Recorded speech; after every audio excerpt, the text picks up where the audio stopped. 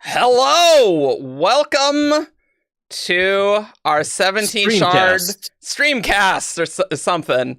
We're gonna talk about the Wheel of Time TV show, because that just ended about at Christmas time, and we have thoughts and opinions, and so we are going to talk all about that. So this stream's gonna have a few parts to it. We are going to start with talking show only, no book spoilers, okay? And later, we're going to take a little break and see then the overlay will change, and they'll say, whoa, wow, show and Eye of the World spoilers, and then we'll have show and all book spoilers, but that won't be right now. We'll just have show only spoilers for about the first hour, and then we will go into some book spoilers. We'll need to take a little break because one person's leaving, one person's coming in. So yeah, that's what we're going to do. And so let's quickly introduce ourselves. And so on this, how about we talk about how many books in the Wheel of Time that we've read? I think that's what we should do. So, hi, I'm Eric, and I have read no Wheel of Time books. And we also got Evgeny. What's up?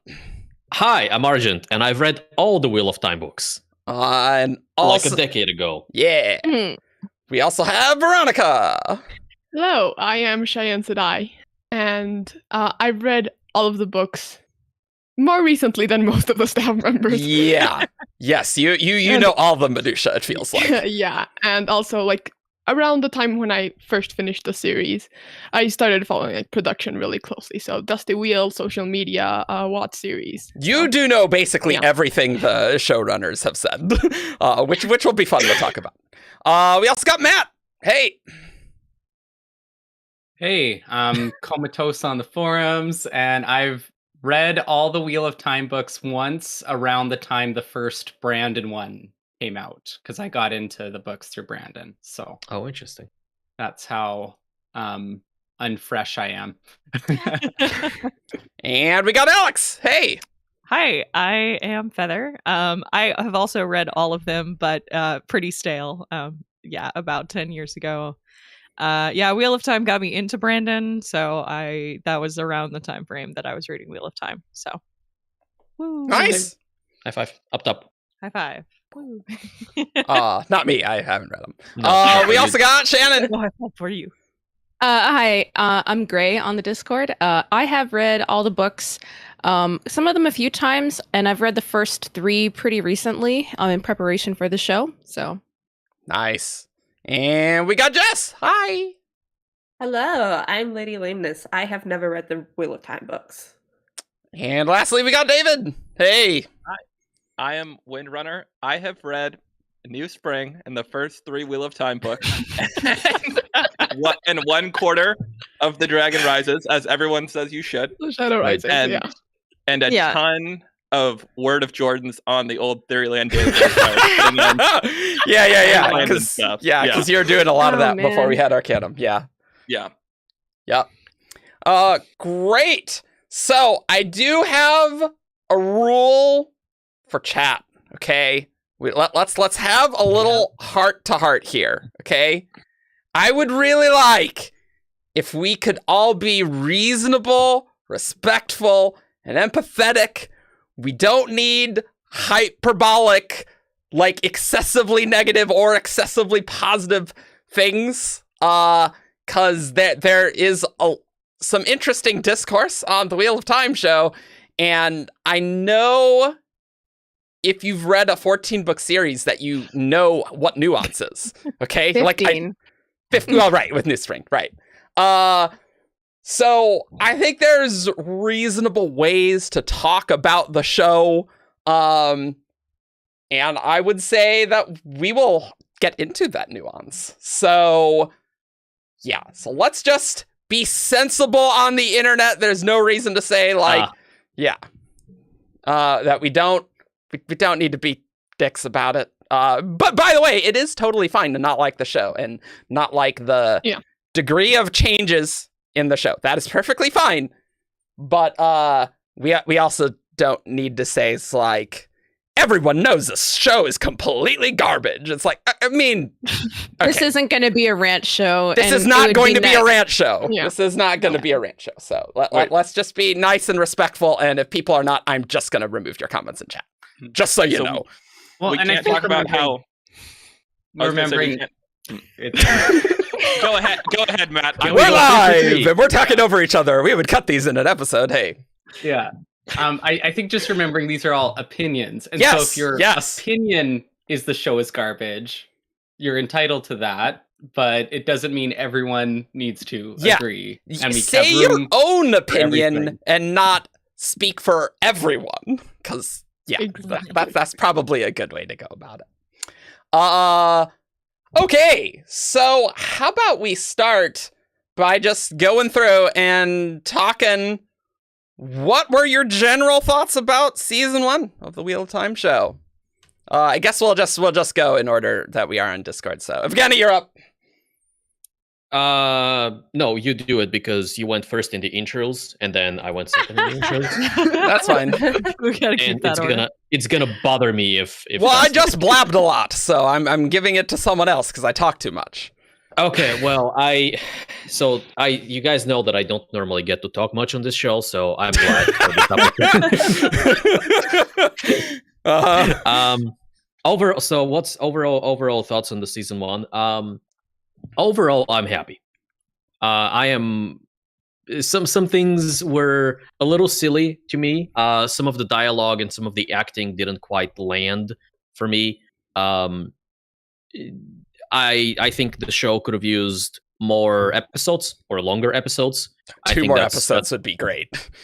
I think that's probably the biggest issue. The show could have used Showrunner not thought so, losing too. one of its main casts. Also, Yeah. Yikes. That's helpful. The show could have used no pandemic. I think that would have been great. Yeah. yeah. But like all this being said, this was not as good as it could have been, but it was definitely better than what could have been, right? Yeah. Casting. The casting. The main, the Emerald 5 and Moraine and many of the others. Mwah. Yes. I do think the casting was amazing. My general thoughts, so as someone who has no investment in the Wheel of Time fandom, and my personal status was just constantly getting annoyed with moderating Wheel of Time discussions. So, I was not, especially about the show, I was not exactly thrilled or excited. And I watched episode 1. I'm like, I'm in. This is great. I loved episode 1. I thought like the first 4 episodes, like episode 4, really, really good. I think. I thought the ending was less good. It was a little, yeah. But overall good. And it makes me want to read the books. So I think Great. that is mission accomplished for the show. It can be different, but if it makes you be like, yeah, I'm interested in reading the books, then I think that's good. Huge shocker for knowing Eric for this long and Exactly. hearing that. and Yeah, hearing everyone that from else him. knows. Yeah, Oh. like I'm the person who on our Discord server like, we shouldn't make a Wheel of Time channel. No, they don't get special treatment on the shard. Yeah, that was me. But then I realized we could quarantine it in there, so that worked out great. But no, it actually, I'm actually interested to read the books, guys. So I think that is mission accomplished. To me, I don't know. I thought it was pretty good. But the end was not as good. It's not very good. I did not like episode 8 and 1. And the Rand reveal in episode 7, that was pretty crap. I gotta be honest.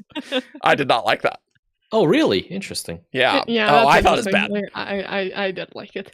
Veronica! Yeah. Speaking of, I really enjoyed it. I have also, like I said earlier, been following production for a very long time. So I, more than many book fans, was also more prepared for the changes. And like, sure, at the end of it, I wasn't looking at the leaks. Like after the trailer release, I was just like, no more leaks. But I was more prepared for the changes, and I do really think that the people working on the show love the material, and it shows. As much as people will hate on Rafe and whatever, I do think that they love the show and they understand it. And even the people who weren't original like fans of the books, they've come to love it, even if they haven't like read everything either. And I will 100% agree with Arjun that the casting is amazing. And the more I see of them, both in character and out, the more excited I am for the future, in particular with Yosha, because of some things he said that are spoilers for the books. Okay, but we'll talk about it later. The thing he's looking forward to yes, see to yes. Yeah. And yeah, I really enjoyed it. Yes, there are changes, but I also think that looking at those changes, like overall, and like what impact they'll have later on the series, and the way they're setting up a long game rather than focusing on adapting one book by book, I think that's going to work for them. Also, love the way they're handling foreshadowing just the way Robert Jordan did. So, yeah. Matt, what do you think? I'd say overall I liked it. And one thing I try to remind myself of is there were highs and lows in the books as well. There are a number of parts of the books that I did not like. Overall, I enjoyed the series. So I'm trying to treat the show the same way, and that seems to be working for me. I think I really like the casting, and what is cool about the casting is, like, for example, Rosamund Pike as Moiraine.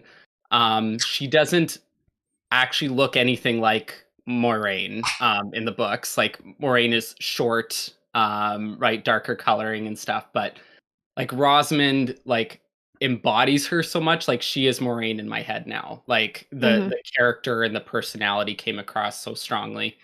And I think, I think the actors did a great job. I liked the finale. I liked most of it, actually, except for one plot line. The Egwene Nynaeve arc in the last act, I think, was the weakest for me.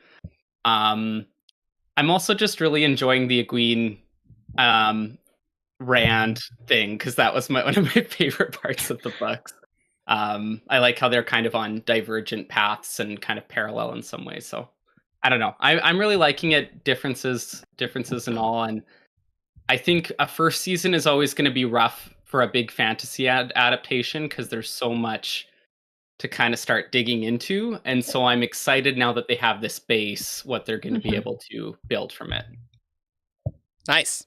Alex, what do you think? Real quick. Oh, yes. Hey, let's keep chat to the same spoiler policy as agreed. what we are currently talking about, Agreed. right? Yeah, so please. only show, please. Yeah, and I mean, I think you can say, oh, there were changes. Like, I don't think that's a spoiler, but not like going into, that. So,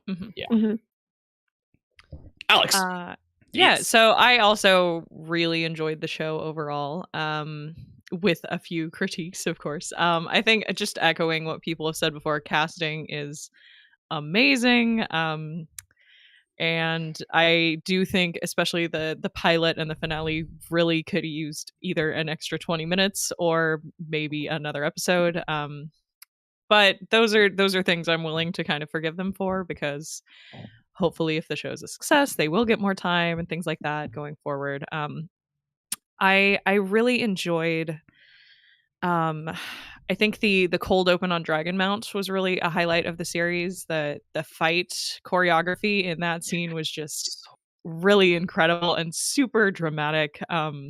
I almost wish I could have watched it not knowing what the context for that scene was, because I'm like, oh, I know what's happening here, but I was kind of confused, to be honest. Like, I'm like, where are we? What is happening? Yeah. Good. Yeah, Jessica is amazing. Yeah. Good. And I will say, to kind of bring us into sort of a bit of a wider TV sphere, as somebody who watched all of Game of Thrones but never really liked Game of Thrones, I feel like there was always this thought of, like, is this going to be something that can, like, bring that same kind of success.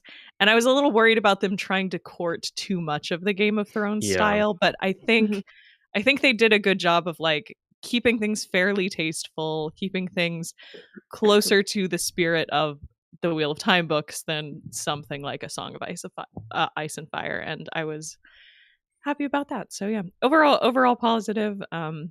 We'll get into critiques and stuff later, but yes, we will. I'm looking forward to seeing season 2 for sure. Shannon.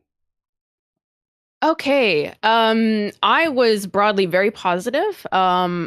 Again, I think like most people, I had issues with 7 and 8. That might be a little different. A lot of people say they didn't like things about 8. For me, the issue started in 7. And then I went on to be broadly positive about the finale. I think the way I think about it, anything that was out of their control, out of the showrunner's control, were all the things that I didn't like. So it's kind of hard for me to say, they made bad decisions. Everything that was in their power, I kind of liked. I liked the COVID stuff that you didn't like, though. Everything that, in a result of COVID, or like the way they had to film certain things. Like I can see a lot of the story beats I didn't like in 7 and 8 being as a result of things that were not their choice. But other than that, really positive. I really liked how they decided to adapt things. Like you can't go scene by scene, so they had to figure out a way to streamline and get information to the audience. And so I really liked how they got a lot of the information the book readers would have had at this point in the book across in a much shorter amount of time. Like the way they wrote scenes, I thought they were very thoughtful. And I don't know, I really did have a really good time with this show. Great. Jess! I liked the show. I thought it was good. I shared the sentiment with other people that 8 was the weakest episode for me. And I also was not a big fan of the Rand reveal, to the point where I think that actually made episode 8 worse for me, because I just had so many issues with it. I just couldn't get behind it. But I enjoyed every episode except for 8 as I was watching them, and really was enjoying the show as I was going along. It's just looking back over it, there's definitely things that jump out as I wish certain characters had been given more of a storyline, and that we had been able to connect more with other characters. There was, I think there was a little bit of, and I think this might come down to being a book versus a non-book fan, but or someone who has or hasn't read the books. And as someone who hasn't read the books, I think a lot of the world building wasn't there for me, because it was so specific and had all of these fantasy terms to mean all of these things, and it just went over my head because there was just a lot of it. And I think they pared it down to the point that they could for a TV show where you do have people who haven't read the books. But looking back over the show, there are definitely things there that I think downgrade the show a bit in my mind, but I still enjoyed it. I still thought it was a great first season, and I'm looking forward to season 2. Great. David? All right.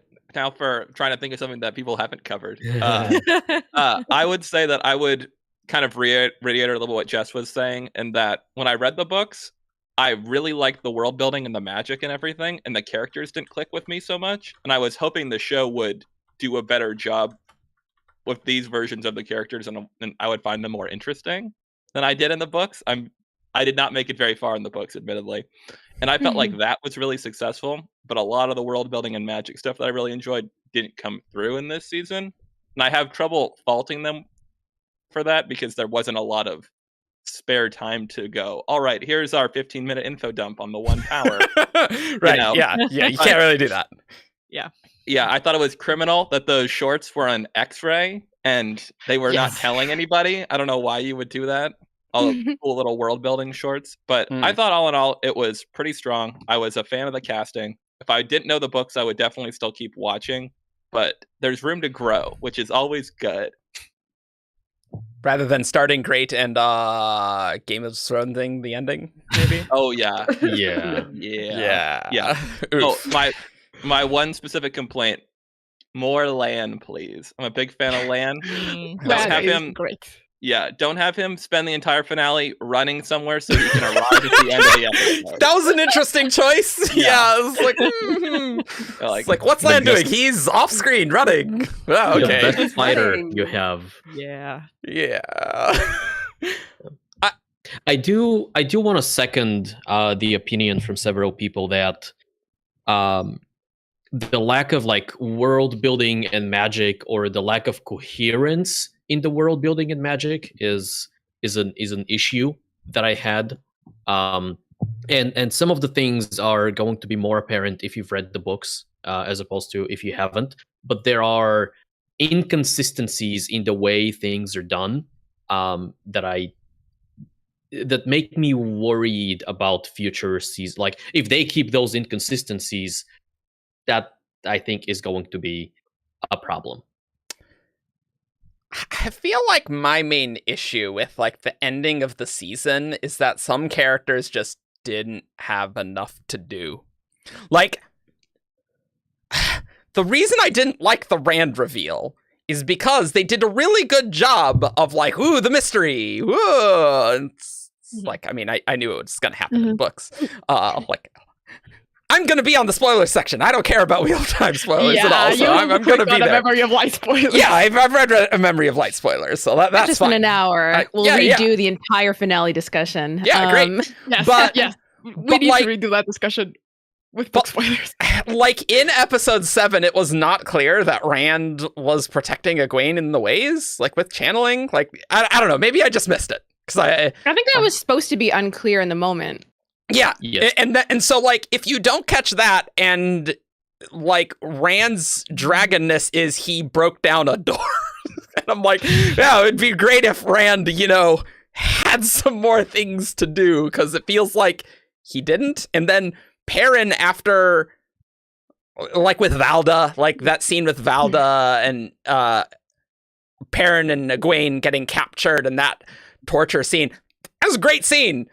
Mhm. And then after that, Perrin was just there, and it's like, it sure would be great if he did something. And then the end just was, he's being talked at. Is he fighting? No, he's just being talked at. Like, okay, sure, I guess.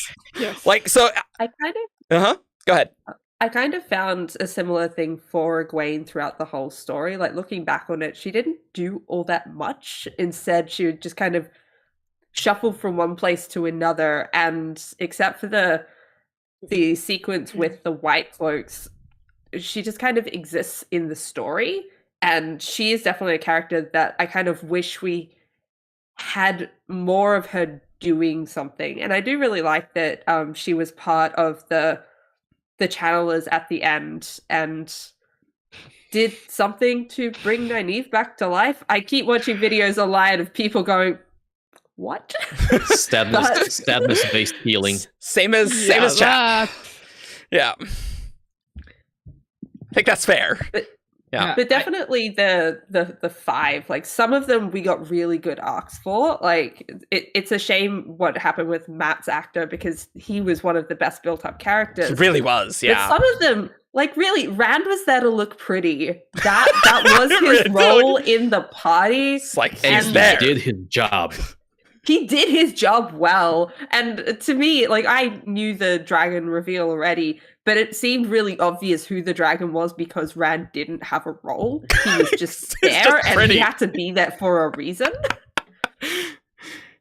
I think, and what fell apart with the foreshadowing with Rand for me is I think a lot of the foreshadowing I was seeing was about his Aiel heritage and his connection to Dragonmount, right? Because we keep having, red hair. It's rare to see hair that color outside of the Aiel wastes. And then he's like, I feel like I recognized the mountain before, like Dragonmount. Yeah. But because we didn't have like the prophecy or the context for like why those clues, Okay, yeah. you know, like for book readers, I think those clues were something. But like you said with Blood Snow, the Blood Snow cold open, it was kind of confusing if you didn't know what was going on or how it related to things, right? And I think the foreshadowing for Rand suffered for the same reason. And so they put the kind of the wrong foreshadowing in, maybe, for that reveal to work super well. It felt like they did such a good job of like, who's the dragon, that it's like, there wasn't enough foreshadowing for Rand being the dragon. Yeah, they foreshadowed everyone else. Yeah. They tried really hard to create that mystery despite the fact that so many people know what the answer is, and they did a little bit too well at creating that mystery and not actually giving us the answer except to hand it up on a platter at the very end, and it just felt very sudden to me. So on that, I think, well, that on a rewatch, for me, like Yosha's acting stood out in episode 7 when he's starting to realize what's actually going on without the reveal happening yet, and he is deeply disturbed in that scene when they come out of the ways, even more than anyone else. They're like, what the Black Wind told them is also pretty extreme, and yet throughout that whole episode, Rand is the one that is most like contemplative and who keeps on thinking about it up until the moment of the reveal. And so I do think that that's something that without a rewatch or without the context, it might have been difficult to catch, but I do think Yosha did great with that. But I also think more foreshadowing was missing. Whoa. The door. And I had closed it and then somebody... What does that foreshadow? Yeah. Rand's coming. The house agrees. Yeah. I do... David? Yeah. Oh, I was going to say, one thing that I do think worked really well was the Matt misdirect, though. Like, I think they could have done more job foreshadowing Rand, but I really thought it was pretty convincing, even knowing what I knew about Matt potentially being a male channeler and kind of mixing up what's going on with the dagger with what's going on with the corruption getting into people. That was really believable, and that was believable that Rand suspected Matt was the dragon. Like, I thought that was well done. Yeah, and I think his role up to that point was he was kind of like, he was taking care of Matt and he was getting them to Tarvalon, and then they got to Tarvalon and Moraine had her episode, and then we had the COVID episodes. And that's kind of what happened. That's yeah. Accurate. The COVID episodes. Yeah, I also recall thinking that the Matt Dagger plotline, especially recontextualizing that as like male channeler red herrings, I thought all of that was really solid. I really liked that plot point. I saw people suggesting that maybe we would have had like a Padon Fane Matt Dagger sort of confrontation in episode 8 if things had gone differently, and I was like, oh yeah, that would have been so cool. But because Perrin never talked with Padon Fane.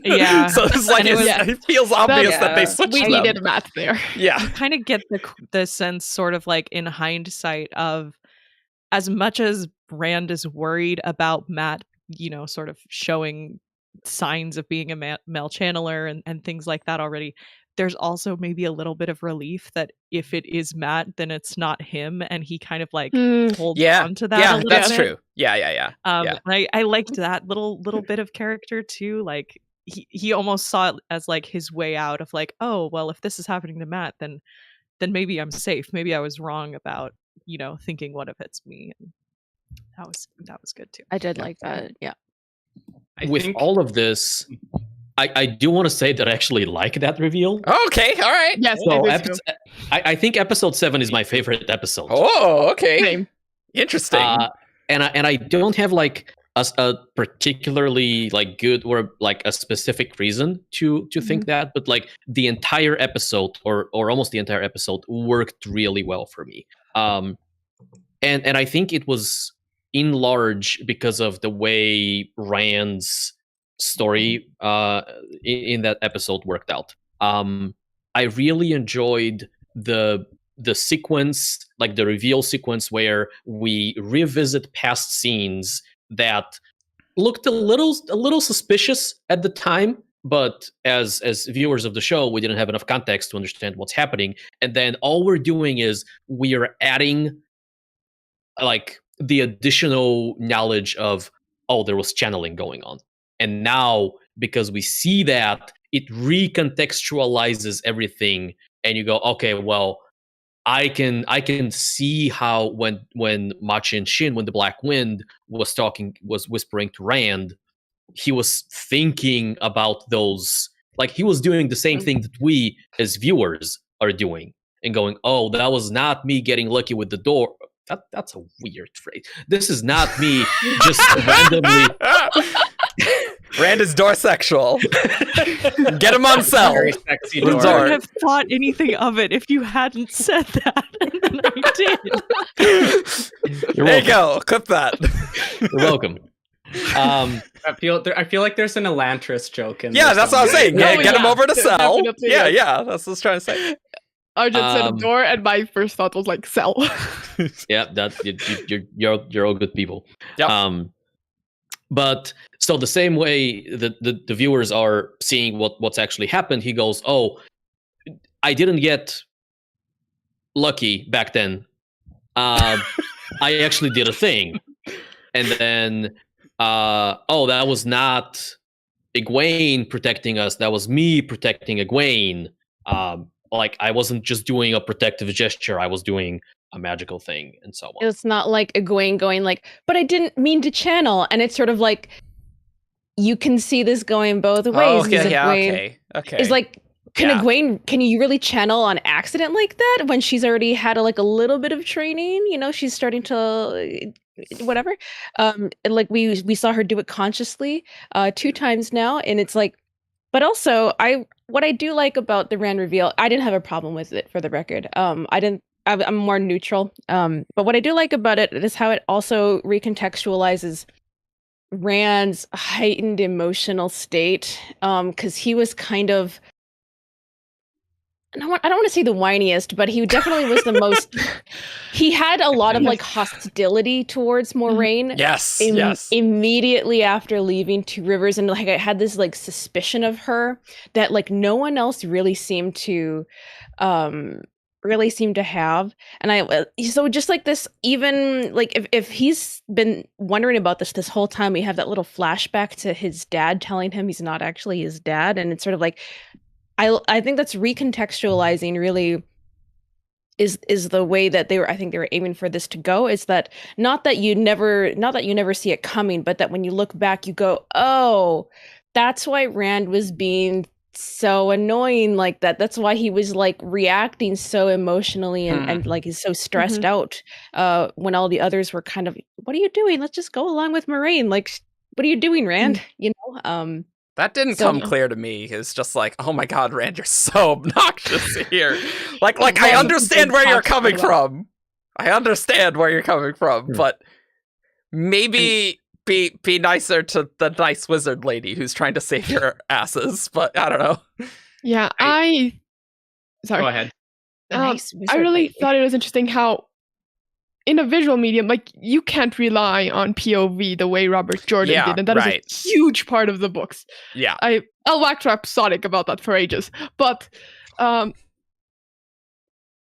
they still like gave like that same sense in like this recontextualization we're talking about, and how like it feels a bit of like what RJ does later in the series, where there's a whole book where Rand is almost like not there.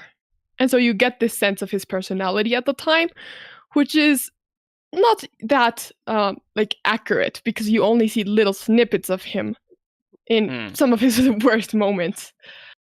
And then you realize that it's not really that bad. And so when you get back to him, everything is recontextualized of like those moments where like you had a certain perception. Sorry, it's hard to talk around spoilers. Sorry, I was just laughing about the comment Boris made in chat, which is Wheel of Time characters being obnoxious is a legal necessity for an adaptation. Which, I have heard that later in the books, you're like, oh my god, just talk with people. That's that and the ending of the first season being confusing are so accurate. I have heard that. Perfect adaptation. We'll get into specifics, but yeah. And so it's really just to close out, like they managed to insert POV into a medium where you wouldn't think they could rely on that, and like the unreliable narrator. And so I really like that, just because I love the way RJ handled that in the books. I will say, while we're still... Oh, yeah, sorry, go ahead. So I agree with Evgeny. I really liked the recontextualization of those scenes. Like the door, I was like, oh, she just said no man can break through the door, and you did it. And then the channeling there, I was like, yes, I like that. And the Egwene thing I liked. The only part I didn't like about it was the Tam flashback, because I felt like that wasn't a recontextualization. That was agreed. We're adding something in. And so I wish they could have like given us a bit of that conversation or like given us something there, so it felt more like those other two recontextualizing moments. Because I think like the rest of the Rand reveal I also really, really liked. That part was weird. That feels almost like a part that if we got more Rand and Tam early, probably would have worked better. Like if there were another 2 episodes. Like it just feels like a lot of the things that the show wanted to do would be so much better if they just had a bit more time. And I don't know. You know what that feels like?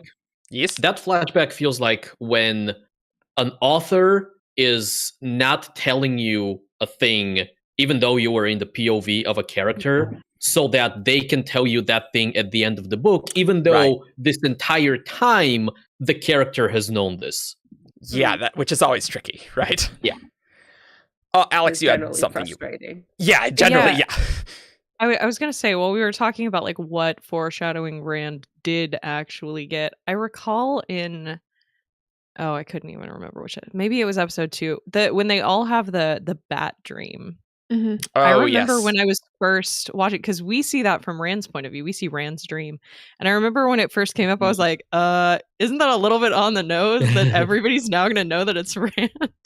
And then like, as the scene progressed, it was like, oh wait, they all had a dream. Oh, okay. I guess that's okay now. But as somebody who knew the answer, that was definitely a moment I was like, wait, you're just going to give people that? What? This early?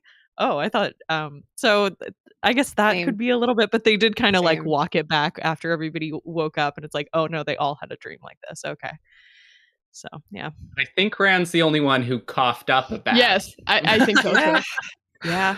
Oh, that was such a creepy sequence. Yeah, I hate it so much. Oh. That was creepy. Shadar Lagoth was nice and creepy. Like that. Those were good. Yeah, I also find it funny how your pronunciation is matching the show pronunciation. I mean, I don't know any other type of pronunciation, so what do you want me to do? I am aware that Wheel of Time, unlike Brandon, is very particular on pronunciation, so perfect. That is my understanding, but... I like the little moment where Leandrin said Nynaeve's name wrong.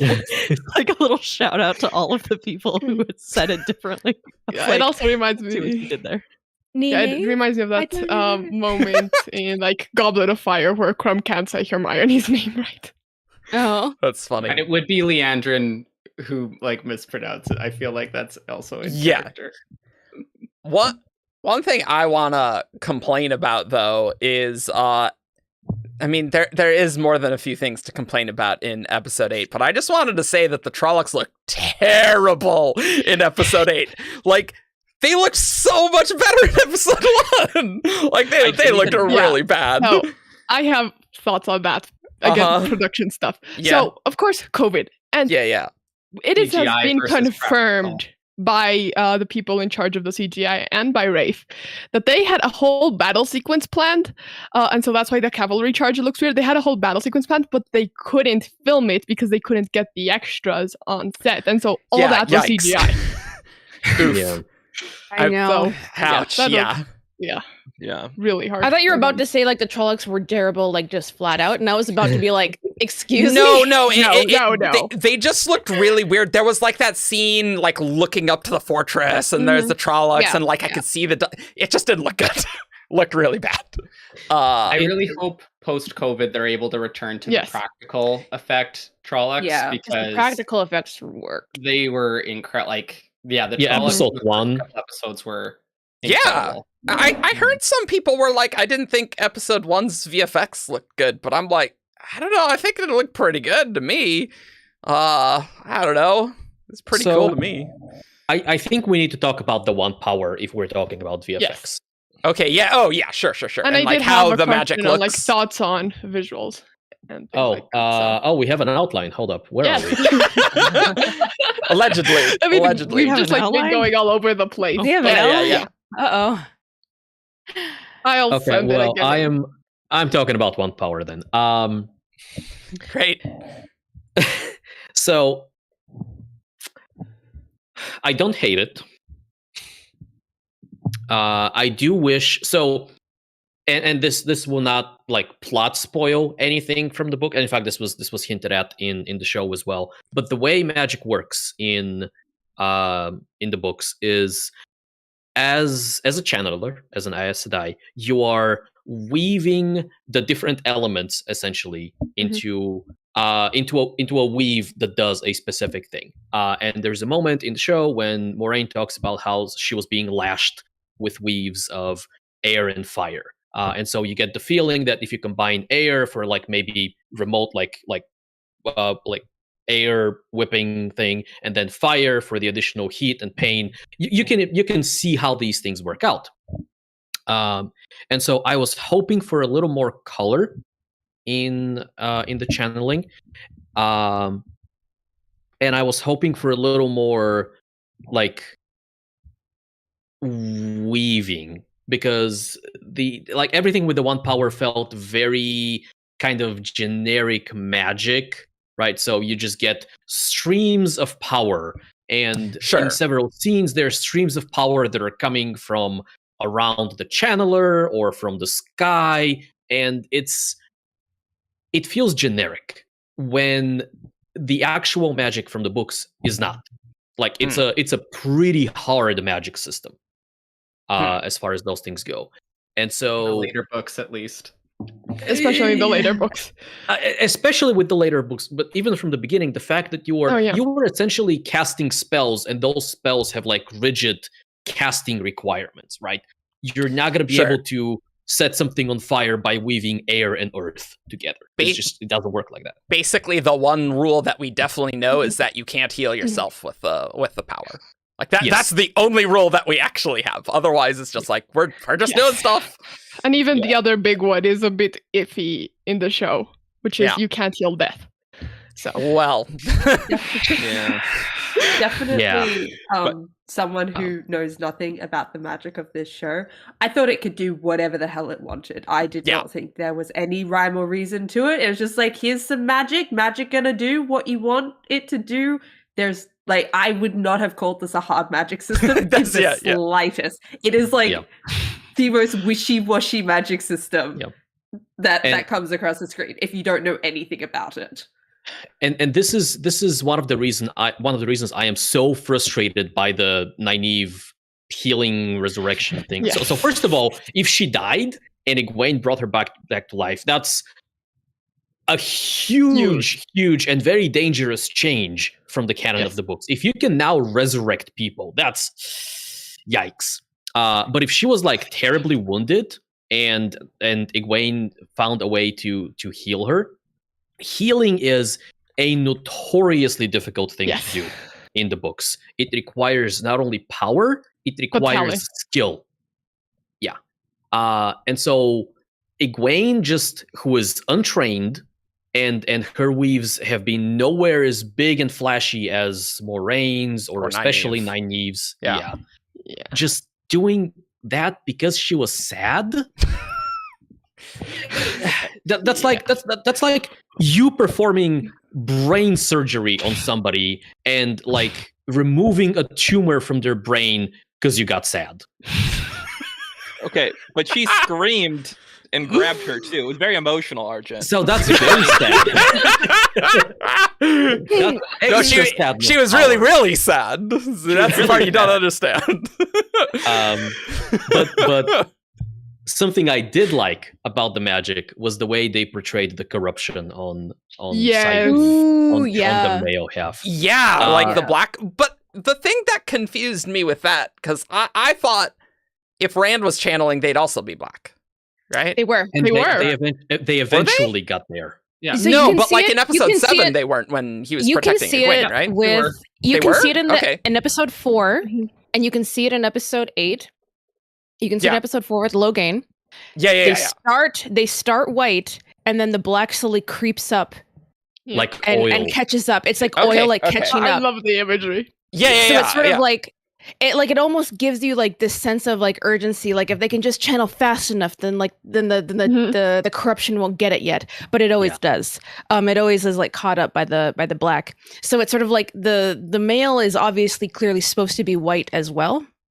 But Yeah. like it's like the Mhm. visual that actually I really do like is like the visual representation of the corruption on it. Like it worked pretty- great in pretty good. episode 4 with Logain. Like I Yeah. felt like with the white versus the black, like that made sense to me. And so even though I know that like there's two halves of the power and stuff, and people are like, oh, that's not really explained in the show. Like it was sort of visually much. like described, much. which like I kind of liked.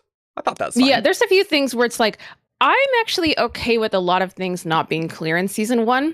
There are a lot of people, like especially book readers, who think it's like a huge Yes. problem that some things aren't Yes. clear. I'm not going to get into it right now. We can get into that in the second hour. Yeah. I think it's fine. The show only people do not need to understand everything about how this world works Mhm. right now. It's like we can get like the basics down. And maybe I'll say this. There's a lot that's explained to show only people that was not in the first book Yes. at all. Okay. Interesting. So it's like, I think a lot of readers actually forget because their first time reading Eye of the World and having no other books was about 10 to 15 years ago for some of us. Some maybe even more because the first book More. came out before I was born. 1990. Yeah. Yeah, 30 Um, years ago. 30 years Oh my ago. God. 30 years ago. Yikes. Oof. Like honestly, like it's sort of try and put yourself in like back when you were reading Eye of the World for the first time. How There's much a did you lot actually you're- know and understand? How much did you actually know? It's like I do think it's fine for things to be unclear right now, and I'll say that. But kind of that point about like the Egwene and Nynaeve scene in episode 8. I will say, like, in the moment, I didn't hate it, but that's because I think every problem I had with episode 8 was in episode 7 first. And so a lot of people were surprised by that. So like I'm in this position of I feel like how can you guys not see that everything wrong in 8 was also there in 7? How can you like 7 but hate 8? I don't get it. But for me it seems like there was a lot going on about the stakes being off and the tension being cut because of the magic. In 7, I noticed this in the ways when they're going through and Nynaeve gets yet another like, oh, I'm just gonna like scream and save everyone. I kind of hated There's a lot that. of that. There's a lot of that Good in this say. show. I kind of hated that. And you know, like it's not that I don't think Nynaeve rules or could do it, but it's like it cut so much of the tension. It was really oddly placed, and when you look back on it, it didn't really seem to serve a purpose. They could have done without it, I think. You know, and it's like the stuff about the whatever is going on in the city of Faldara, that all felt cramped and rushed, like it was shot in corridors and not any big rooms.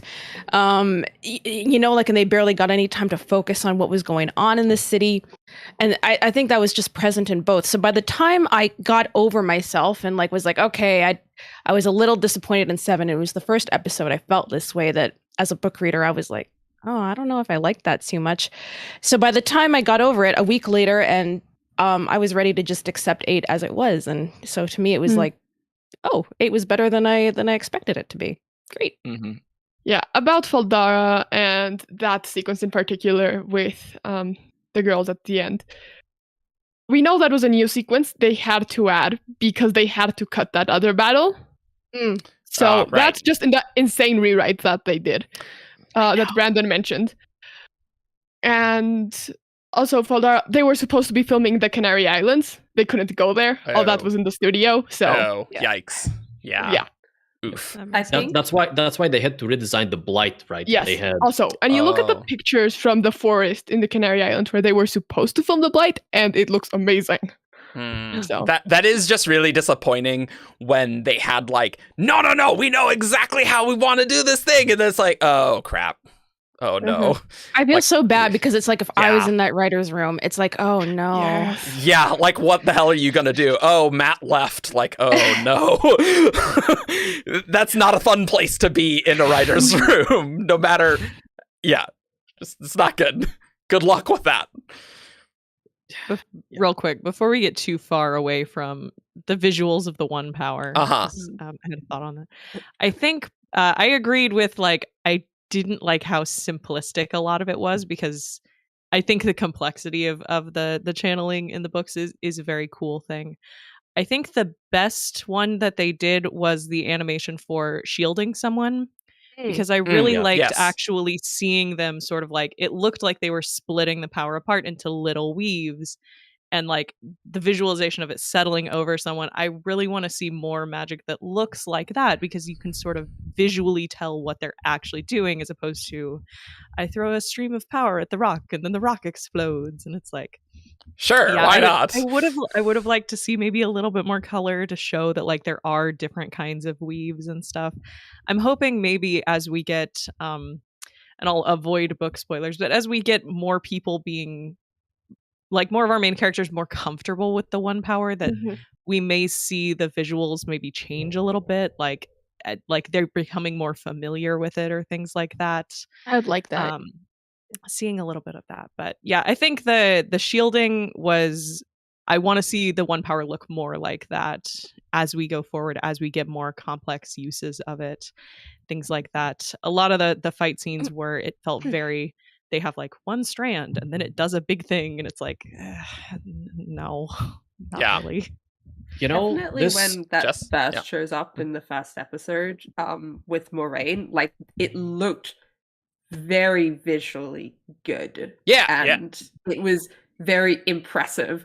But I totally see what you mean, where we continue along in the series and it all just kind of looks the same. Like no matter who's doing it or which order they're in, like it does look very similar. Yeah. and Moraine's sequence was definitely the best channeling sequence of the season.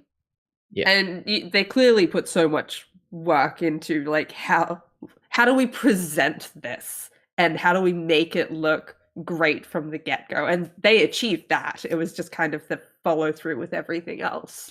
Yeah, I definitely agree. Like, it looked visually stunning. I'm just like, I don't know what the powers could do at all. Like, it's just, okay, neat, cool. I mean, it looked great. But that's a good point, Alex.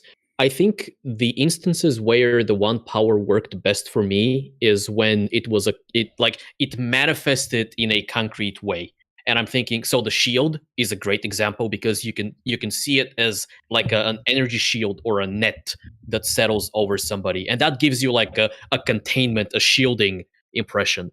In the last episode, when Moraine attacks the guy who was the Dark One, she throws like weaves that are shaped like blades at him, and he stops them somehow. So like it's clear that she wants to cut him and puncture him, and like what she's doing there. In the opening scene, there are a couple of times when she like weaves go from her to bricks, and she does a Yes. throwing motion, and then the bricks go flying. So you get the impression that she's catching those with the power and throwing okay, them. sure, yeah. And the fire which- in the first one as well, like the weave like coming from the fire. Yeah. I do like the braid going up to the sky to call the lightning, because I'm like, first of all, it actually looks like a Sure. weave being made. It's like a simple braid, but it's actually a weave happening. I'm like, yes, every time. I really So, liked the dagger Matt's healing with power. Oh, that was a good sequence too. That was a Like, good very sequence of magic magical. use, yeah.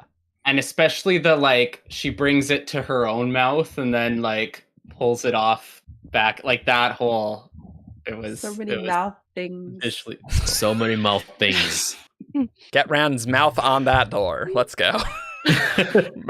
More mouth things. Let's go. Okay. It's actually how he picks locks. Yeah. Yeah. That's not Impressive. He's COVID very safe. skilled with his tongue. Don't lick doorknobs, everybody. Speaking of COVID, please don't lick doorknobs.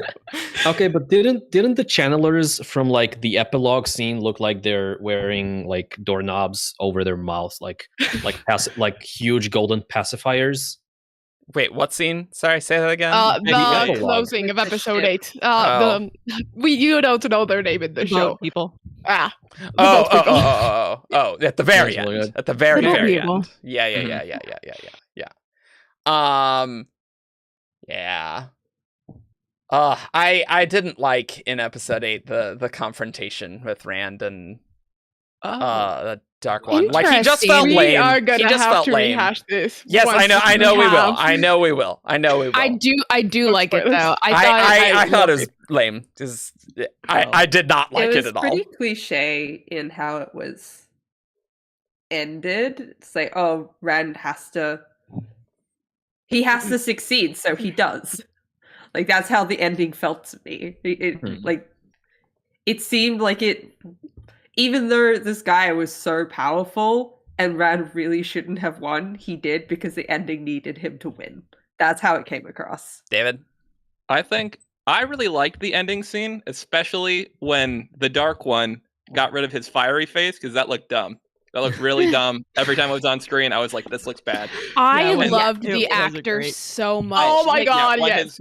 when his face was invisible, I was there. And I thought he did a really good job. I understand the Rand letting Egwene do what she wants to do. People could see that as being cliche. I thought it worked really well. I thought it was a good emotional end to it. And even though in the very beginning he was kind of like, yeah, you can go be a wisdom, it was clear that he really wasn't happy about it. And then he was presented with a case where he could literally make a world that conformed to his will, essentially, and chose not to. I do think that we never get to see Rand be the dragon in a way that expresses Yes. how powerful Yeah. he really is. Yeah, And so it's that's a not- big problem. to Yeah, me. there's none of that. You don't get to see like, oh shoot, like this guy is the dragon. There was no scene where I felt like this guy could change the world into whatever he wants it to be in some way. And that was Especially just considering that his power was amplified with the Mhm. Sangreal. Oh, yeah. For me, granted, I had like book information, but how I was reading that scene is that the Dark One, Avatar or whatever, was recognizing Rand as very powerful and was trying to twist Rand's power to his purposes. And so that's why Rand being super just naturally powerful worked for me, but I also have book information backing that Yeah. up, so I can see how maybe if you don't, it might seem convenient. Yeah, a lot of this scene for me, I can't talk about it now. Yeah, I we'll talk know. about it in a Because bit. it's Yeah. relating Yeah, to the book, yeah. and also one of my absolute favorite sequences in the books. So I don't want to ruin it accidentally, even Yeah. like trying to sidestep spoilers. But another thing, I didn't like how like nothing happened in the Blight. It's like, oh, there's these army of Trollocs, but Moraine and Rand are perfectly fine, I guess. Yeah, like, wow, that is okay, true. sure. It's so dangerous here. I don't know. They were walking Yeah. fast. Yeah, they're walking fast, except for the part where they slept. It's like, don't touch anything, but I need to Yeah. sleep on things. And in the Okay. books, you really do feel like that sense of urgency, like Yeah. of danger, because the Blight has its like own like creatures that are Only legitimately terrifying. The you Jamara, could get to the terrifying, Canary so- Islands. yeah. I in terms of like the dream sequence. Ooh, wait, are we doing Cosmere spoilers? I have a Cosmere reference. I would not say What? plot spoilers for Cosmere. Okay, I will say that confrontation reminded me of a thing that happens in Mistborn, somewhere. Mm-hmm. And that was kind of the vibes that I got of like similar to Matt of like this wasn't two people throwing their power against each other. This is someone trying to get you to use a power you have in their way. And I thought it was an interesting conference. I will say I'm looking forward to when we can talk about book spoilers, so y'all can tell me what happened at the end of Eye of the World, because I don't remember at all. Oh, no, this is Incredibly great. confusing. This is great. Yeah. Like, I really don't have any comparison to how Eye of the World ended, because I don't have any idea what it was. Great, perfect. But yeah, I think it did work for me in terms of it felt like a believable thing that like Rand would be tempted toward, but I also sort of felt the triumph when you realize, oh no, he remembered he has the Saw and Grail, and he's like, he's not gonna take the bait and stuff like that. So and I like that. it worked for me. I liked how that was connected with Rand and Egwene's relationship, which I do think was pretty well done in the show. Yeah, like especially the conflict between them. So like that was nice. I just felt the Dark One there was not a very credible villain to me. Like it seemed super lame to me. But hey, I adored him. I thought he was perfect. I Yeah, the am actor also pulled it glad off when really they well. got rid of the fire face, because I didn't think the fire Yes. face was it, very it good. looked fine in the dream sequences where you're getting it for like a split But it was second, I feel really like. short. But like They were at the just like, end, no, like in no, not episode at 8, it's all. like, ooh, spooky fireface. Like this doesn't look good. This doesn't I look good. also like the fire face. It looked much better like the 360 trailer, where there was a moment where you would see a flash of it in the Okay. like, the surroundings. It looked much Yeah. better there. Yeah, well, we there didn't was see those. the scene where Perrin was having a dream and then he saw Wolf eating the corpse of his wife, and like so everything about the scene is focused on Perrin and him walking through a house. But if you look at the background, where we're not being focusing on that at all, so you're not really meant to look there. But if you do, there's a flash of Fireface for like a second. Huh. But the camera moves on and the Mhm. face disappears. Interesting. Ooh. I loved that. Speaking of not Fireface's actual face, The I water really face. liked especially because we got the cold open with Luce Theron, like the last dragon, and then getting the like echoes that Rand is seeing with the two of them Mhm. standing in around the circle, and he's like, oh, I think I fought here or whatever, and you see them like doing the little channeling movements and just little glimpses of it. I really liked how that was done, and how they gave us the information to kind of interpret that scene with the cold open at the beginning of episode 8, which was one of my favorite cold. I I think really the like last that two cold one. opens were my Yeah. two favorite cold opens. Oh yeah. Oh yeah. Same. As controversial as that. that last one is among book fans. Ooh. I didn't know it It was. is. I thought it was just great. Oh, it is very much like the Oh, wording. Like they have huge nitpicks with the wording of Yeah. all that. With the old tongue. Yeah. Oh, Oh, that's such a small. No, no, no, sorry, but no, no, fans who- not with the Altan, with the portrayal of Luce Theron. Like Yeah. the things he's saying and the way he's Like saying, the translations. Yeah. a lot of people don't think that this is faithful to the Luce Theron that we see in like flashbacks. but Yeah. you know Oh, what that's was an Tail as opinion. well. That's an opinion. I think it's great. No, yeah. that's absolutely an opinion. yeah. You know what I did like though about that the previous age was like all sci-fi. Like I loved that. Yes. That looked Yes. that was really looked cool so to see. cool. Yeah. And Mhm. I also want to say I generally liked the cold opens that they could do in like that's a thing that you can do in a show that you can't really do in a book nearly the same Unless way. you're Robert Jordan and his prologues. Well, yeah. Uh-oh. But it's like new episode. We see Logain doing stuff. We don't know where we are, but like, wow, that's sure a thing. And then the episode is about Logain. Like, that was probably my favorite one because I just really liked how that connected with the episode really well. I'm Yeah. not really sure what the Siwan Sanche. I don't know what that cold open was really doing other than she's a person. Oh, I liked it. I mean, it was established who she fine. was, and established her roots, like really. Sure. strongly. Yeah, this Yeah, is like you yeah. need to know who she is, like, or else like or else she's the character isn't going to make sense for you. And her Yeah. facial Um, references. Yeah, To me, I think the Swan one was maybe a little long. I could see its purpose, but It was Maybe a little bit, but to me it conveyed that you can be the daughter of a poor fisherman somewhere in a place where they hate Aes Sedai, and you can rise to become the Emerald Sea. Yeah. Despite what Nynaeve said. Despite what Nynaeve said. I guess that's a good point. That's a good point. Yeah, and she and Moraine returned to that location later when they were hanging out later.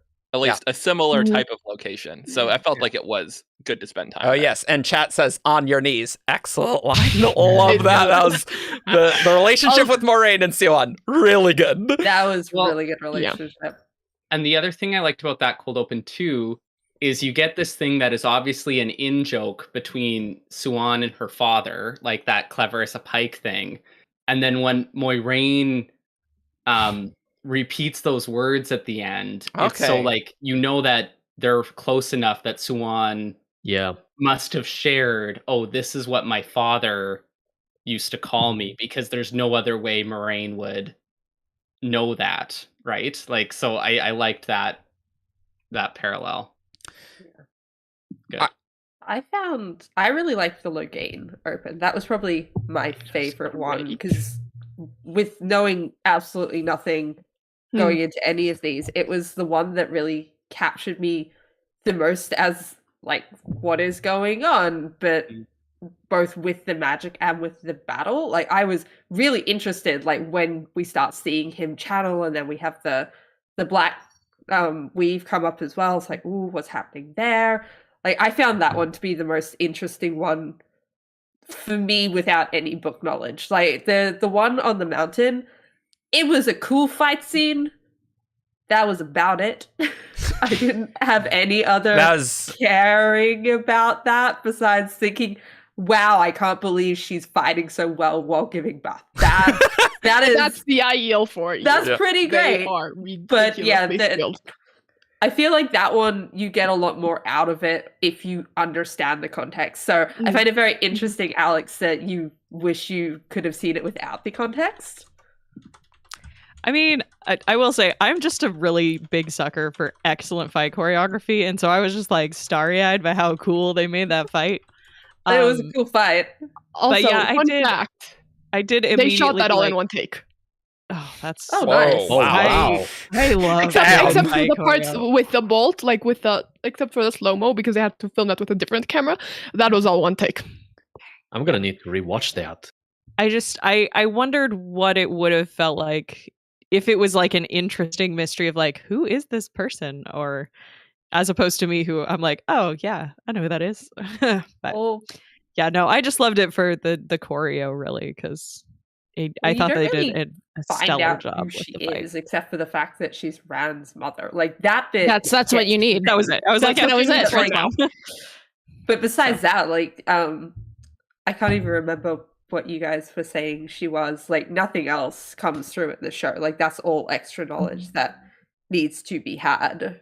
Well, I think in the book it's mostly just that she's Rand's mom as well. Okay. Any book knowledge is like, it's not book 1 knowledge, it's not book 5 knowledge, it's later even than that. Wow. I think we get some in book 4, but most of it is later. Yeah. But something that I really liked in the show was the politicking. Like, I loved the Aes Sedai politicking. Yes. Everything at the Capitol, everything with what was the Red's name? Oh, Leandrin. Yeah, she was great. She was so hateable. Red Elsa. And it was wonderful. Red Elsa. But yeah, the politicking was really good. Like, that was probably my favorite part of the show, was the like episodes 5 and 6. 5 and 6. 5 and 6. Yeah. All the politicking there. I liked the politicking a lot. Me at a high level, I'm feeling like I don't get enough of like Rand Perrin, and I feel like we didn't explore that enough. So I would trade the politicking for more of them and a bit more dynamics to I don't think really I would trade it. Well, yeah, but a lot of screen time is spent better on the politicking that I wish we got more character development for our main characters instead. But I did really enjoy a all the Aes Sedai politicking stuff. Like, I thought that was very cool. I liked Steppen, right, in episode 5, just being so sad, and like that was great. I did really like that, for sure. Yeah. And I really like how they bring in all that politicking more like from the later books, because you don't see it as much in the first set. And then you get to Shadow Rising, Fires of Heaven, Lord of Chaos, and it just starts like this huge like politicking epic. And that really is important for the show to do, so it's not totally disjointed. It's like, there's going to be a lot of politicking. Hope you like that, because that's what is in a lot of this. So like that's important for a cohesive thing. Consistent in tone, whereas the series kind of wanders. I think it was really nice that like that was something we hit right off the bat. Like as soon as we step into the Aes Sedai camp, it's like, oh yeah, there's factions here immediately. Like Liandrin wants to gentle Logain now out in the field, even though that's not what they've been told, and like who's listening to who and who's on what side, and conveniently it really sets up color coded. And I think by the time we get to the tower, you can just see like, oh, that little bit in the field really was like a microcosm for what is boiling in the tower. And oh, everybody's gonna try to recruit Nynaeve and Egwene, and everybody's working their own angles and things like that. Yeah, like I am excited to see more of that. Speaking of that episode, one thing, it's a small moment, and that's one thing I liked about the show, is they put in these like little small moments that just made so much sense and were so well done. But one of the things I loved is we're seeing Moiraine's point of view, right? And we're seeing like how she manages things. And the Matt and Rand sequence, she waits for Nynaeve to leave, and then she goes in because she knows Nynaeve is super powerful and could be a complication. And then after, she's like, oh yeah, Nynaeve, like you claim to be a wisdom, and just like tells her down. But I'm like, but Moiraine, you waited for her to be gone. Like you didn't want her to be there when that I love like those little personal dynamics with the characters are so like subtle things are so cool. Yep. Will say in chat, Void Saber said, my dad, who hasn't read the books, literally thought Perrin was an unimportant supporting character for Egwene, and was surprised to hear that he's one of the main POVs in Eye of the World. To me, that's unacceptable. I can definitely see how someone could see that, because Perrin didn't have a lot to do. Like, he just didn't.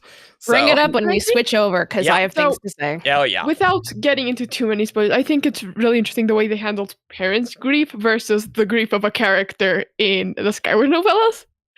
So I was thinking about that the other day. I don't want to get into spoilers for that. Yeah, we but can't. When you think about the different ways they did it, I thought it was interesting because they approached it from a very different perspective. Yeah. I will say, like, Brandon's talked about this too. Like, Perrin in Eye of the World, although he's a viewpoint character, is a very internal arc. And so, like, it's just tough. You have to do it translate this differently.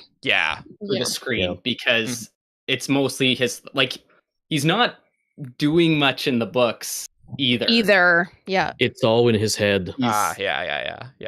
Mm-hmm. David? And it's characterization, not plot stuff. Yeah. It's there's a lot of stuff where it's like people don't do stuff, but it still matters because it's a character arc. It's not a plot line. Yeah, sure. Yeah. A good example of that. Oh, David? Let's let David go. Yeah. Oh, I was just gonna say, related to Perrin, I did see a meme online that I agreed with, where every time Perrin was standing there in the background looking blank faced, it went, I bet he's thinking about how he killed his wife right now. And I'm like, oh, I mean, yep. I mean, he would. Yeah. He probably is. Yeah, I was like, that's a real observation. Yeah. I wonder if they could have accelerated, because so one thing that obviously people who haven't read the books won't know is that Matt's story is actually accelerated. Yes, very much. Oh, interesting.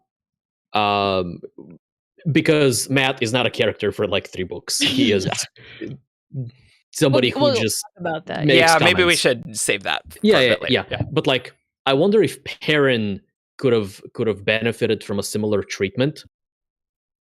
Because he does get more interesting, although in my opinion, not that much more interesting.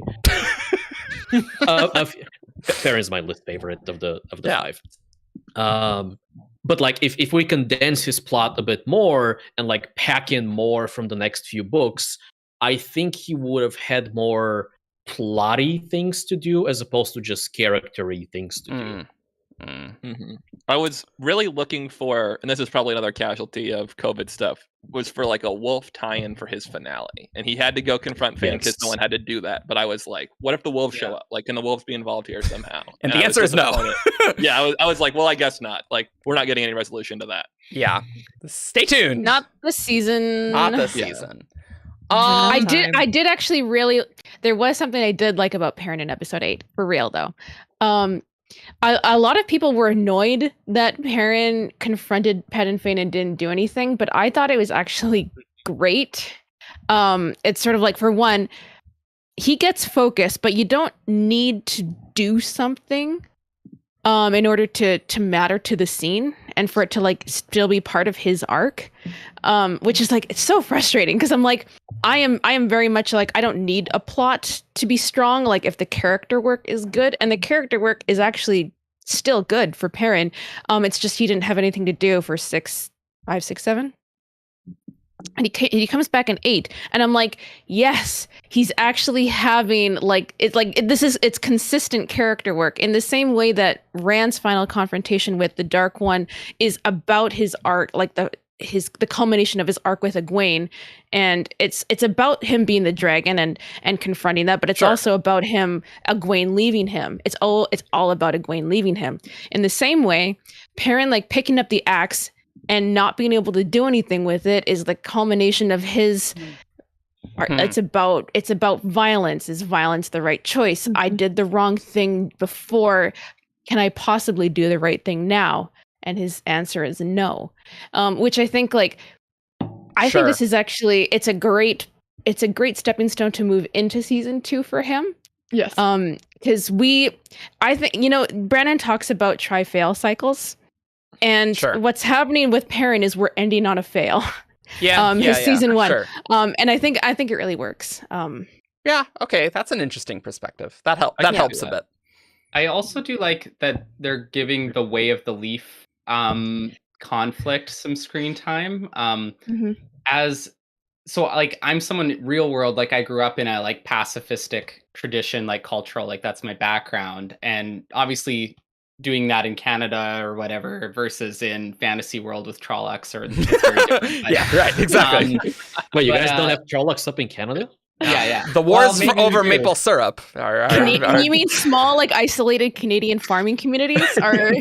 Yeah, but what frustrates me sometimes is people tend to like crap on the Way of the Leaf quite a bit, and I really that's such a stupid ideology, and I'm like, well, like I like it when it's like examined seriously and actually given some weight and played out. Okay, these are the flaws of this ideology and why it doesn't work, but like there are merits to it too.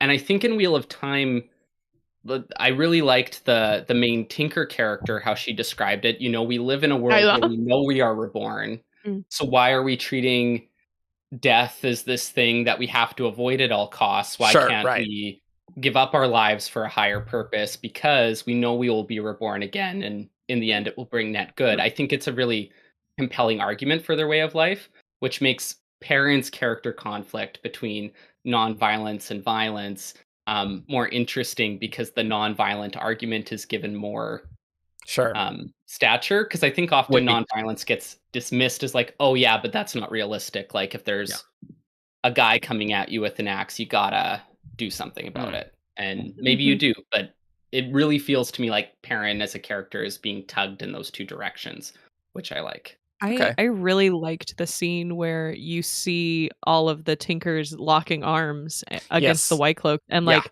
knowing that they're about to be attacked and still standing their ground, and they're not going to fight back, but they're going to try to protect anyway. I thought that was one of the stronger like arguments for that way of life, of like, yeah, they're going to hold to these ideals even when someone is coming at them with an axe and is clearly going to hurt them and beat them down because they believe they're not in it. Cowards. They're like the way they're looking at the White Cloaks and talking to the White Cloaks. These people are not cringing like wallflowers. It's sort of like, oh, okay, that was cool. Right. That was cool. I like that.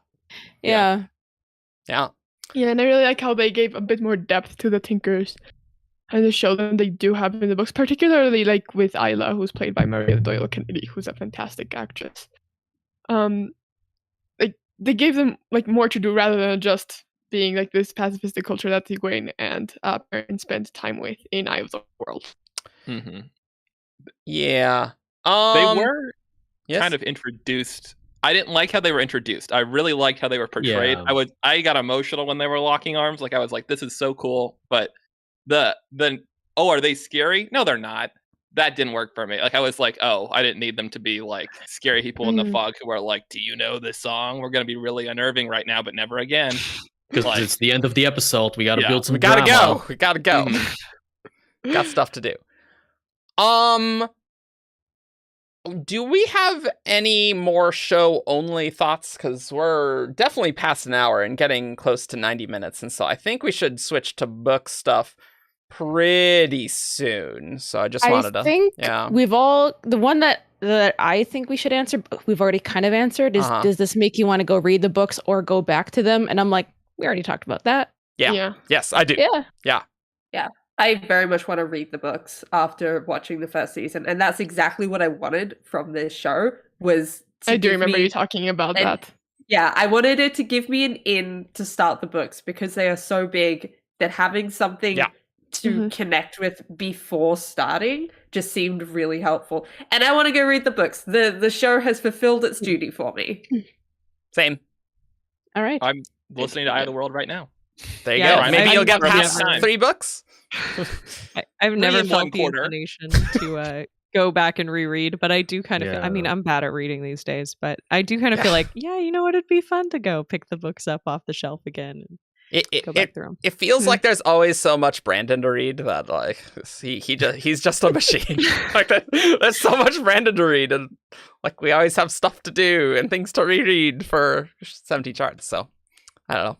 Hard to read other things. Reread the books. I feel like the show, I'm enjoying it as is, and the book knowledge I do remember is like helping me understand it, but like I don't know. I like my current relationship with the books. I'm happy to leave them where they are. I find that me not having read the books in many years helps me just kind of detach myself from the book canon and immerse myself more into the show canon, into this turning of the wheel, right? Into this version of the characters and the world building and the rules of the magic and things like that. So I don't think I'll go back. I had a little bit of an itch like halfway through the season where I thought I might go and reread, but I like, for me it was the trailer for the show that got me back into it, because before that I was like, I probably won't reread the books. That's in my past. It's a nice part, like it's a nice experience I had, but you know, like I had and still have a lot of problems with the books that makes it hard to recommend to people, at least without many caveats.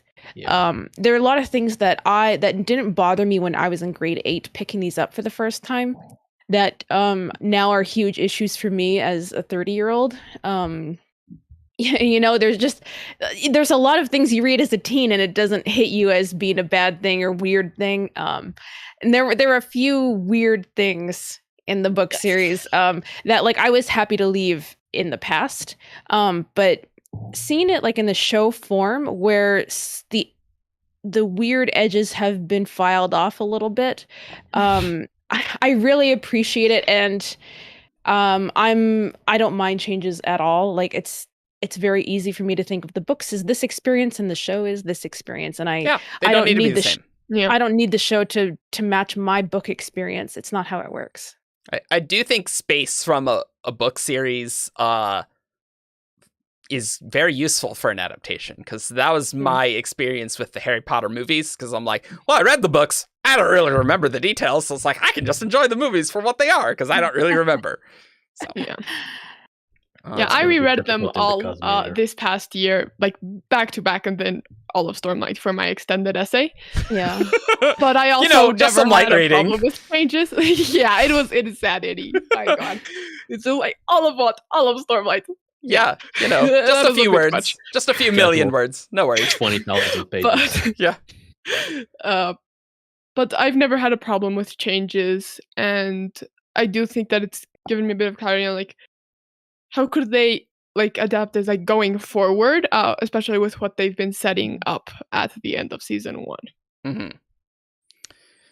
Yeah, I mean, I'm definitely interested to see where it goes. And I hope the writers can execute the things that they actually wanted to do rather than these other things that were not ideal. So it's like I can't get mad at them for I really 7 and 8. can't. I'm so like I'm sorry for them. Like I feel bad. Like They anyone did what they could with what they had. Yeah. Yeah. Like, and I do get just sometimes annoyed with some fans like not liking the changes and thinking that it's there are easy solutions to the writing problems. I'm like, no, it's really hard. And then there's all the production stuff. Like, good luck if you were in that job. It's not easy at all, right? It's like I would like to see if you had 8 episodes of an hour. Yeah, or good less luck. Each, what would you write? Good luck. Yeah, and like, yeah. The thing is, like, I haven't had much time lately, but I've been trying to like think of a potential outline for like the rest of the seasons. It's hard. It is incredibly hard. Like, how? Because I don't even know if they're going to give them more episodes later. So I'm doing my best to work within 8 for every single season, and it is impossible. And they were saying Rafe, Rafe was saying he thinks there is story here for like 50 to 60 episodes. The entire thing. Yeah.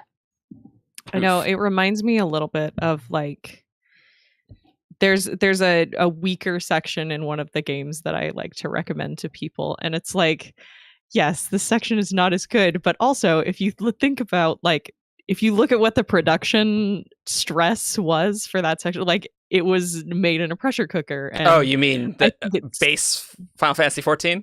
Yes, the base game. There you go. Okay. I was trying to be good, all right? Okay, but yeah. It's that same kind of thing of like, I just appreciate that this happened at all and that it was, you know, a solid B+, because considering what you had to fight through to get to a solid B+, like, yeah, it'd be great if you knocked it out of the park, but I totally understand the restrictions you were under, and I think you did as good as you could have in those situations. Looking forward to see where you go moving forward with hopefully better parameters. Definitely, I wish it was better, obviously, but understandable. Yeah. So yes. Question: do you or Jess, who have no book context at all, have any predictions? Ooh. No. Dragon turns into a dragon. Fun. Yeah, all because the I book think other readers people just- remember enough. Right. So that's even with all the changes. I can't wait for Renarin to show up. That's going to be my favorite part, is when they bring Renarin in. 0 to 10, no Renarin this season. Hated it. Like, it was great, but it needed more Renarin, so. Wait. What do you think, more Jess? naive Super Saiyan. I don't know if I've got any predictions. Like, I expect all the characters to come back. Oh, actually, I do have one prediction, because there was a very slight wording thing in the banishment scene that Moraine specifically put I'm forgetting her name. Swan. She specifically said Swansei's name instead of the Amaryllis seat. And I think this is going to come back at some point, because I think Swansei is going to lose the Amaryllis seat. But the only one who's going to be able to bring Moraine back is Swansei. That's my prediction. It is tricky because I reflexively click on Wheel of Time spoilers and have for many years. It's just like, because you didn't care about it, so you know spoilers. No, I literally like, when am I ever going to read these? I actually, we own them all. I've owned them all for years, and like I have Gathering Storm. What format do you have them in? All paperbacks except the 3 Brandon books. Oh shoot! Okay, the 3 Brandon books are the ones I need paperbacks for. So. Oh yeah, I don't have those. I will point out, this isn't a case of Eric not caring about things and being okay with spoilers, because he does this with Cosmere stuff. Well, Eric does everything. Look, yes. Hey. I Eric is admit a- I have I'm so gotten sorry. worse in like the last 2 years with that to a perhaps stunning degree that would horrify Eric all of you. is a flip to the back of the book and No, look no, for... no. I press Control F. It's very different. Yeah, and then he goes, Eric, you have also flipped to the back of the book. I know for a You fact. have. Yeah. Okay. Look. This is for Cosmere, this is for Brandon Sanderson, this is for stuff that we care about. No, but I'm trying to be better now. And I'm mostly successful. It's not as bad as Rhythm before, where I just read the epilogue before reading part 5. oh, what a terrible decision. I like how this was supposed to Yeah, be predictions, but we're all just roasting Eric for the way that he reads. You know, it's good to keep me humble, right? It's good to keep me humble, right? But yeah, like I know vaguely some things that happen, so I don't really have predictions. But I do know one thing that happens, I think in book 5 or something, like halfway through, which I'm not surprised about at all that this happens. But yeah, I kind of know bits and pieces of spoilers, because up till the show, I never cared much about Wheel of Time spoilers, because there's so many books and so many characters and so much happening that I'm not going to remember the spoilers. it's like, oh wow, Whereas character. now I actually know the names and know of these characters, Right. so I'm more likely to remember things. So I know of at least one thing that happens. Yeah.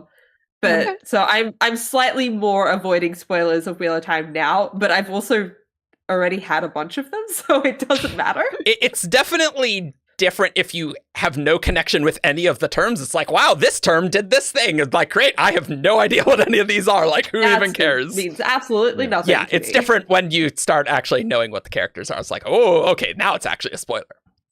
I've accidentally seen like Harold the Ninth things in media channels. And yeah. Like I haven't started these books at all, and so like I see things, but I have no context for these things. Yeah. And so by the time I get to the books, that's maybe gone. I'll remember something. But if you're reading a long series, don't page to the epilogue of the book. In the first book, go read the epilogue first. No, don't do this. It's not a real suggestion. No. No. How about we are going to take a very short break because I also need to use the restroom. So we're gonna go take a quick break. We'll switch to book stuff. Goodbye, Jess. Because yes.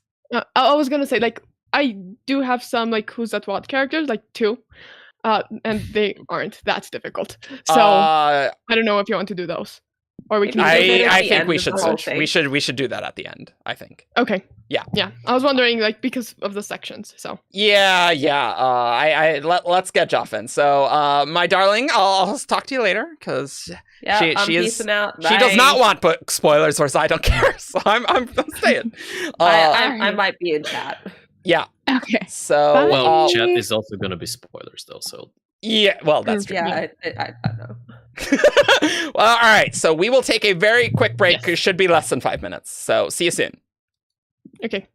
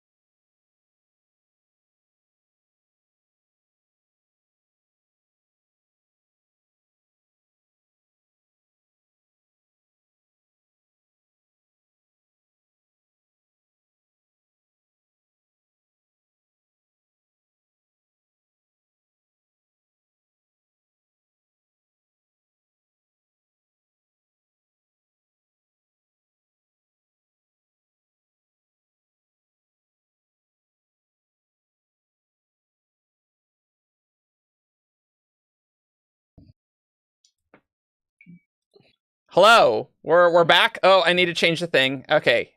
All right. Welcome back. Hello. Welcome, Joshua. How's it going? Hey, doing pretty good.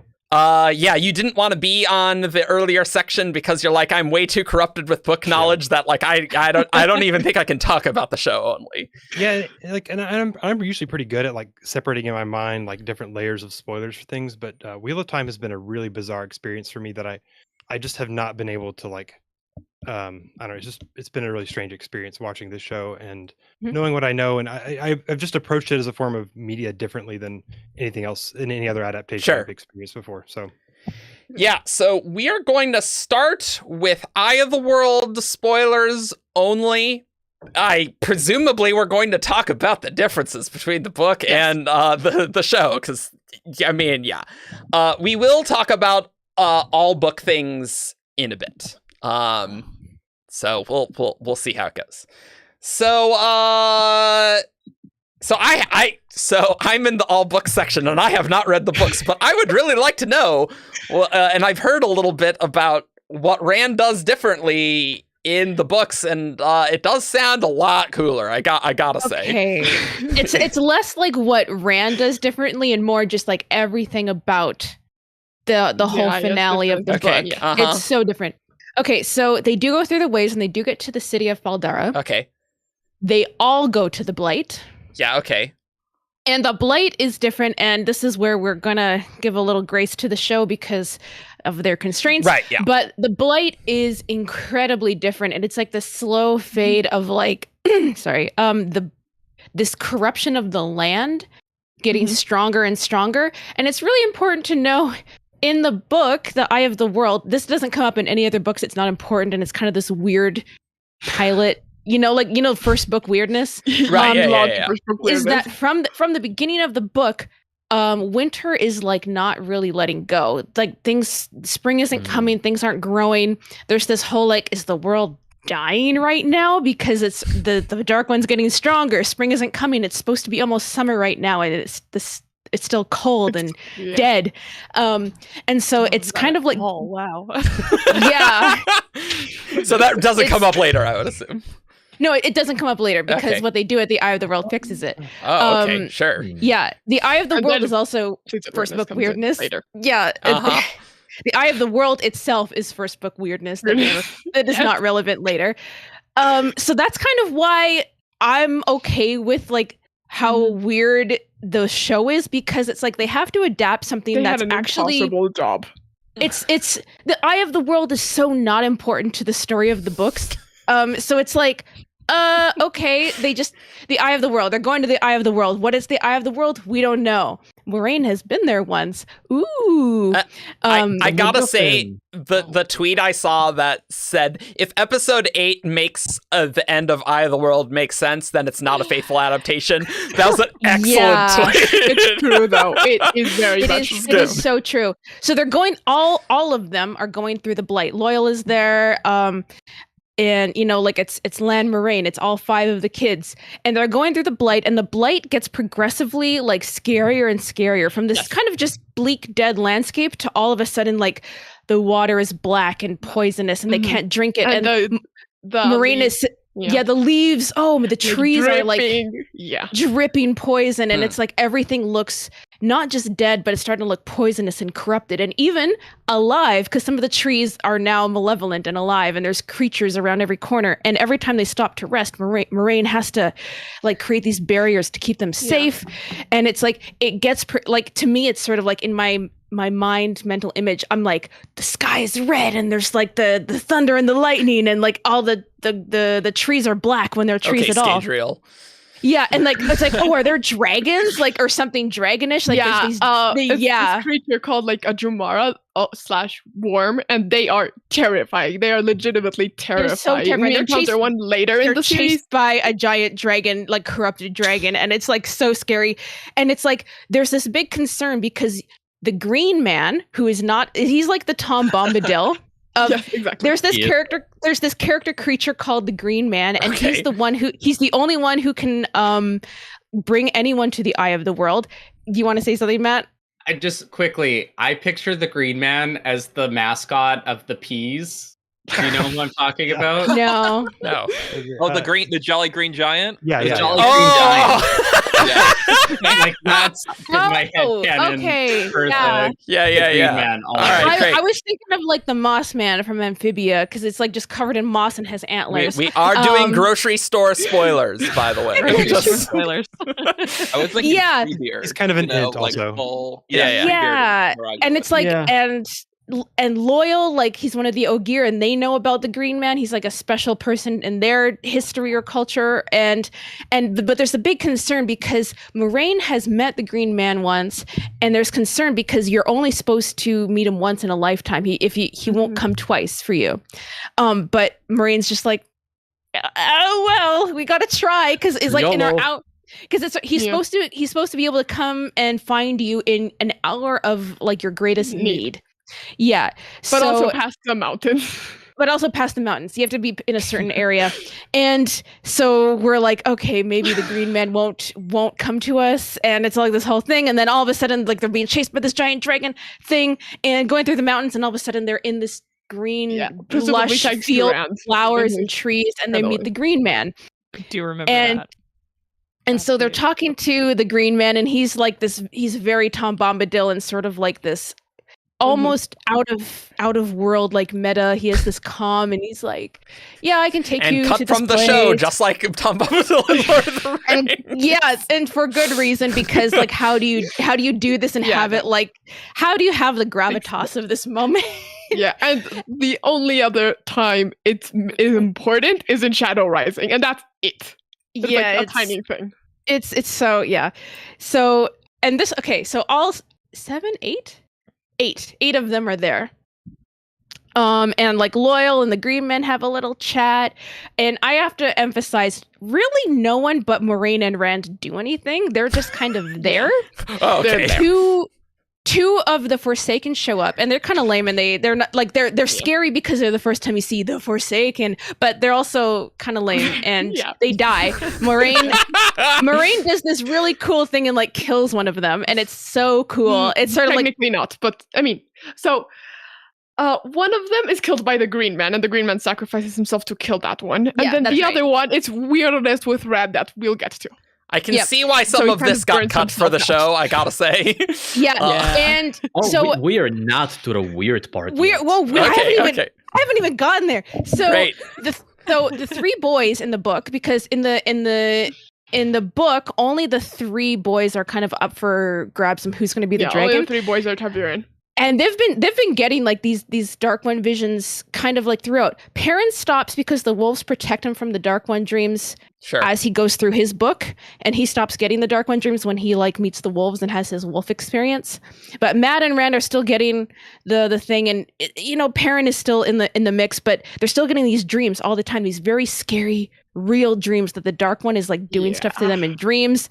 And it's kind of we sort of enter another dream thing where all of a sudden Rand is pulled into a dream, Madden's pulled into a dream, and it's like this nightmare scenario played out over and over again of like he keeps cycling through like where the Dark One is not letting him go. And Rand uses his sword because he's just magically good at swords because it's the first book and he doesn't need to know how to use a sword. He just has it and obviously is going to be good at it. Reincarnation and stuff, sure. Yeah, no, it's like it doesn't make any sense of why he's good with swords. It's a spiritual realm. Because he will be good with swords. He will be. Or he was. Yeah. So he sort of, and then it gets really confusing, and he stabs the Dark One, and he's like, "Yes, I did it. I killed the Dark One. I killed the Dark One. Yes." And he does it with stabbing the guy, and like that's kind of it. And like they kill the other 2 Forsaken, and that's it. And the Green One is dead, and then they have what makes this weird is the post killing the Dark One and the Forsaken, because they succeed, and they have like this really sad like, oh no, the Green Man is dead, and like this tree, and it's like it's not as great and beautiful, and now something in like immortal in this world has died, and but spring has come again, so that's great because whatever they did there by killing the Dark One and yeah, now spring is back. Sure, why not? And like things They fixed climate change. We just gotta stab the Dark One. Easy. It's less confusing than the actual text.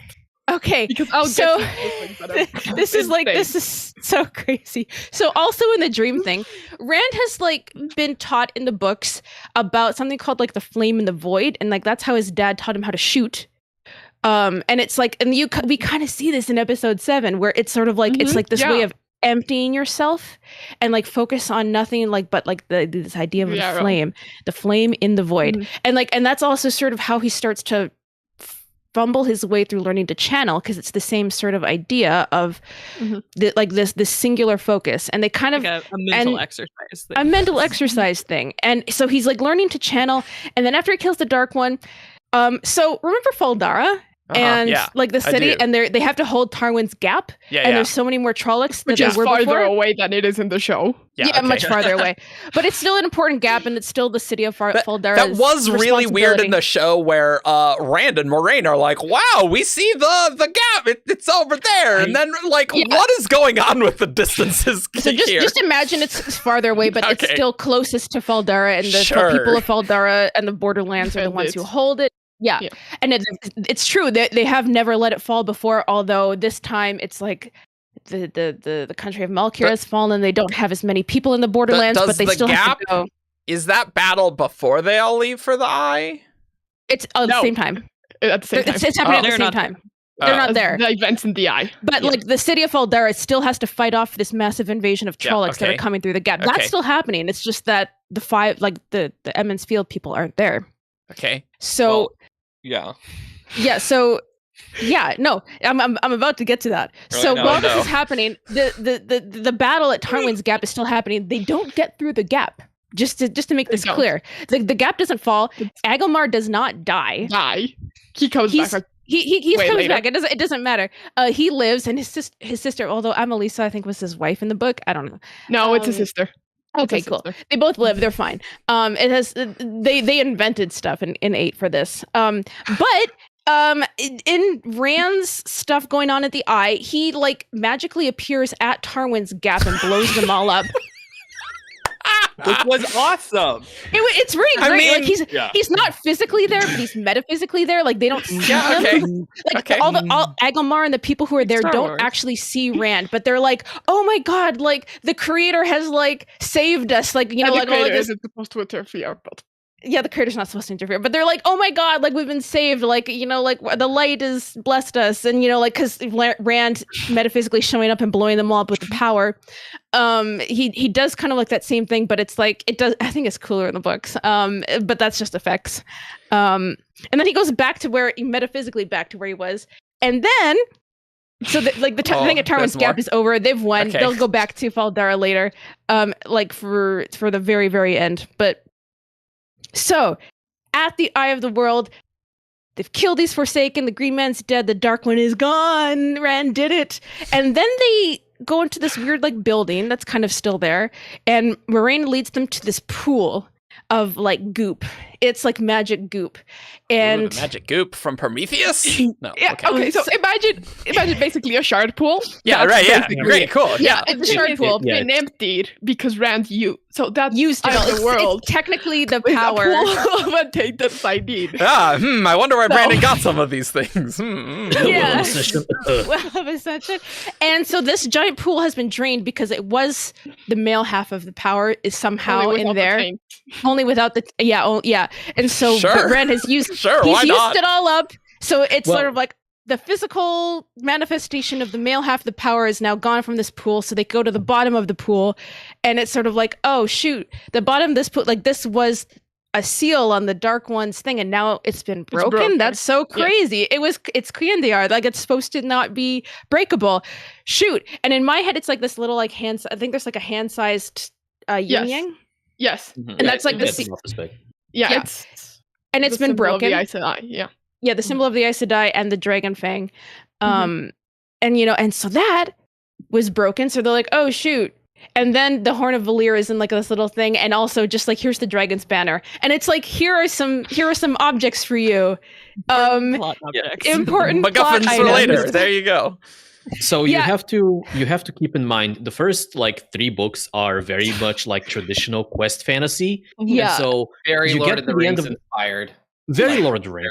And so you get to the end of the first book, and you have some bad guys to defeat, and you defeat them, and so you get to loot the treasure chest. And now, yes, the treasure chest was like there was a pool of power on top of it. My impression is that it was not like it was not the manifestation of the male half of Sidene. It was just like several gallons of pure Sidene, like uncorrupted Sidene. Yeah. But anyway, so they use that, and so they can loot the treasure, the end of dungeon rewards, and the end of dungeon rewards are the seals that protect the Dark One, or there's 7 of them. Yeah, keep the Dark One One of the 7 sealed. seals. Only one's there, correct? It's yeah, not 7 only one in is there. in the eye of the world. One is there, and it's been broken. Mm-hmm. Sure, but Moraine tells them that cool there's banner, 7. And you get a cool horn that, if you are a summoner build, summons things for you. Whoever, and this is information we do get in the first book, but doesn't really come up until later. They talk about the Horn of Valyr. It comes up as like this. Ooh, the hunt for the horn is happening again after all this time, like many hundreds of years. And so it's like, if it's the mythos goes, like if whoever blows the horn, like you can like summon dead ancient heroes. Like dead heroes that are on call. The wheel keeps them on call so that they will come. And it's like, and imagine like you gotta have the undead ghost army. I mean, come on. Yeah, it is kind of like that, but it's like it's a little bit more like this is like the Wheel of Time. It's sort of like there's the Arthur Pendragon and there's Birgitte Silverbow. Like it's sort of like Arthurian, the legends, the Gaidal Cain. They're all kind of like from our mythology too, except this is in the same world. Except imagine like if the 3 cycles ago, like these were real people. Like so imagine like it's Arthur, like actual King Arthur in their world, and just all of that and all these ancient heroes like are just going to be there when you summon the horn. So better make sure a good person summons them, because they summons will work them. For the whoever summons the horn or whoever blows the horn gets these heroes. So our knowledge in book 1. I think they are also bound to the horn for the rest of their life. Oh, they're bound to the horn for the rest of their existence. Fun. The person who blows it.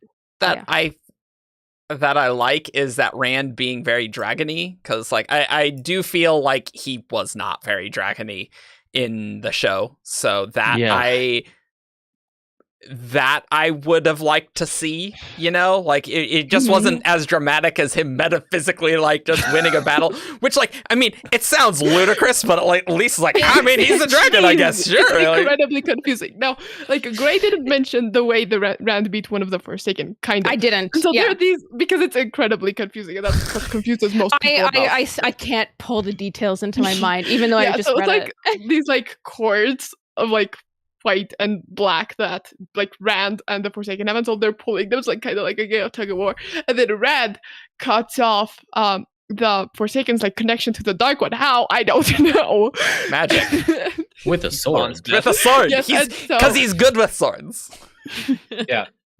And the Forsaken ends up like kind of like burning themselves out and dying. But it's insanity. That might as well be a thing he can do. Sure. The one thing I missed about the Eye of the World ending, which was one of my favorite parts of the book that's not in the series, was Moraine gets her Gandalf moment when she gets there. They get there all in a group, and then the Forsaken come out, which is totally unexpected, and Moraine is like, crap. Run, and then they have a bit of a confrontation, and then Moraine is like, run. And then she like has this hero moment where she tries to hold them off like Gandalf and the Balrog. Okay. Yeah. It's a great moment. And then she fails. I think by this point in the first book, it has been established that the Forsaken were the Dark One's BFFs from the previous age, and they are stupid powerful. That is the most powerful channelers from the previous age. So we didn't talk about that, but one of my favorite things in the entire first season is the moment when we see Shamael. Like we've seen how much work shielding it is like requires when performed by Aes Sedai. You need multiple Aes Sedai, and they do these big gestures, and then they form an egg in their hands, and so like, and that's to shield a single male channel. And then we see Ishamael just kind of do blip, blip, blip, blip, blip, Like and this, and Moraine that's it. is Like cut off. Yeah. We're canceled. Yeah. Yeah. I think Chad has it also, right. The end at of this Eye of the point- World is awesome as long as you don't think about it too hard. Like, that sounds about right. Yeah. Also, at this point, nobody except Moraine and Lan, and apparently the girls, if I'm not mistaken, know that Rand is a dragon. So Perrin and Matt don't know Rand is the dragon, and that causes a whole lot of problems. Well, yeah, later. it's still unclear. Like, it's not clear to everyone, and Rand is still in huge denial about it, even at the end of Eye of the Okay. World. He's like, no, I'm not this dragon reborn even after I did all that stuff. Like, no, I don't. yeah. No, you're not going to make me a false dragon, Moraine. Yeah. Anyone could have blown up this army. Anyone could have done. And yeah, the other kids aren't there with Rand, obviously, in this metaphysical space as he does it. They don't see it Yeah, happen. right. Yeah. Yeah. So he does accept that he can channel. He just doesn't accept that he is the dragon reborn. Mhm, yeah. Sure. Yeah. And But I, I think that's a pretty big change going into the next season. I'm kind of curious to see is the fact that he kind of accepts that he's the dragon reborn is quite different than after the end of Eye of the World. Yeah. Matt? Mhm. I think there's still some room for denial. I did find though, like they are still like the building blocks are still there. Like they got the team to the Eye of the World for a different reason, and I don't remember why they were going to the Eye of the World really in the books. Even It with had the to models.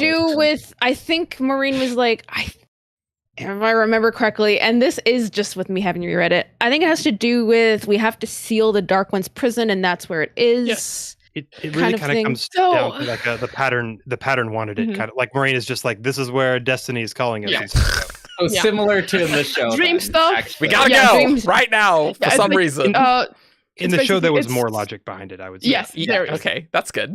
So anyway, More logic, but yes.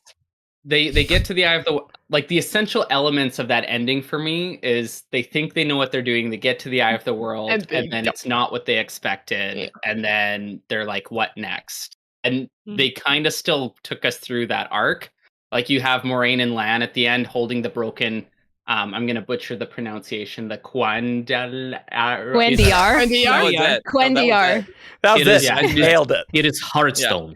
Hearthstone. Yeah, Hearthstone. Hearthstone. Good. So it's just they have the broken Hearthstone at the end. We have that, and Moraine kind of has that moment where she's like, "I don't think we beat the Dark One. I don't think Rand was successful." And Ryan's like, Kind of- no, I did it. I killed Shaitan, Moraine. And he named Rand is very silly. It's And we- It's Satan, but Shaitan. Yeah, I did But know yeah, that. we, Yeah. we still kind of have so like I do like, even though we kind of took a weird route to get there, or maybe a more logical route in some ways. In some ways, we're still kind of ending in a similar place. So I do like that. I just wish there was some more like confrontation in the Blight, but I see why the Green Man stuff was cut. That makes sense. That Mhm. we don't have time to do that. I can even see why the Forsaken they were cut, because they Yeah. were Yeah. just an They don't do obstacle.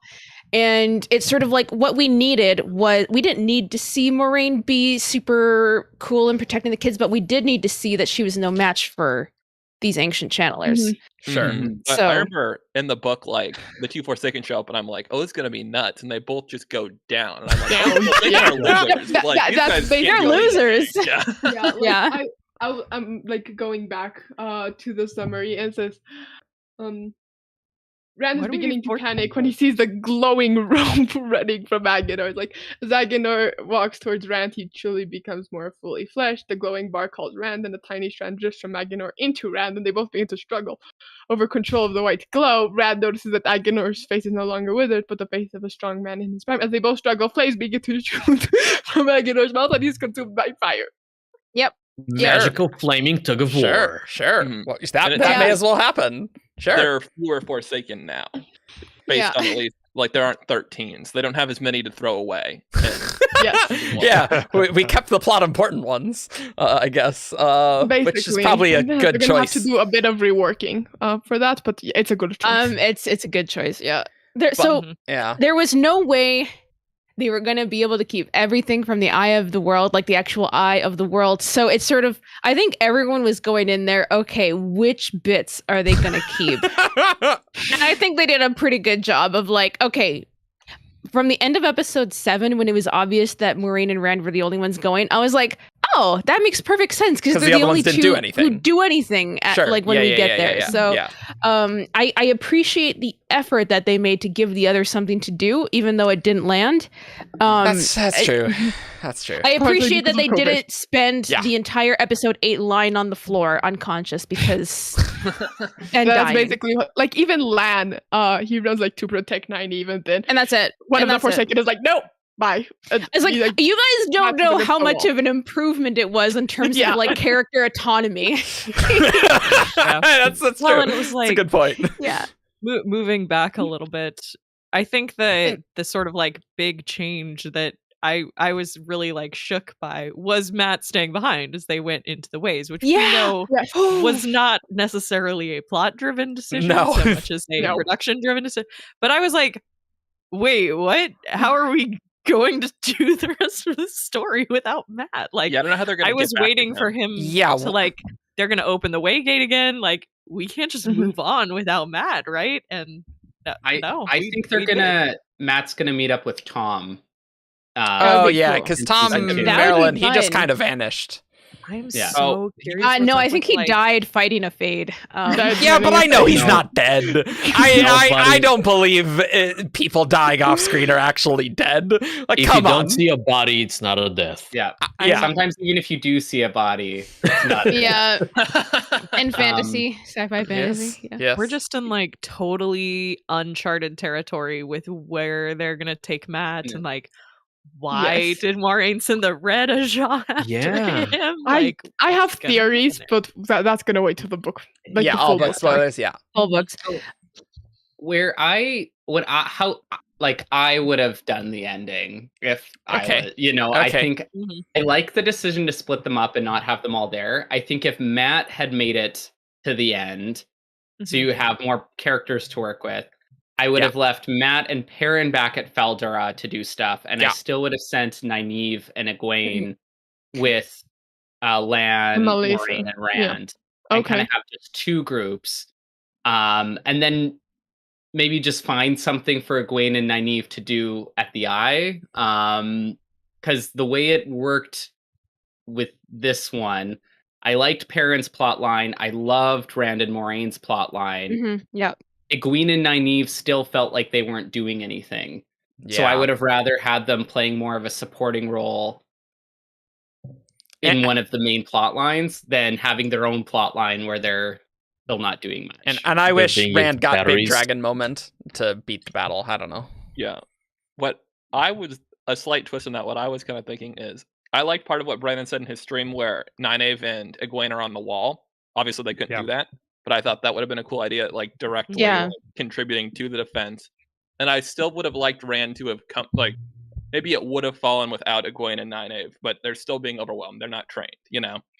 And Yeah, then that Rand would've been good. comes back, but clearly, like they've held him off for now. Rand comes back, does his big Rand moment, and in my head, like maybe it's because I haven't read the book.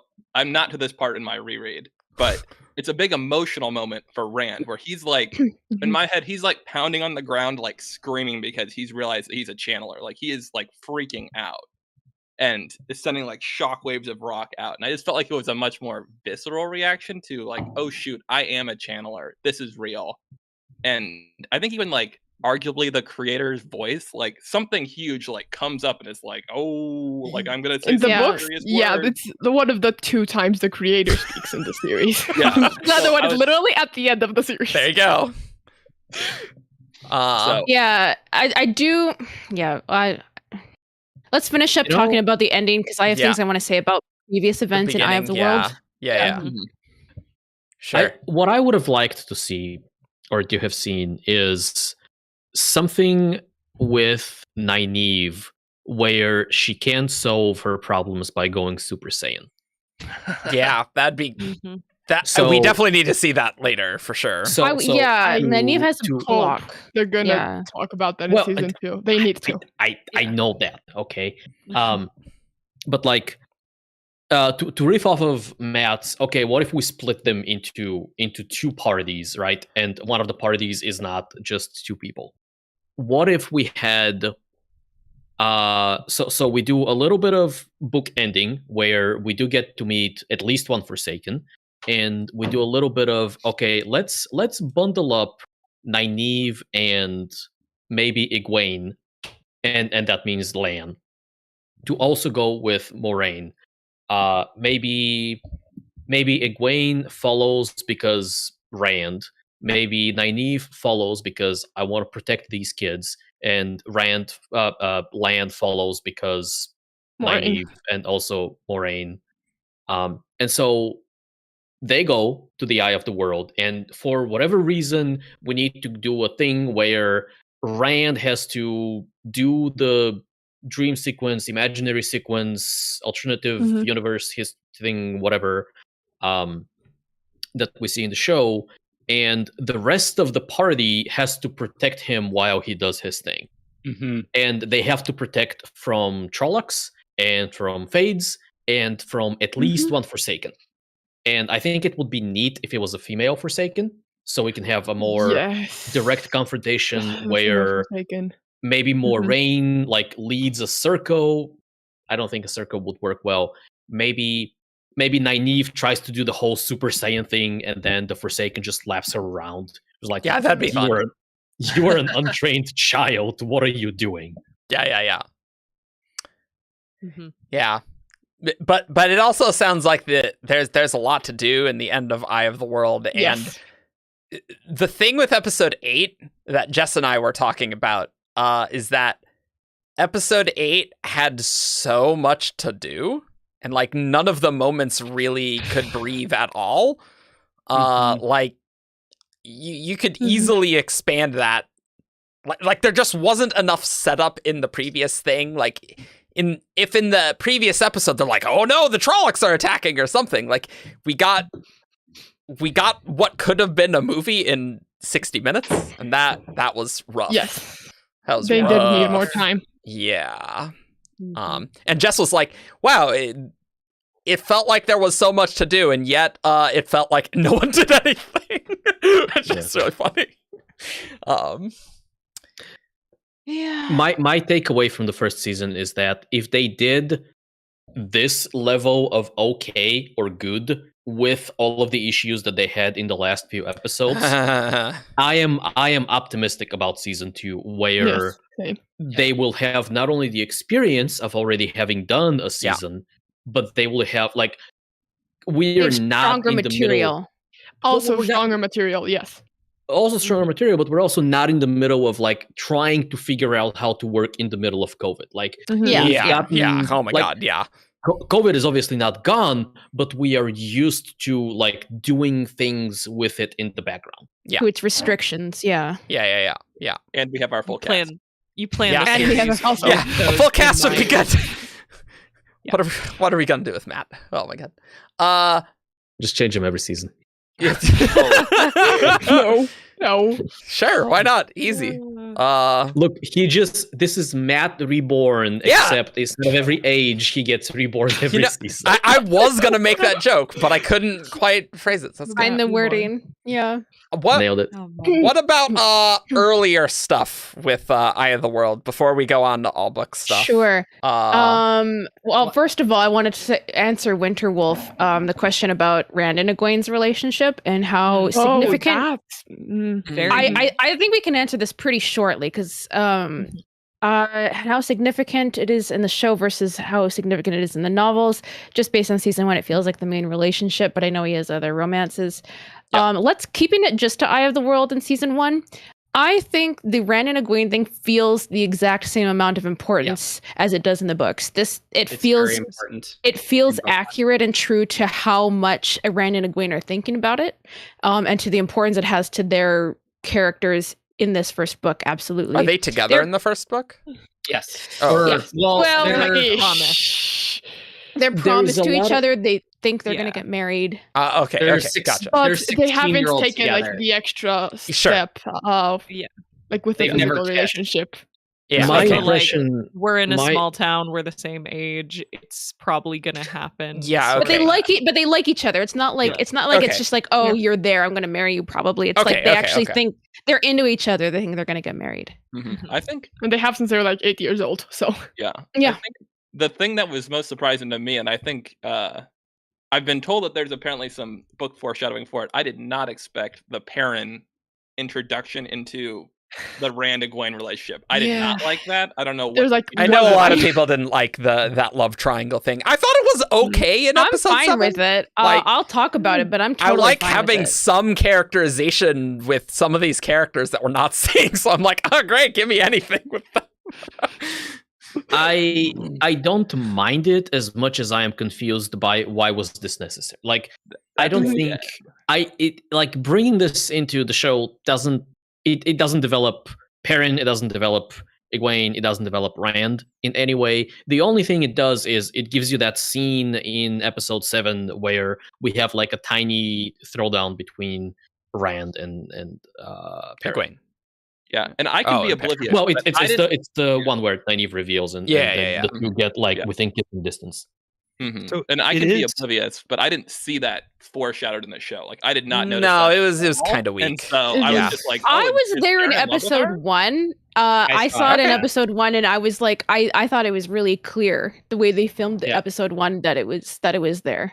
I see what people are saying about the Lila stuff and Egwene. but yeah, I- some people also went the Lila's a dark friend route, which then Helena Westerman shot down.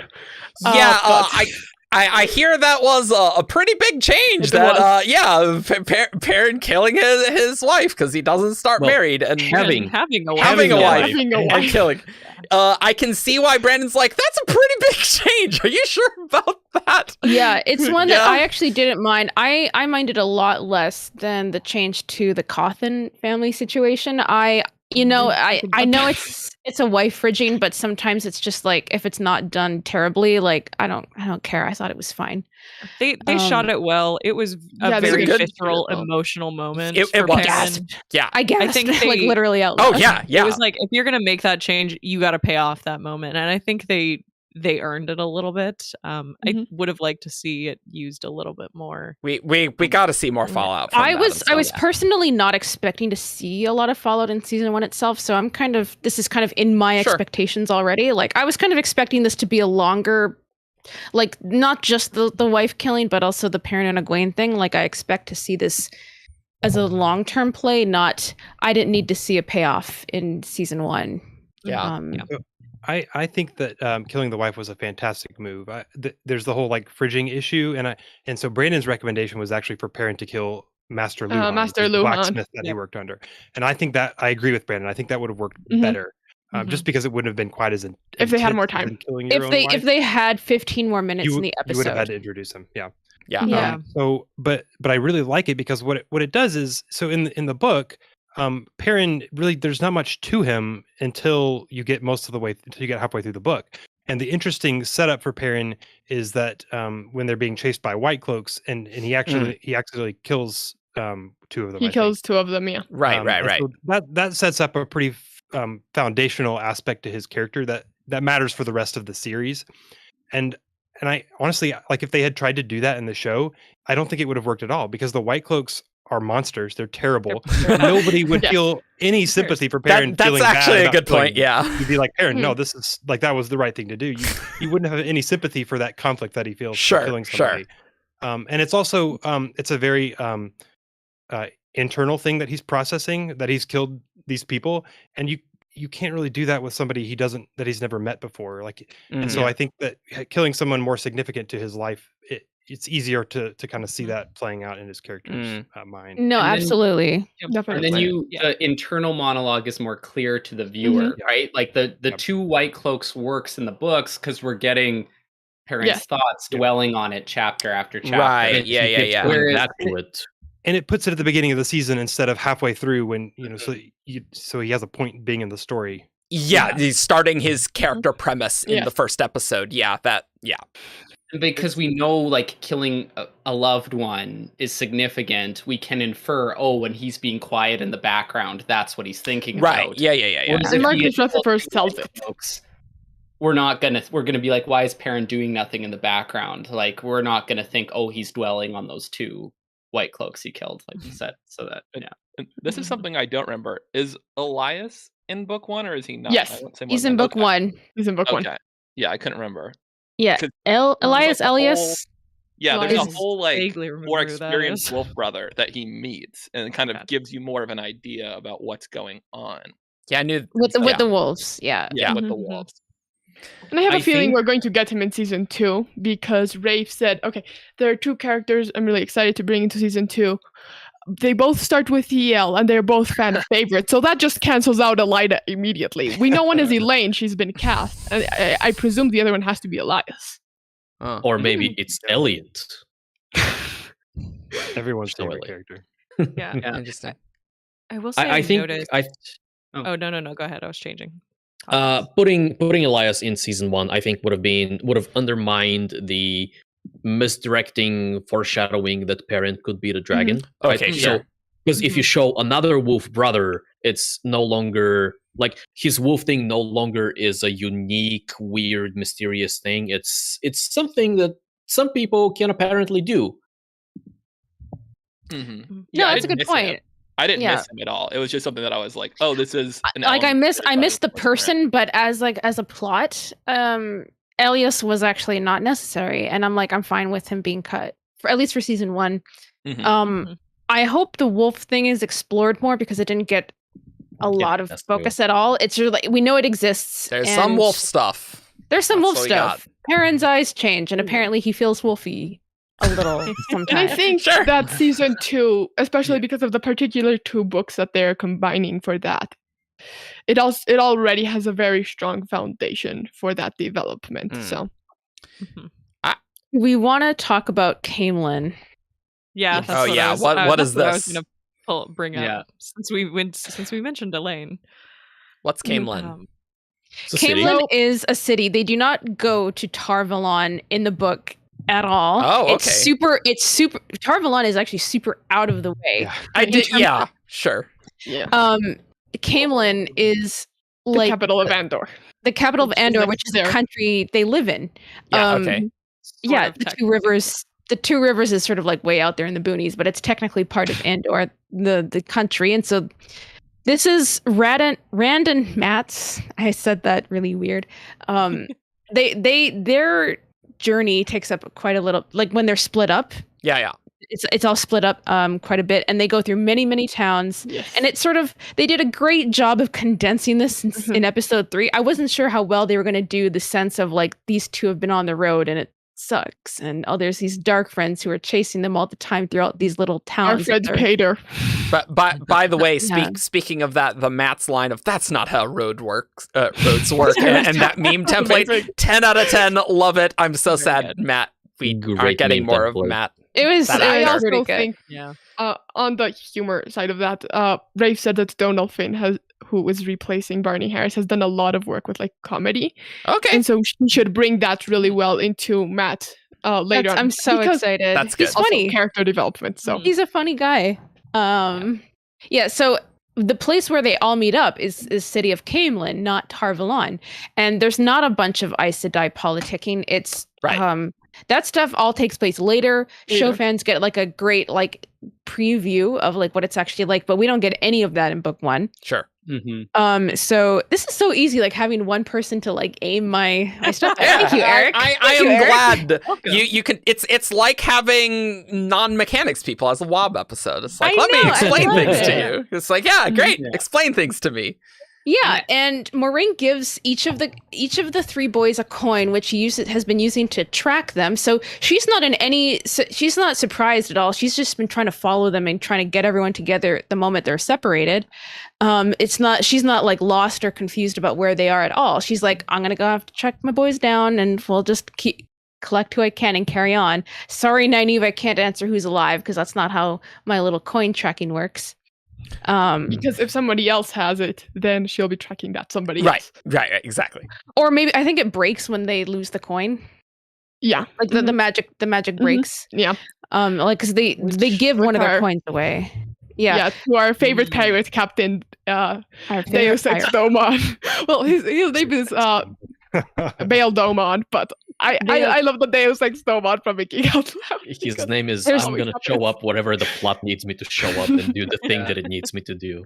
A pirate comes. Basically it. A pirate comes up and saves them. Two of the 6, 2 of the 7, and gives them a ride down a river.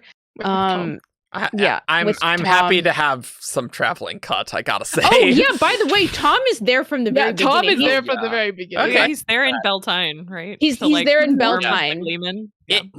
He's the Gleeman who shows up in Emmons Field and like does the Yeah. performance, and he's with them for a little while and then separates when he's with them in the Shadar Lagoth, like Oh wow, the okay. city. Yeah. He's there from the beginning. Yeah. Yeah. That is Part of the party. That is just Yeah. funny. Like you can totally imagine how the books would have had him there. I do actually think episode 1. I think a lot of people are like, "Oh man, I wish episode 1 was a bit longer," which is fair. Episode 1 really worked for me, at least. Yeah. Like even saying the Wheel of Time prologue at the end, it's like that was That was tight. I amazing. was like, all right, I'm in. Like so. Yeah, Episode 1 worked for me pretty well. definitely. But like, so when they're separated, the main through line is Rand and Matt for most of it, Mhm. with like little Perrin. We get little bits of Perrin. And, It like, is tiny bit of disjointed. Nynaeve. Thank you. There's lots to explain. Well, because someone sometimes- with Wheel of Time summary, yeah. I imagine they would be very good at summarizing Wheel of Time. I'm So, sure you're doing Uh, this off the cuff here. this is very off the cuff. Rand and Matt go through their little journey, and they come to the city of Camelin, where Uh-huh. Queen Morgaze is like Fun. in her seat of power, and we know she has an Aes Sedai advisor. Thank you. Her name is Elida Sedai, and she's a red. She's a red. We better not like go up there and approach her, because maybe she's not friends with Moraine. So there's this whole plot where like Matt is like at this point sick enough, he's not really engaged in the plot at all. He's just in a sick room all the time. Right. And Rand is going around the city, and like there's this like undercurrent of like people who support Morgaze, Politicals. who Yeah. don't. Yeah.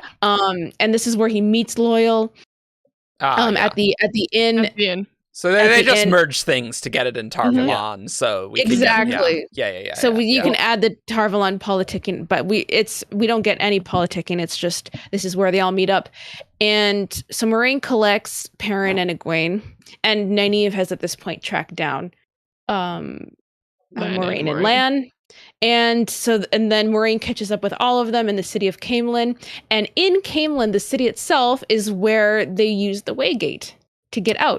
Yeah, okay. And the And- Waygate looks very different, but that's It looks very different. You don't have to use the power to open it. You take a little leaf off the a stone leaf thing. Sure. and place it. Yeah, and place Sure, it. why not?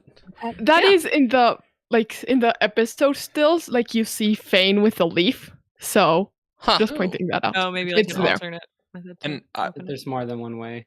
Yeah. Mhm. And I would say That's the what other I'm big thinking. change is that Rand meets Elaine.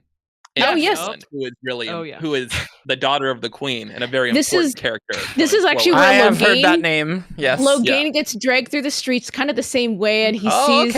okay. And he He just sees starts Rand and he laughs. laughing. Just laughs when he sees I Rand. wasn't sure if the Logain stuff was like later book stuff, but it's It's like, in oh here no, briefly. Kind of, because most of that is don't- behind the scenes Yeah, okay. in book They 1, don't- and they just switched a couple of things around. I don't think nobody travels with like the Aes Sedai party who hunted him down. No, nobody. That's totally added. All We were off just like screen. hearing This is- news about the false dragon. and Yeah, all of okay, Aes Sedai okay. caught Mhm. him. The Well, I'm false glad it dragon was here there. and the false dragon there. Off-world And so news. this is the only time we actually see him in book 1 is he's like being paraded through the street. Okay. Well, And then I'm he glad see- that's there and they expanded. He looks that. just Works well. I do like that a lot. He's sitting there totally blank faced. He's like he doesn't care. He's had his power, whatever. Right. Yeah. He sees And he sees Rand and just Like really far away. Like Rand is not close at all, and Logain makes eye contact with Rand Yeah. and starts laughing maniacally. Yeah. And he's People like, were "Oh, saying it was like, man." oh, he should have And, And like, like thing is, Matt like the Rand instead of reason why Matt. Yeah. even like so far Logain can see Rand is because Logain has the talent to see Taviran, and Sure. so he sees like the glow around Rand. Like, oh, Sure. oh, okay. This kid's Mhm. legit. But then like Rand is trying to like it's like a comedy of errors kind of thing. He's trying to escape. He's trying to escape someone. Fane. Fane. Oh, Yeah, I think he was Fane. looking for Fane at that point. He was like, "Oh, Fane, I should try and look for him." But I think he was escaping from like it was either white cloaks or it was like people like there's a lot of like conflict on the streets. Yeah, I would really like Tavarin more explained in season 2 because I'm like they're plot important people and that's about it. So here's the built thing. in plot armor. Yeah, no. That's it. You got it. Taviran in the old tongue means Main person who makes the plot go the way we want it to go. Because the wheel weaves it to be so, basically. No, it is literally that way. Taviran are people plot armor. who make the plot go. Yeah, that's how I gotta give it to Robert Jordan. That is some pretty brilliant like story. All right, they're gonna be plot important. Let's just build it in the world building. What are you gonna do about it? Take the whole spiritual realm, good with the spear because he will be good with the spear, and like crank it up to 11. Okay, all right, fun. It's like they're able to channel like fortune if you're using like Cosmere mechanics. Sure. Basically, that's it. So then Rand climbs up over the wall of the palace, falls into the yard, and meets Princess Elaine and Prince Gawain. Yeah. And also Galad. Galad and Gawain. Oh, okay. He meets the queen, and Elida is like, "There's something weird about this boy. There's something weird about this boy." And then she has a foretelling. Oh yeah. Oh, because they meet which Min is like there? super cryptic. They meet Min is in Barrelon. Min is in another random town. Okay. Way earlier, actually. Okay, sure. Isn't she in like the first main She's in the first after town. They get out of the Two Rivers is where Min is. Barrelon. And then we don't see her again. We meet her in the first town. She sees the stuff about the kiddos, and that's kind of it. And she's gone for the next little while. I mean, Moraine didn't know her already. I don't think. Like she's just like a girl with a. She's just like a random tavern. Yeah. I don't know. Moraine does know her. Moraine does know her. Yeah. I couldn't remember if she Eyes did and or ears not. stuff. Yeah. It's like you guys haven't played an MMO before. Like you start in Bumbo Cluster Duck somewhere, nowhere, right? and then you go on a journey, right? And then the first kind of big town after your starting zone where you've been killing wolves and collecting bear asses. Viridian There is City. an important there is an important quest giver among other quest givers, right? And this important quest giver eventually leads you to the capital of the kingdom you actually come from, but it's a capital you don't care. It's I love how quest all of fantasy. The Evansville guys are like, we're part of a country? What? I know, it's hilarious. They're like, what's Andor? They're like, you're Andor technically. Like, I don't know. That's funny. It's inside you all along. I did think it was a good idea to move things to Tar-Valon for the first season because I think it introduces the Aes Sedai more and as a like world building element. Like in the books, like Moraine is really Gandalf. Like she's very mystical and nothing much is explained about her. Like this one scene, there's like Trollocs and Dark Friends attacking them, and she turns into a giant. Oh, I read that in chat. That sounds completely ridiculous. Not Trollocs. So they're trying to get past the white cloaks. I think at the entrance of Barrelon, like going like back out of Barrelon, and so she uses an illusion that's called the Mirror of Mist, and so she makes herself look like a giant and like passes through the doors. But she's not actually a giant. Yeah. Okay. That makes a little more sense, but in hindsight, you're like, it's the Mirror of the Mist. She's using illusion, but at the time, some of the things she's doing, it's like, is she really a giant? And part of me, I'm like, maybe Robert Jordan didn't know at the time. Maybe he was like, the leaves could make her into a giant. I feel like that's one of those magic things you can put on a page, but it would just look too silly on screen. Like, it'd just be too silly for a one-off thing. I'm imagining the gingerbread man from Shrek. Yeah, but it's Rosamund Pike. But it's Rosamund Pike. Yeah, just grabs a door. Am I crazy, or do they not use the term Edmund's Field in the show? Do they ever call it Edmund's Field? Do they just say Two Rivers? They always call it Two Rivers. And so they always just say in the Two Rivers, there are several towns. So there's Eamon's Field, there's Carrion Ferry, there's... I did get confused by that. Oh my Yeah. god, which is the other It's one? like a little region not- that they're from. Watch Hill. Something Hill. Watch Hill, thank you. Yeah, And so, those yeah. are sure terms. Yeah, it's funny because everybody calls them like the Edmonds Field 5, but Oh, right, now right, that right. term is not in the show. I Yeah. guess. Yeah. They do mention the ancient kill of Manetheren called Yes. Amon. Yeah, I was surprised how much I liked that because it was just like, let's recount a story. Why? Sure, that's just what we're doing such now. an exposition dump. That story is Yeah. fantastic. But like, I kind of loved it. So Oh, yeah. Kind of that way in the book too. Like Moraine's like, I'm going to Mhm. tell the village's story now. Well, they're confronting me. And I do love it though. I Like, love it- it. And You know, show. Shannon, I remember you talking on, I think Cosmere Beefs too, maybe. I don't quite remember, of just how Jordan can make the world feel very expansive, and like that Manetheren story is like one of those things. Mhm. It's like near Yeah. history, not like super ancient, Mhm. right? Am I misrecollecting? yeah, But, like, in it the just adds to- Years, I think. relatively speaking, it's Yeah. recent. Not like thousands of years ago, you know? it's not Yeah. Herald stuff. It's Era of Solitude stuff. Okay. I think it, Yeah. Cool. It's Let's see. radiant does a, stuff.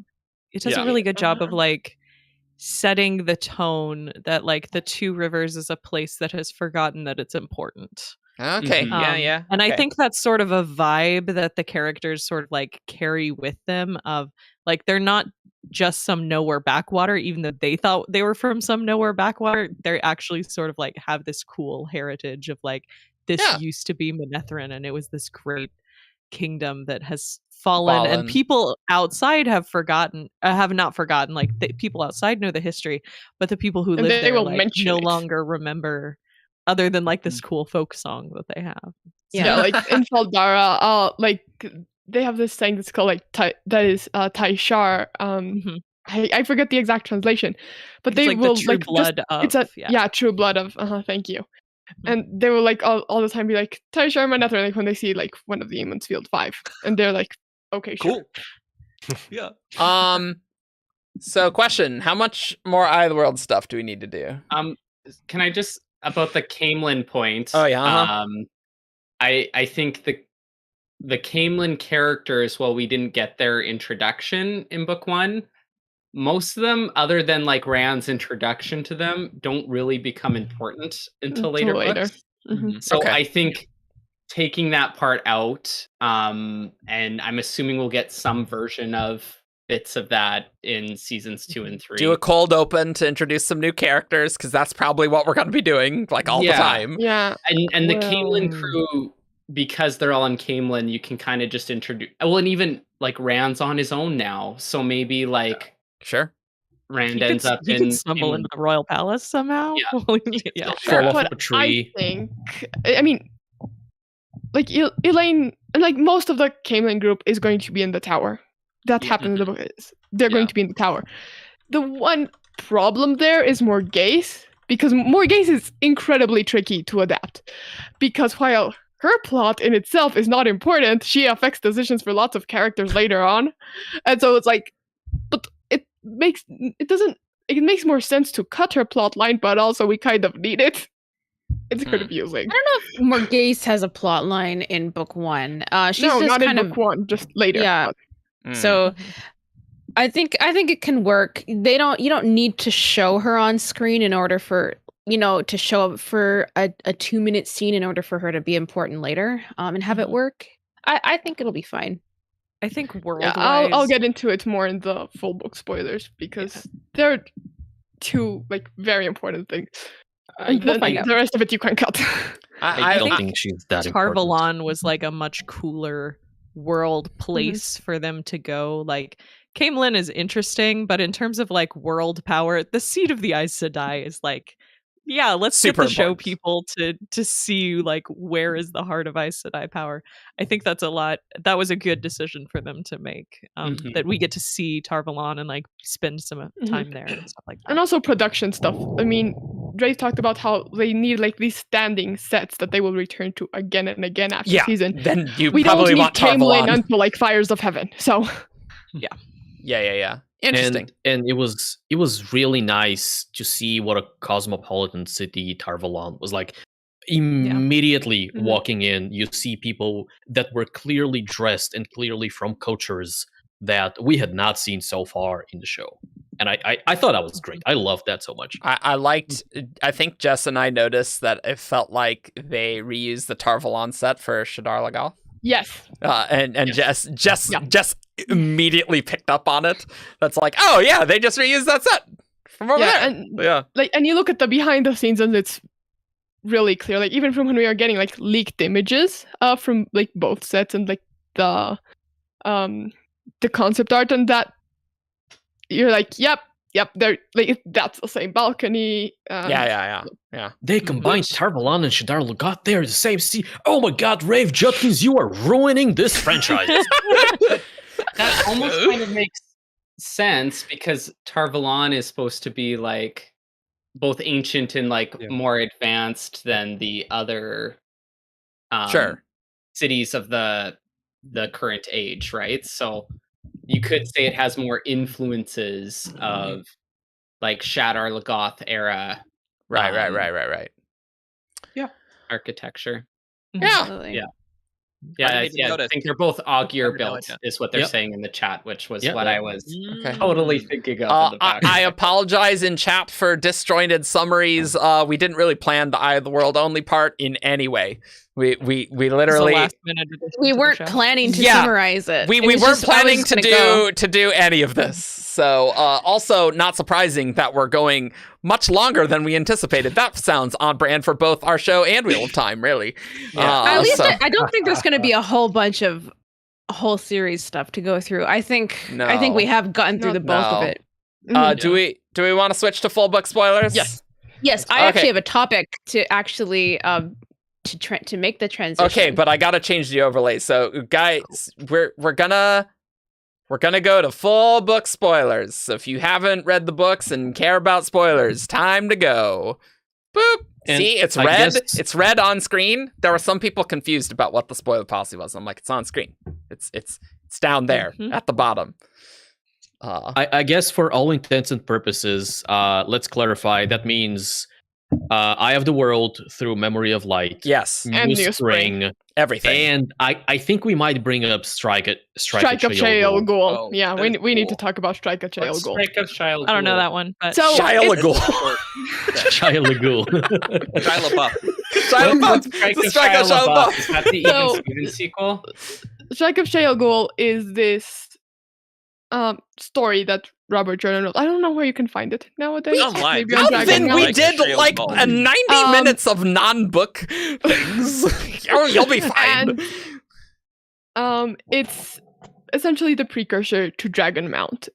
We see Latra and Luz, like their politicking, and also like the two sides. So we have Luz plan to like the 100 companions, which weren't even exactly 100, and to seal away the Dark One at Shayol Ghul and all these things.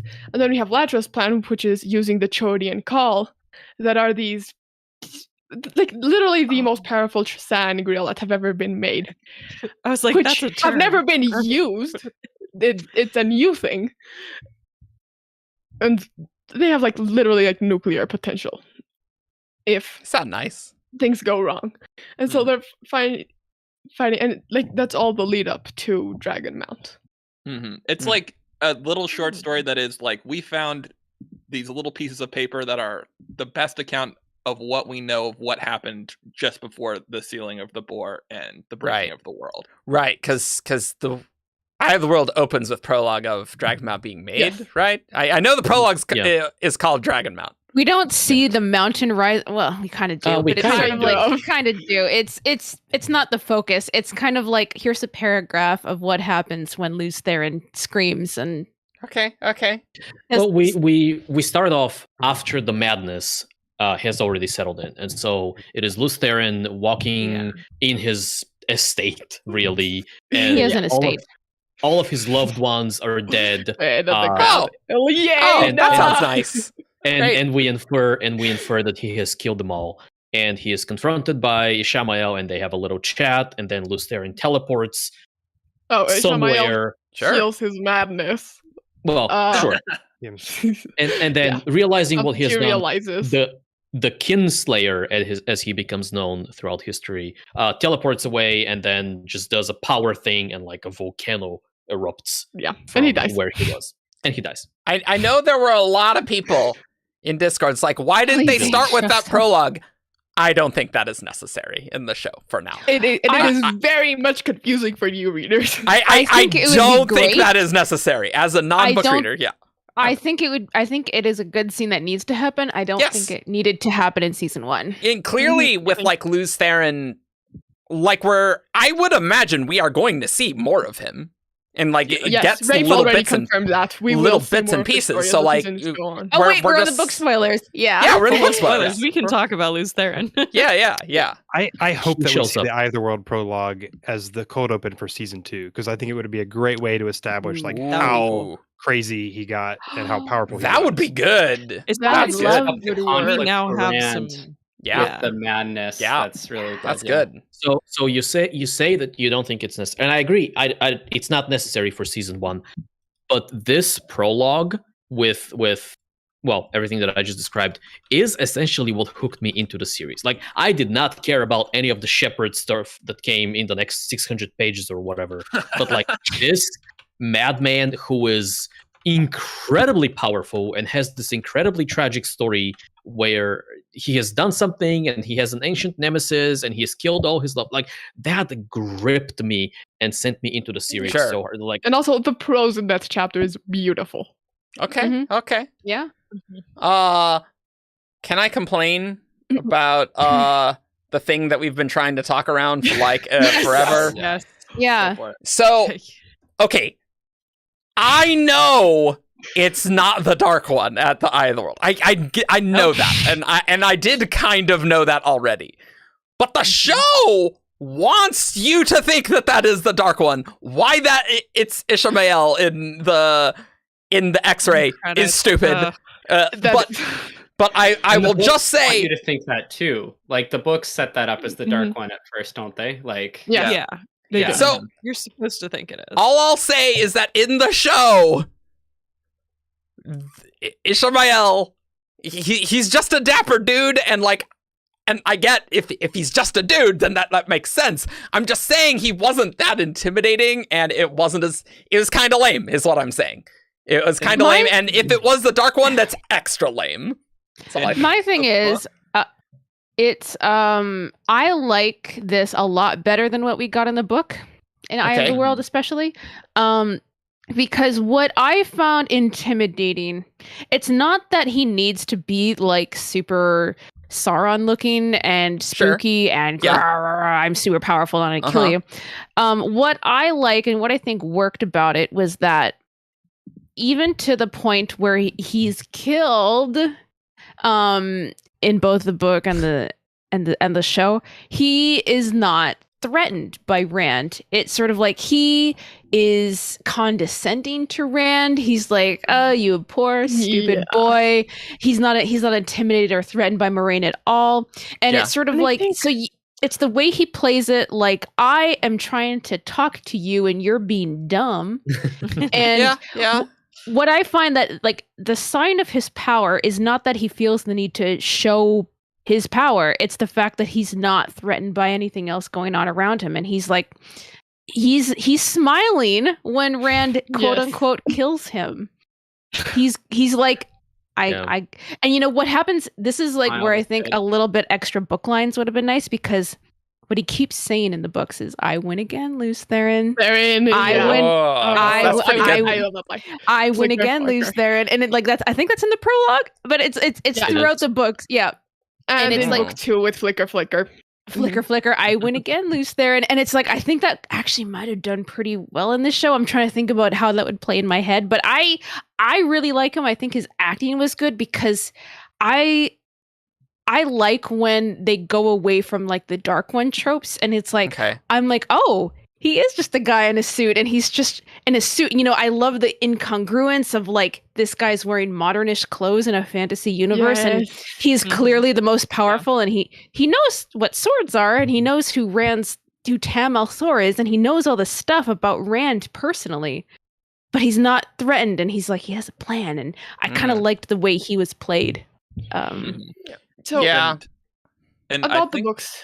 Yeah, Oh. go ahead. what I was gonna say is just what happened in the books. He was not all that interesting. Was the thing like he was like I recall him being like just kind of like a crazy fire mouth Yes, guy. and It was- Yeah. that's I am exactly the what I'm Dark going to go One, into. you know? yeah, No, David's right. He was way more boring in the books. yeah, it was not Yeah. interesting.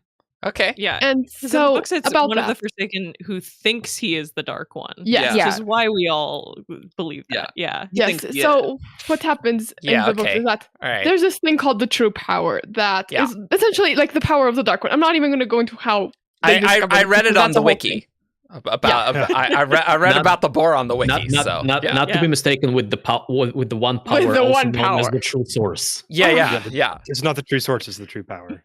The one, Yeah, yeah, so the the one true power. which And is the split true into power two. is the Dark One's power. Yes. Right. And Yeah. it's even more addictive than the one power. And Okay. so Ishamael is the only one that's never really been afraid to use it. And so that thing like literally burned him up from the inside. And so that's why the Fire Eyes of Fireball, all Okay. that All right. theatricalness. And he is insane. Ishamael is absolutely insane because of the Hmm. true power. Okay. Because reasons, characterization things, because he wants He's- oblivion and all that. So He's an ancient philosopher and theologian who got too much Nietzsche in his head and is Yeah. like True though, yeah. and he's like, okay, well the best way to it's sort of like the end point of all life is suffering. So like he's a lot of the Forsaken, like, you know, we see them now after thousands of years of being the Dark Ones, like Dudes. main folks. But it's sort of like they all started like with reasonable, like Ishamael was, hey, yeah, you're the philosopher. I don't see us winning in the end. I think when he's a guy whose job is to think deep things, and he was like, I don't He was the nihilist, right? he was a nihilist, and Yeah. he was one of like the most popular, like well-known, like he probably was like the guy who like had tons of books he was selling about like all the philosophy and stuff, you know. So he was just like the end point of all life is suffering, and I'll join the winning team because I don't Yeah. see a way that good is ultimately going to come out on it. So like that Yeah. that was his reasoning for why he joined the evil side, and like so this is And the the guy. problem is that he keeps getting reborn and he doesn't want to be reborn anymore. And so he just wants oblivion. And so he's just like, okay, use the true That- power that- till it burns me on the inside because I want oblivion. So That's he is actually very a literally really insane. fun. I mean, I like when there's like reincarnation stuff. Where it's like I don't want to be reincarnated. Like that's pretty cool. Mhm. I like that. Mhm. Clearly, he There's, just needs to get some balefire or something. That's I one don't thing know. I really liked in The thing is, season one Balefire was- won't stop that. I really liked Dana and like her whole philosophy Yes. was very in line with that, and that's something Yeah. that the books Oh. don't explore until later on. I feel Dana like. was good. I liked her. yeah. That was cool. I really liked it. That was yeah. very cool. And I thought the Dana thing worked well because she was describing who this guy who actually is Yeah. Ishamael appearing in her dreams, and then she's saying his philosophy to Yep. Rand, and I'm like, Oh, oh, nice. okay, That's okay. awesome. Yeah. Oh, that scene cool. where she was explaining it worked so well on so many levels, because something that happens in The Eye of the World, especially when Rand and Matt are going on their little journey, meeting so many dark friends, and it's like the Dark One does a really good job of recruitment. It's not just he doesn't Got just a like great look for like advertising campaign. he does. He doesn't just go for like the dregs of humanity. It's sort of like he makes his philosophy appealing to as many people as possible. He goes out there and he recruits people. It's mostly like in the way of like talking to people in their dreams and like actually trying to talk to them and persuade them and saying this is why joining the Dark One makes sense. And it makes the people who join the Dark One, they're evil, yeah, but it's like they have reasonable They're not Motivations. crazy. they're not crazy. Like they're not so far, they're not unhinged criminals to the Most point. of Yeah, them. it's like most of them, but it's like a lot of them are just regular people who I'm sick of this life, or it's sort of like I have all these desires for good and like nothing good ever happens. All these bad things are happening to the people I love, and it just I mean, I- in its core, it's the argument of free will, right? Yes. And predestination, not predetermination. I was like, that doesn't right, because the wheel and the light and the creator are all about this is who you are, this is how your life's going to be, and it's going to keep happening again every, however long. There is room for free will, but But yes, I but suppose the Dark doesn't One's make argument is like not much or not at all, really. Like that, Yeah, that's and what they're we- trying to that's sell, what's right? Yeah. And this goes into the nuance, right? Yes, you go through your life with some measure of free will, but the big picture is the same. And so, but when the argument is presented from the dark side, and it tells you, well, you don't really have, well, yeah, you can make meaningless decisions here and there. The things but that matter, you can't change. you can't really change anything. So I think it's a good argument inherently. I don't think the books focus enough on it, because that to me is the most interesting thing. Yeah, I think and I doubt the show is also going to focus enough on it. I think you see a little bit of it in terms of like there's it's an almost cruel fate to be Ta'Veren, because it is. It's you are not the person who gets to shape the plot. You're the person that the plot shapes itself around, and it's like they isn't have a less free good will life. than everyone else. There's a Yeah, lot of you have angst. less- Yeah, there's a lot of angst about the wheel pushing you into the position of where things are hinging around you. It's not fun to be Ta'Veren.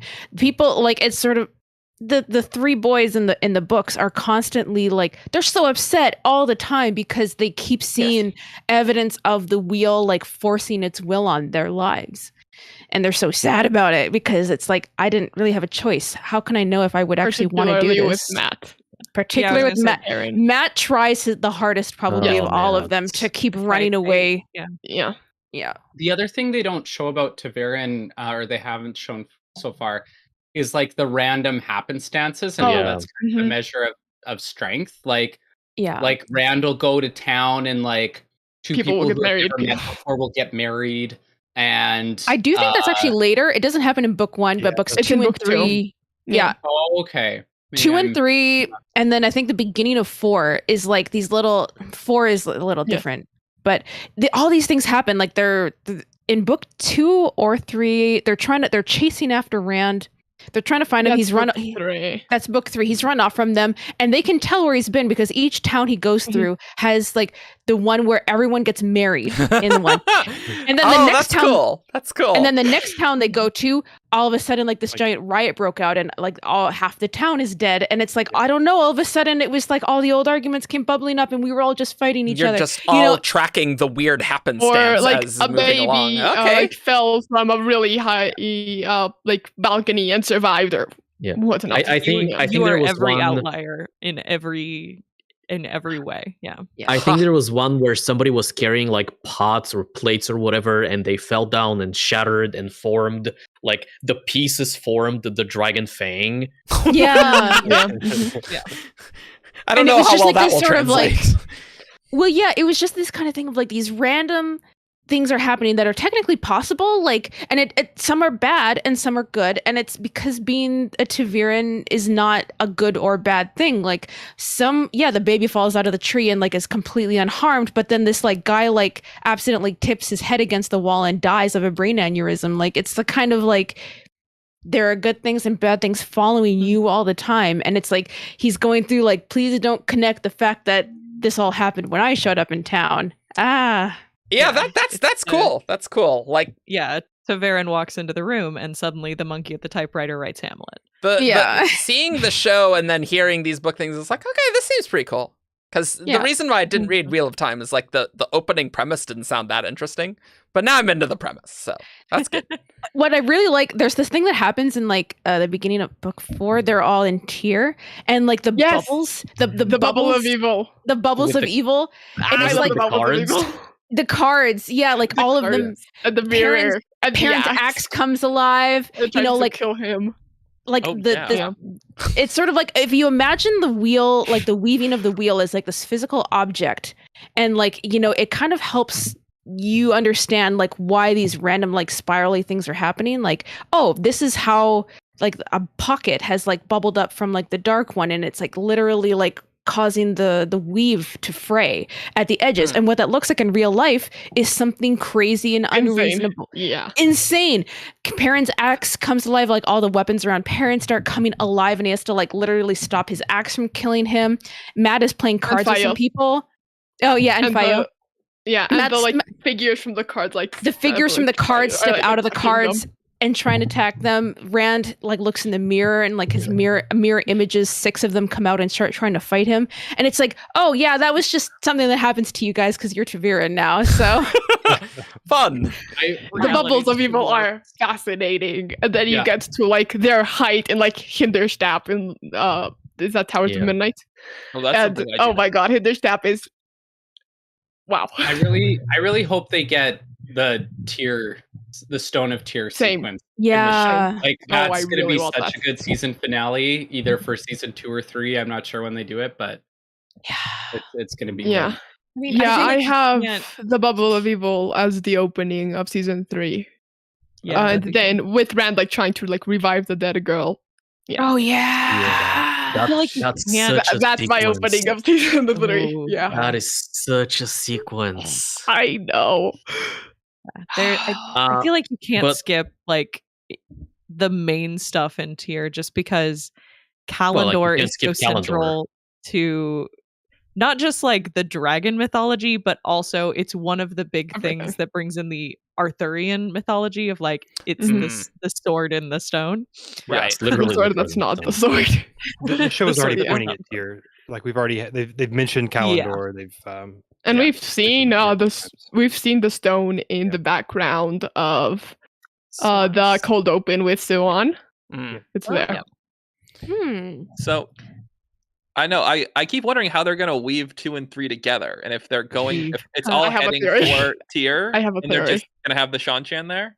I think they can because where they left Rand off is kind of his book 3 plot. It's kind of it's him going off on his own, which I think works super well. I was going to be really worried if they had stuck too close to the books on this one with Rand, because having Rand go through denial and I'm not the dragon and book 2 is kind of like a sidetrack, a side quest for him, and his denial of I'm not the dragon. Stop telling me I'm the dragon. I don't want to be the dragon. Moraine is going to make me a false dragon.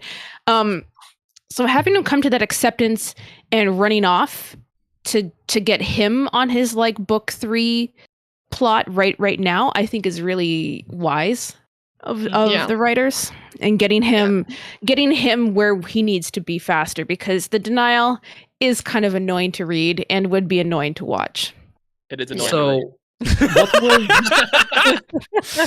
so I remember his book 3 plot was like him in the wilderness and like accidentally balefiring some hounds, he balefires the dark hounds, he kills the Greyman and the other dark, but that scene is and so why did he decide to go to the stone? Was it because like the prophecies? Yes. Book 2 partly. Go ahead. Book 2 kind of convinces him that he's the Dragon Reborn, but he's not entirely sold on it. He like needs to convince himself, and there's prophecies saying that he can do this, and so he's basically saying, I'm just going to go here, and if I do it, then I do it. I'm gonna force the prophecy's hand. Okay, if I don't, then I'll die, and that'll be that. Okay. So in that case, I think what season 2 might do is they can do the hunt for the horn with like obviously Matt and I guess Perrin, Loyal. Moraine is probably going to go do something else with Lan. Yeah. And then parallel to that, we have Rand doing the book 3 plot, and maybe we find a reason to put them all doing together. The book 3 plot. Because Matt gets healed, right? At the beginning of book 3. He fights Galad and Gawain, which I hope we get that. And then he meets Tom. I don't know if we are. I'm because we got the story. We got the story in the X-ray, so I feel it's like a fantastic scene. I agree, but I feel like Matt's plot in season 2 has to be like leading up to Falme and the horn. That's the problem. So my outline. We open with the girls in the tower. They meet Elaine, Gawain, Galad. Min is there. etc. Matt Probably Elida. Red, yeah. Also, we see Elida. Yeah. Matt and the Red sisters, he gets actually permanently healed because there's still some wonkiness with Matt. Rand like heads off on his own dark friends. He learns about the prophecy, decides to go to Tyr, and we start the hunt for the horn. Moraine and Lan go to Vendine and Adelias, who we see in book 2, and that plot is expanded because it's Moraine and Lan like searching for a solution for Moraine's problem, right? More tower politicking. We meet Varen. We start the Black Aja plot.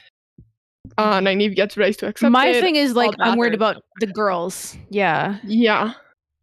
And well, I guess we throw keep them on in getting some- the hunt in some for the Shanchan horn. The stuff. one problem here is the geographical location. Because To go all Palma and over. Tyr are really far away. And we also have the Throw 'em in problem the is ways. if we look at the map and we move the Sanchan closer to Tyr, so the city of Tyr is much closer to Willian than the rest of the countryside. That is on the map. It's on the right, and the city is on the left, and so there isn't much space of the countryside in actual Tyr. And Dilian is being ruled by Samael, so it doesn't make sense for the Sanchan to land. And the closest is Abu Dar, and Abu Dar is still very far away. But we don't know if Samael is a thing. Maybe. Yeah. Is he listed? And so Uh, presumably there he's- has to be a lot of Shanchan stuff because they're Yes. the ones who Yeah, showed up. that- at the yes. end. Two, and then Yeah, let we us go need later. Oh, Egwene so to it is capture book 2 plot stuff line. that Yes. the Shanchans show up. Okay. Yes. Mhm. So So- the problem is that the Shanchan stuff is like the climax of book 2, Mm. but they're in a totally different place for the climax of book 3, which I think is like what Veronica is getting at here. Is that Yes. Hmm. for some of the You characters, combine if we're going to do both plots, it's going to be so difficult to get the impact of like the Shanchan climax and also the Tyr climax, which are two Okay. separate kind of things going on. To me, it's Yeah. pretty clear that it's all going to be moved to Tyr. I think I mean, Mhm. they'll make some excuse on why the Shanchan come there. I think that they'll just Yeah. move everything that happens in book 2. Yeah. It's going to happen at the end of this season 3 in Tyr. Yeah. So Tyr is Eric, still what needs coastal, to? Oh, right? yeah, it's Ty- coastal. So yeah, It is Yeah. coastal. The problem Just is that give it's them a all the way in the reason to- south and Falma's all the way in the What needs to Oh. happen is that the West. girls, Nynaeve and Egwene, Eric, they need to get from Faldara, where they are now, Uh-huh. to Tarvalon to tower. train and meet Elaine. And then the Okay. three of them are going to get some training. Okay. And then they're going to go off and hunt some Black Aja. Okay. They Yeah. get special permission, even though they're not full Aes Sedai, to go hunt Black Aja because Okay. they're also powerful. Right. And yeah. because they're not Aes Because Sedai, someone they're not trusts going them. to be tracked. And because Oh, okay. Yeah. they're so Okay. But so they're going to be tracking some Black Aja, which are evil Aes Sedai. Yeah. Dark friend, I said. Because black. Yeah. Fantasy. Oh, rip. Shannon's frozen for me. Oh no. Oh yeah. Oh no, the black Yeah, Aja got her. anyway. They got her. Yeah. They got her. They got her. Dark So friend. I'll continue. Well, and Oh, There. Shannon's back. well, She's back. and it's Uh, frozen again. No, she lives. Okay, no, there, good there for we me. go. That was the internet blip, which I get sometimes, and It kicks was me the off Black my Aja. video game. It kicks what's me off my game. The dark one Um, didn't want you to hear about this. So we have to get to a plot where Egwene is actually captured by the Shanchan and made Okay. into a slave. The money. Oh, Mhm.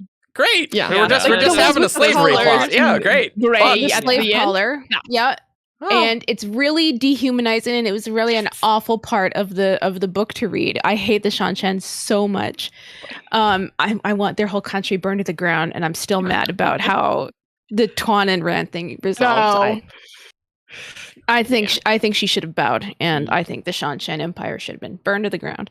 But anyway, valid. They don't sound nice. they're not nice. Nice. And it's really like this really grueling part, and it's sort of this. Egwene goes through this whole thing where she's like, they try to make her a slave, and like finally when she breaks out, it's really emotional and draining to go through it, and then they explode. Like they basically kick out the Shanchan's initial thing, and With the Horn of Valir. with the Horn of So Valir, we need and you- Matt there because Matt needs to blow the because horn. that's blowing the horn. But we don't know. They could really mix this up, and maybe I could see them really changing up when the horn is blown and how the Shanchan are I could see things being merged or shifted around easily. Yeah. Well, I think one thing that they could do is, aren't the Aiel attacking the Stone of Tyr when Rand is getting Kalendor? Yes. Yep. So they just have the Shan attacking the Stone of Tyr instead, and we'll get the Aiel involved in a different way. Okay. You can Well, the use those two prophecies. into one plot. This is getting too much in the weeds, I think. But very quickly, I would say the problem with that is like like for them to be there and like have Egwene captured and like have her in captivity for a while. It doesn't make sense to me that they wouldn't have already taken it. Yeah, that's the problem. I think we need Geography to is so fluid right now in their universe. Look, It could be just anyone. we've established.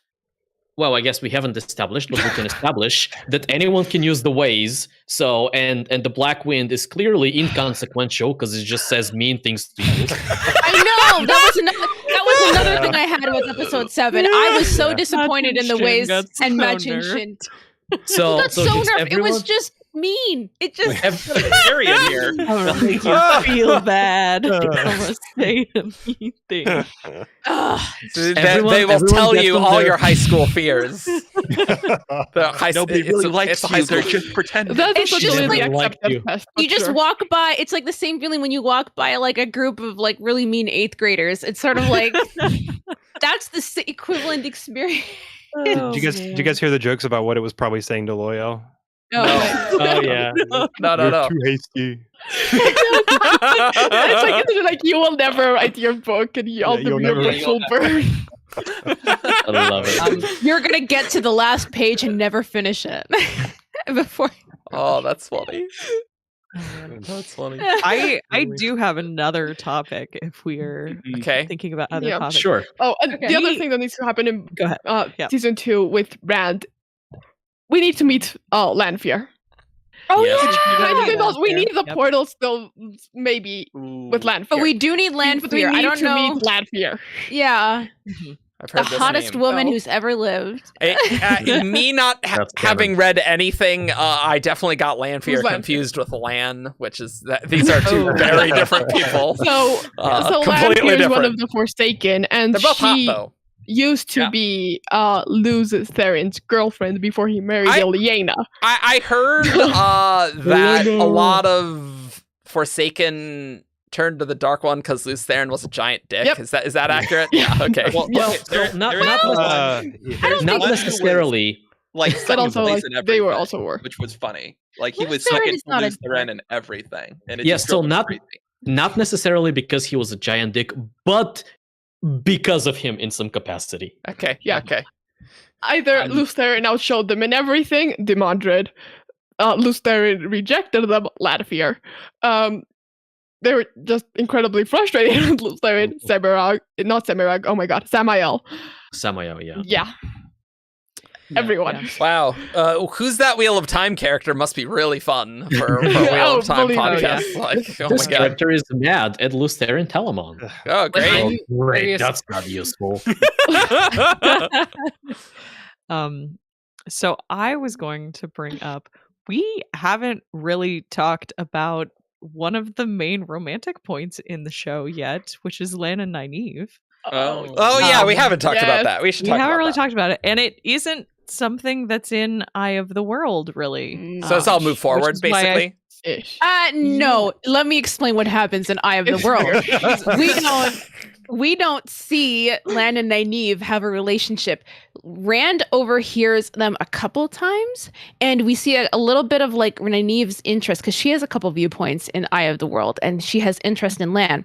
So it's kind of all off screen. We know basically like the first or second scene Rand overhears is like they are super interested in each other Okay. right from the get-go. They don't really have any development, and then by the end of the book, Lan is refusing to marry Nynaeve, and that's kind of, it's not developed. It's just kind of there. We get a few scenes, and we know Lan and Nynaeve like each other a lot, and Lan is very weepily, sadly putting off Nynaeve is so tragic. I can't love you. I can't. You can't. God. Oh, okay. So the That thing where, scene is yeah. almost verbatim from the Yeah, books. I remember Daniel Green was like, "Wow, this seems a little dramatic initially." So that's very funny. Like, but no, that's like that's basically literally from an Eye of the World, and it's practically verbatim. That's actually really funny. I don't think the show set it up. I mean, the book did not set it up fantastically. Like, it was just Lan going, "Oh, I have a war on the blight itself. I cannot ever be with a woman and burden her with that duty, which is heavier than a mountain." My duty is heavier than a mountain. Death is light as a feather. Yeah. So I don't think the book was great at that, but the show was like, just like, you guys, you just slept together. Like, that's Yeah, it's easier to have it be more off screen, to be honest. But I think the show really worked. I really liked the way that their whole little relationship developed. I liked everything until the very end, when like everything was nice and pleasant and cute, and then they sleep together, and the first thing they say after that is just heavy duty. I will hate the man you choose. That part at least is book accurate. It is. It is. And I love the speech. It should have come like 2 episodes They needed later. another That's what they episode. did in season 2. Like, I would have loved it in season 2, with a little more. Jess actually did not like them sleeping together. Like, she really likes Lan. She really likes Nynaeve. Together, she like didn't get a lot of the chemistry, and I thought it was fine. But I thought episode 4 was just. They were so episode great. 4 was good. Yeah. Their chemistry in episode 4. Yeah. No, I do agree. I think Jess is saying like the very romantic chemistry in like episode 7. Although I did like Nynaeve meeting Lan's family. Like that was fun. That's so adorable. Also, I love that every time they're together, just My Shara plays in the background, and I love that song. So,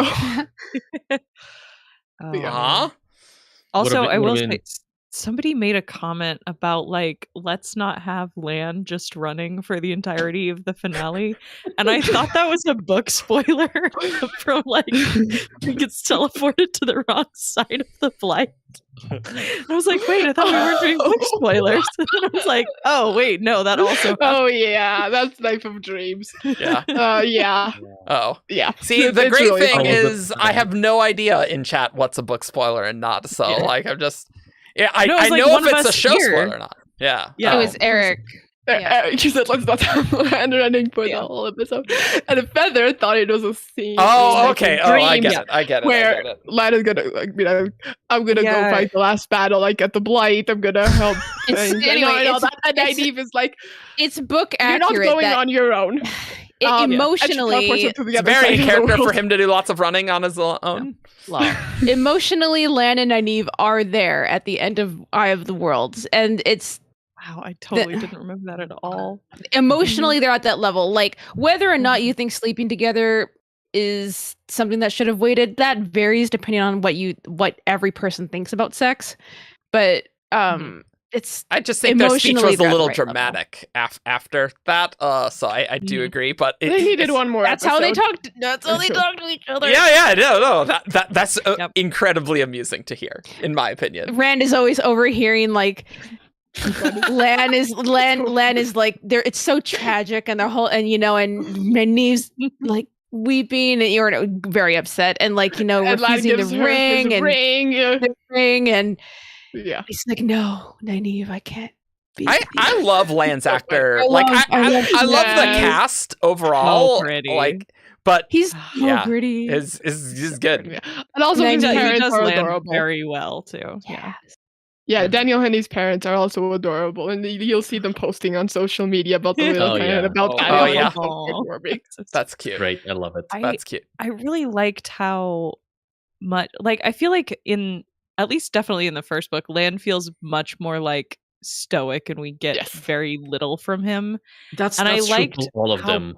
Yeah, I liked how like much emotion we got from him in this season, like with Stepan and with. Even just his interactions with Moiraine. I think that's something that we really gained moving Moiraine more to being the main character is we got to see more of like the softer sides of Lan and things like that. Yeah. I think that let the Nynaeve stuff develop a little bit more realistically, because they weren't just like both completely in the background and then confessing their love for each other in the climax. And it's like, what? Yeah. Like what? like Lan's still very quiet, and I could say stoic perhaps, but like I mean, obviously I don't know how it went in the books. Apparently the Aes Sedai are very stoic in the books. Yes. Yeah. They are supposed to be, so not only are they supposed to be ageless in appearance, which sure, but also they are It's just impossible for production reasons. Yeah. I mean, it's impossible for like me visualizing things in my head. Like, what does an Also, ageless person look like? Like 30? Warder I think. cloaks too. That was a good thing to cut, because the CGI budget on warder cloaks would have been so unnecessarily high. The They're supposed to be like, the cloaks I of don't know. budget invisibility. But Yeah. I will say that the illustration Corey Lansdale did of Lan captures the feel of the warder cloak perfectly in a way that is impossible for CGI. Because it's not like a regular invisibility cloak like should Harry show us, Potter yeah. style. It's more like camouflage. I love So, I love this comment in chat. David McGarry, Lan is stoic because most of our POV is from Rand and he's oblivious. Sounds about right. Sounds about right. But yeah, no, you can't. You Little can't man have. crush on Lan. yeah, we got New Spring Lan, which was great. Yeah. Oh, okay. Oh, I've read that one. Okay. Yeah, because you started with New Spring. Also, more I mature, but Stories where they begin. emotion wise. I love in New Spring just Lan and Moiraine just being Oh, it's amazing. silly. Yeah. Like Moiraine dumping him in a lake and him like what was the thing with the no, ants? the other way around. So Lan dumps Moiraine in a like accidentally, right, when they meet, and then Moiraine in revenge sends like insects to sting him. She said it's a Blue Aja secret weave. That's like controls animals, and so she sends What? a million times of it. Oh yeah, sure. Why not? Yeah. All And right. annoy Lad for like the week they're traveling to the capital. man. I can And see Moiraine why is- this would be a weird start if you haven't read any Wheel of Time books, David. I enjoyed it. It was second from the top. I enjoyed it more than most of No, those. I remember when New Spring came out. I think I remember that, and it was after I had read several other books, and it made me excited to see more of like that period of time, because I had already spent a lot of time like being invested and interested in Moiraine I'm and sad we Lan, didn't get the and, other like, prequels. the quest for the dragon and all of that. And so seeing I love like prehistory type of stuff. Same thing happens with the Malazan Book of the Fallen, which is like 10 books main cycle, and then there's like prehistory, like prequels trilogy, which is like thousands of years ago, and like only a few of the characters overlap. Like I don't like the prequels books themselves. I think they're shitty, but I like the idea of the prequel books. Yeah.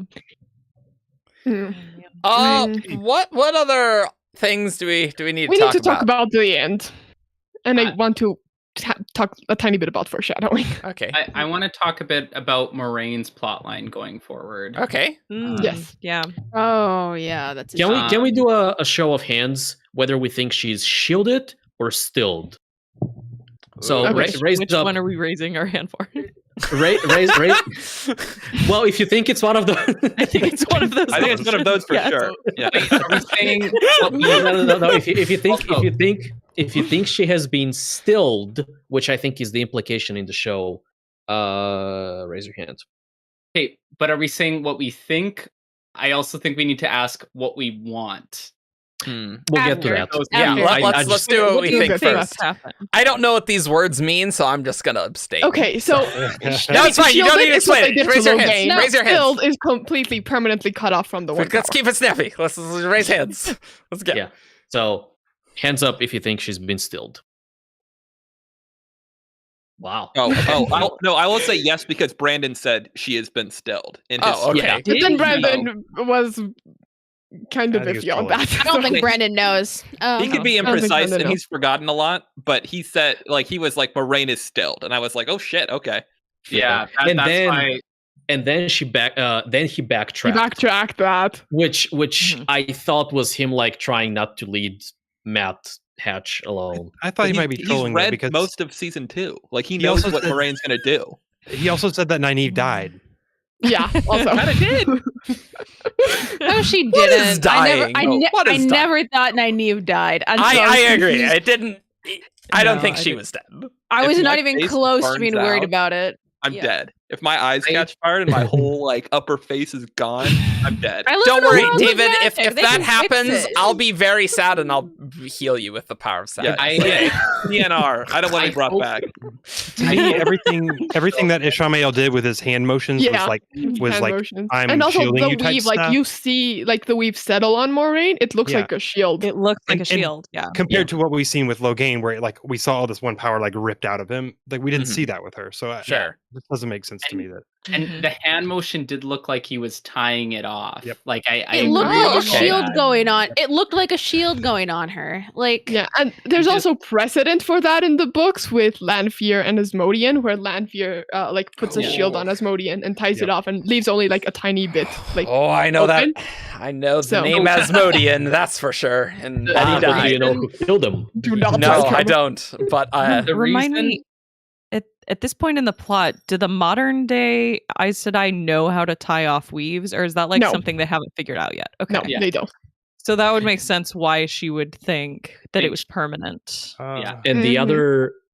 the other thing is, I think when Tom is telling Rand about his nephew and how he got gentled, he talks about how when a man is gentled, he can no longer sense the power. yeah. Like Mhm. he Yeah. knows it's there because that's a power you used to interact with. That's a light you used to be able to see, and now it's gone. And so And that's part of what drives them. and that's part of what drives them insane. Yeah. And at the end, Moraine says that she can, or maybe it's Ishamael that says that she can still sense the power, but can never touch it, yeah, which sounds like a shield, Sounds right? like shielding. Mhm. So this kind of ties in though to my.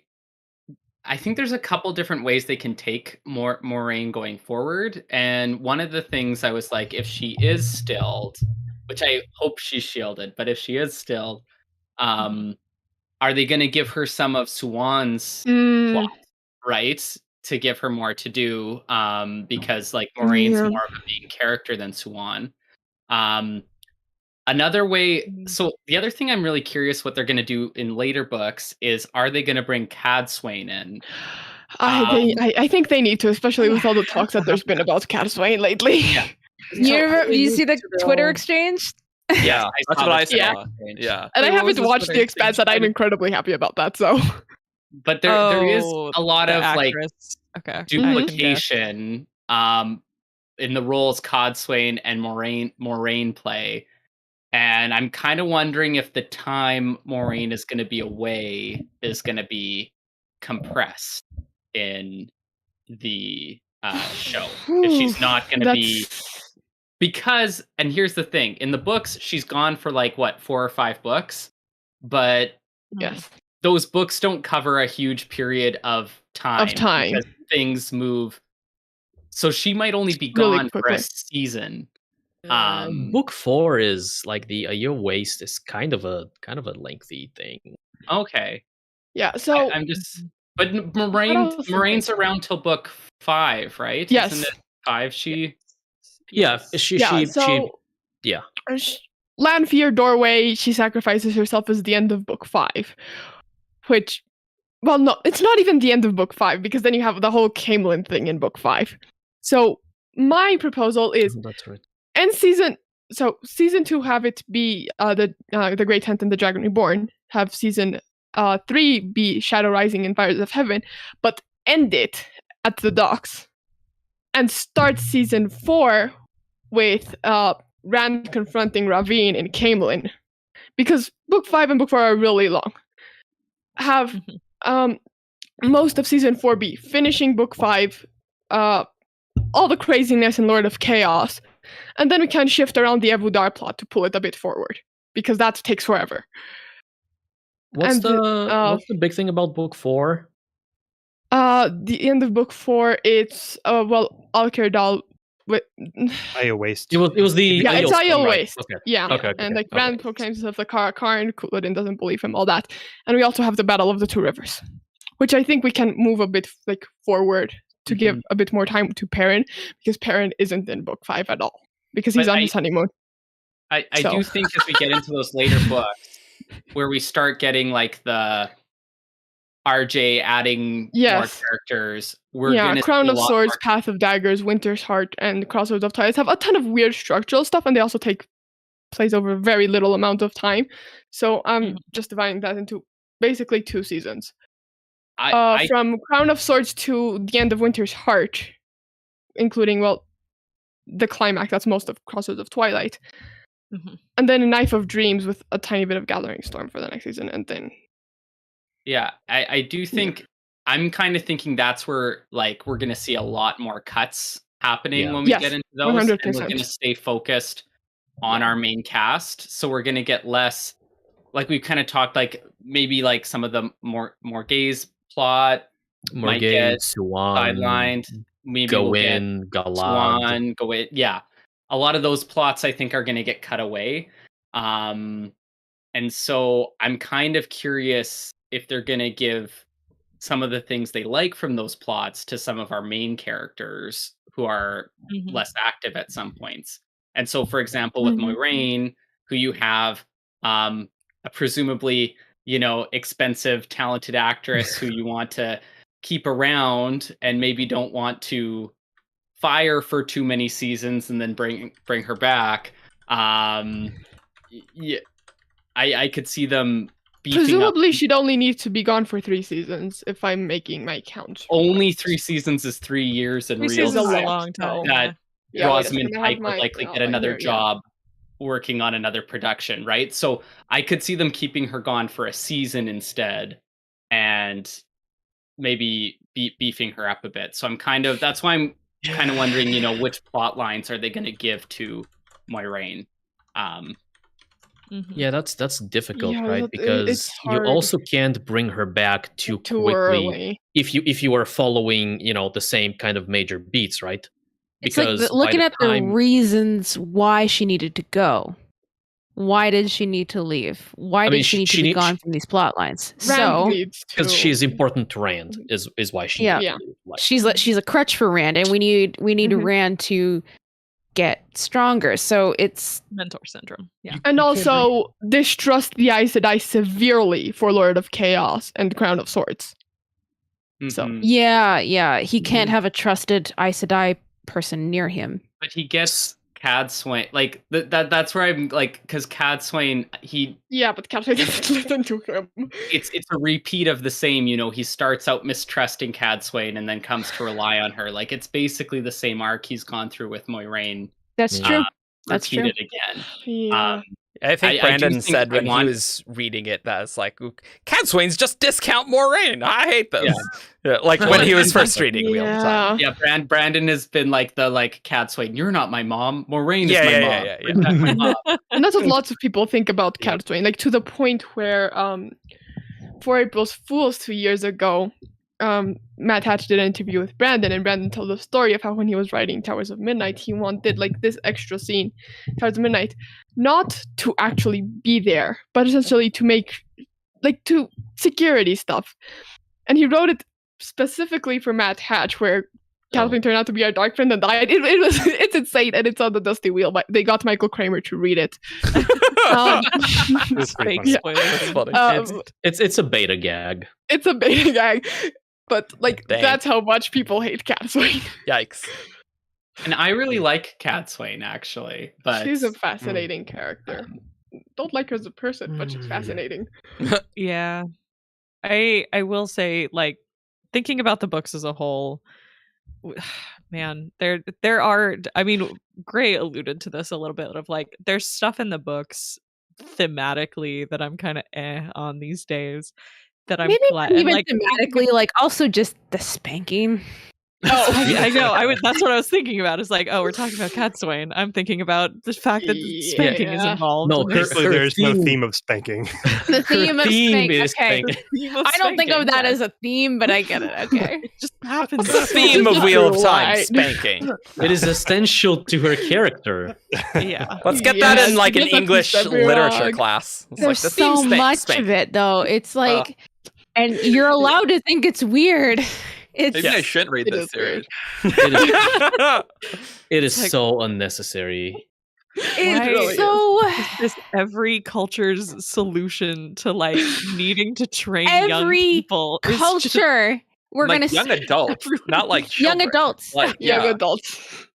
It's Yeah. so weirdly horny, and everyone does it, and it's like there's this whole if Robert Jordan had done it a little differently, like okay, there's a lot of exploration of power dynamics in this Yeah. show, or sorry, this series, and they work through power dynamics, and sometimes that involves spanking, and sometimes it's like an older person being like to a younger person, you will listen to me because I have authority.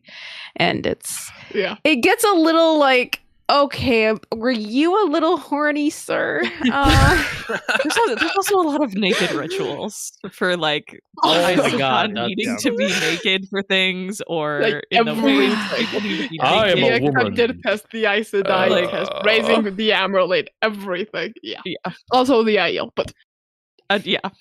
It's like It- signs. And there's also like the whole thing about like the being forced to be a damane is like that level of slavery. It's so dehumanizing Yeah. in a way that's so like this, and like it's supposed to be bad. It's not like Robert Jordan was writing this and saying like this is great, this is good. Like it's supposed to be horrifying, but it's like that level of degradation is really hard to read if you're not into it in some ways. It's really difficult. And Because it's not just about servitude, right? It's about actual like dehumanization. And it's actual dehumanization. It's not just are you going to obey? they don't even treat them as Are you- people, they treat them as It's objects. not. They treat them as dogs. Less than even. Oof. Yeah, yeah. object is a good And way if to you put it. don't, and you have to think of yourself as a dog, or they'll be able to tell and hurt you for it. Oh, they sound very nice. I It's- forgot my it's- Dun dun, man. It's really, Such yikes. it's really. I skip lots portions of the Shan and the Damani scenes because it's so awful to read.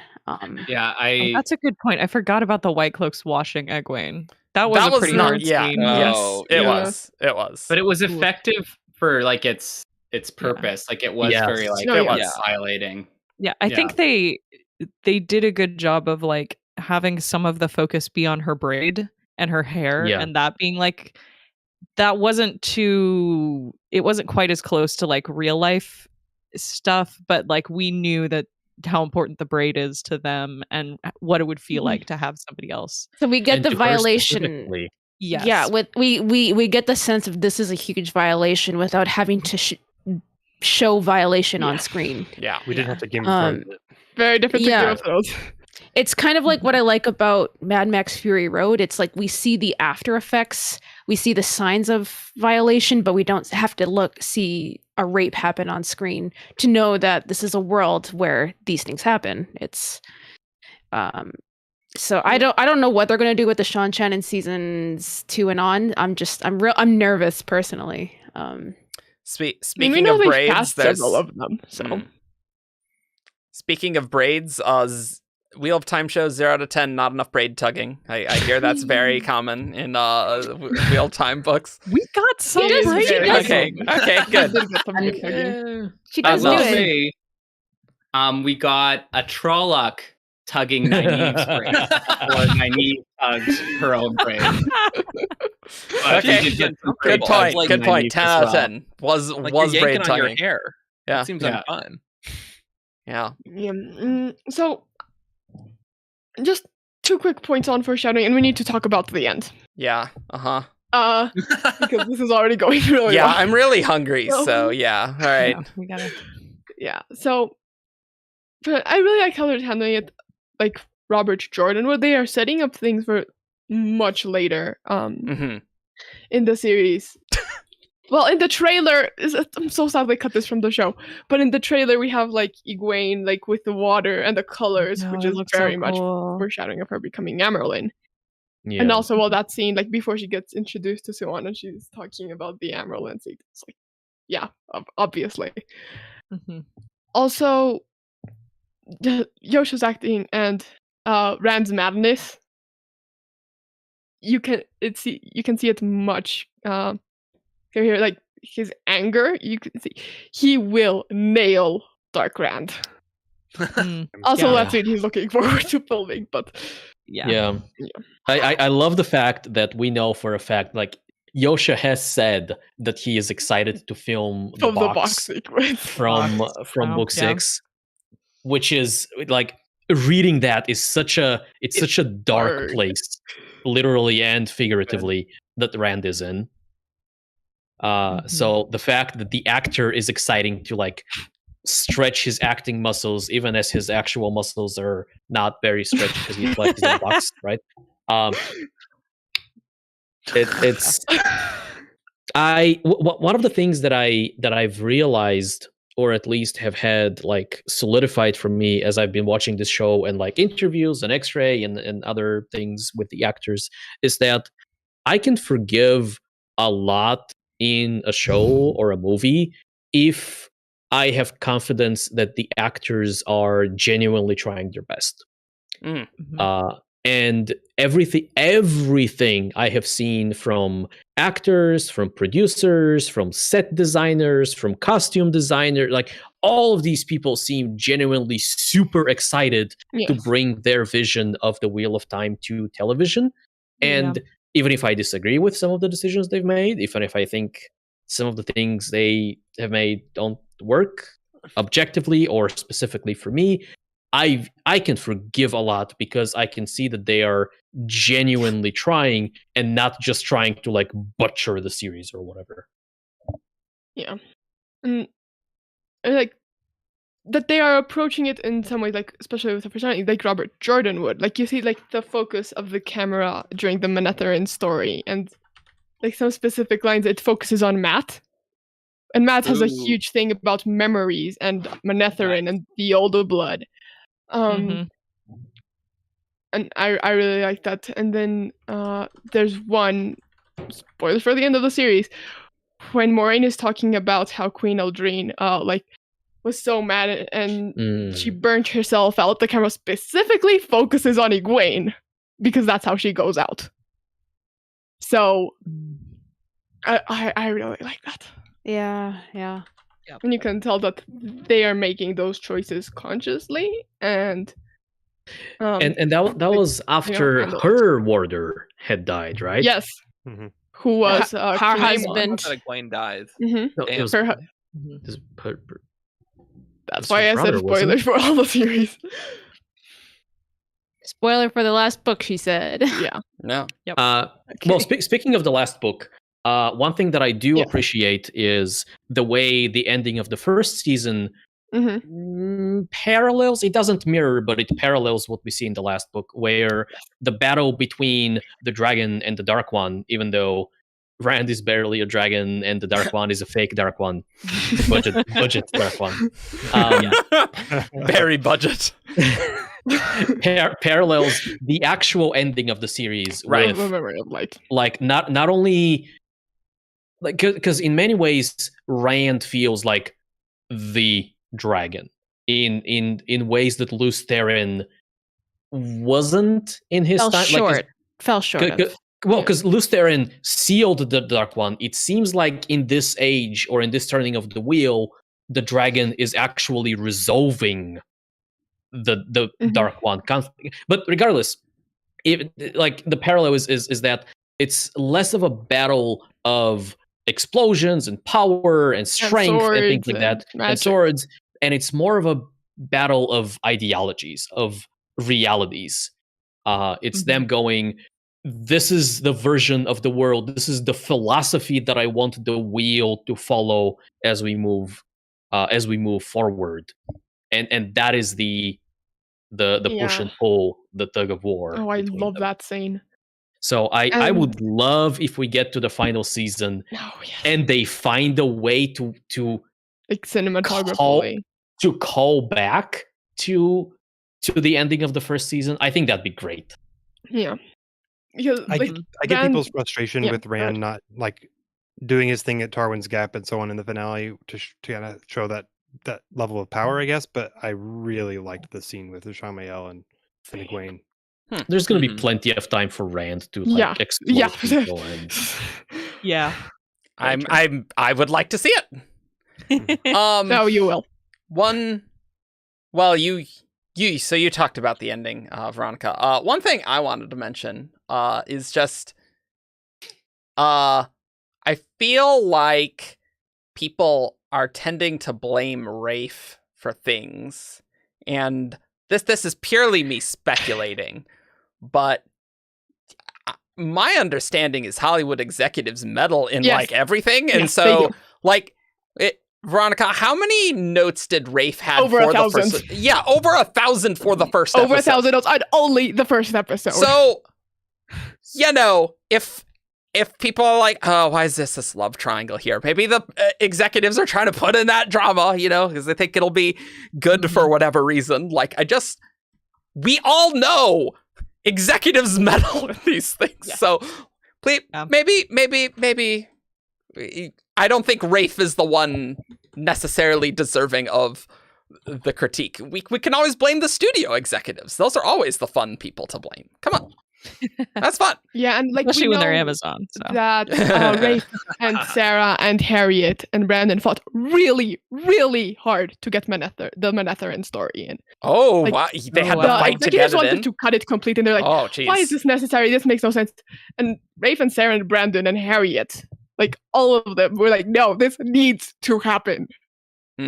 Also, like with Fairy, like Brandon talked about how one of his notes was like, make sure that it's not Moraine, like that she doesn't intentionally like kill the Fairman, like by sinking the ferry. She sinks the ferry and then he chooses. Yeah. And Ray was talking about how like some of the people in the writers' room and the executives were like, why does this difference matter? And that they made a point of it being the way it ended up being because it does matter, like to the 3Ls and all that. Yeah, and it matters. It matters to the characters in the world. Yeah, it matters to Moraine. It matters to. Oh, it was 11,000 notes. Oh, okay. No big deal. It's just 11,000 comments to put in. Insane. Sure. Easy peasy. I'll just press resolve on the Google Doc on the script. Easy, nice. I'm sure there's a checkbox. Yeah. Oh, oof. But like that isn't even getting into the fact that Rafe wanted 2 more episodes and they wouldn't. Yeah, right, exactly. Like, how much better would the show have been with no COVID for one, so that they could actually implement what they wanted to do, and with 2 more episodes, and I think a lot better. Yes, right, like a lot better. So even another 20 minutes at the right time. Yeah. Because they don't need to be an hour. They don't need to be. They can be longer if you need.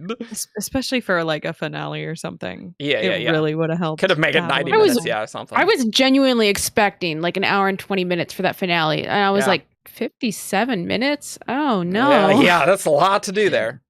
Oof. Yeah.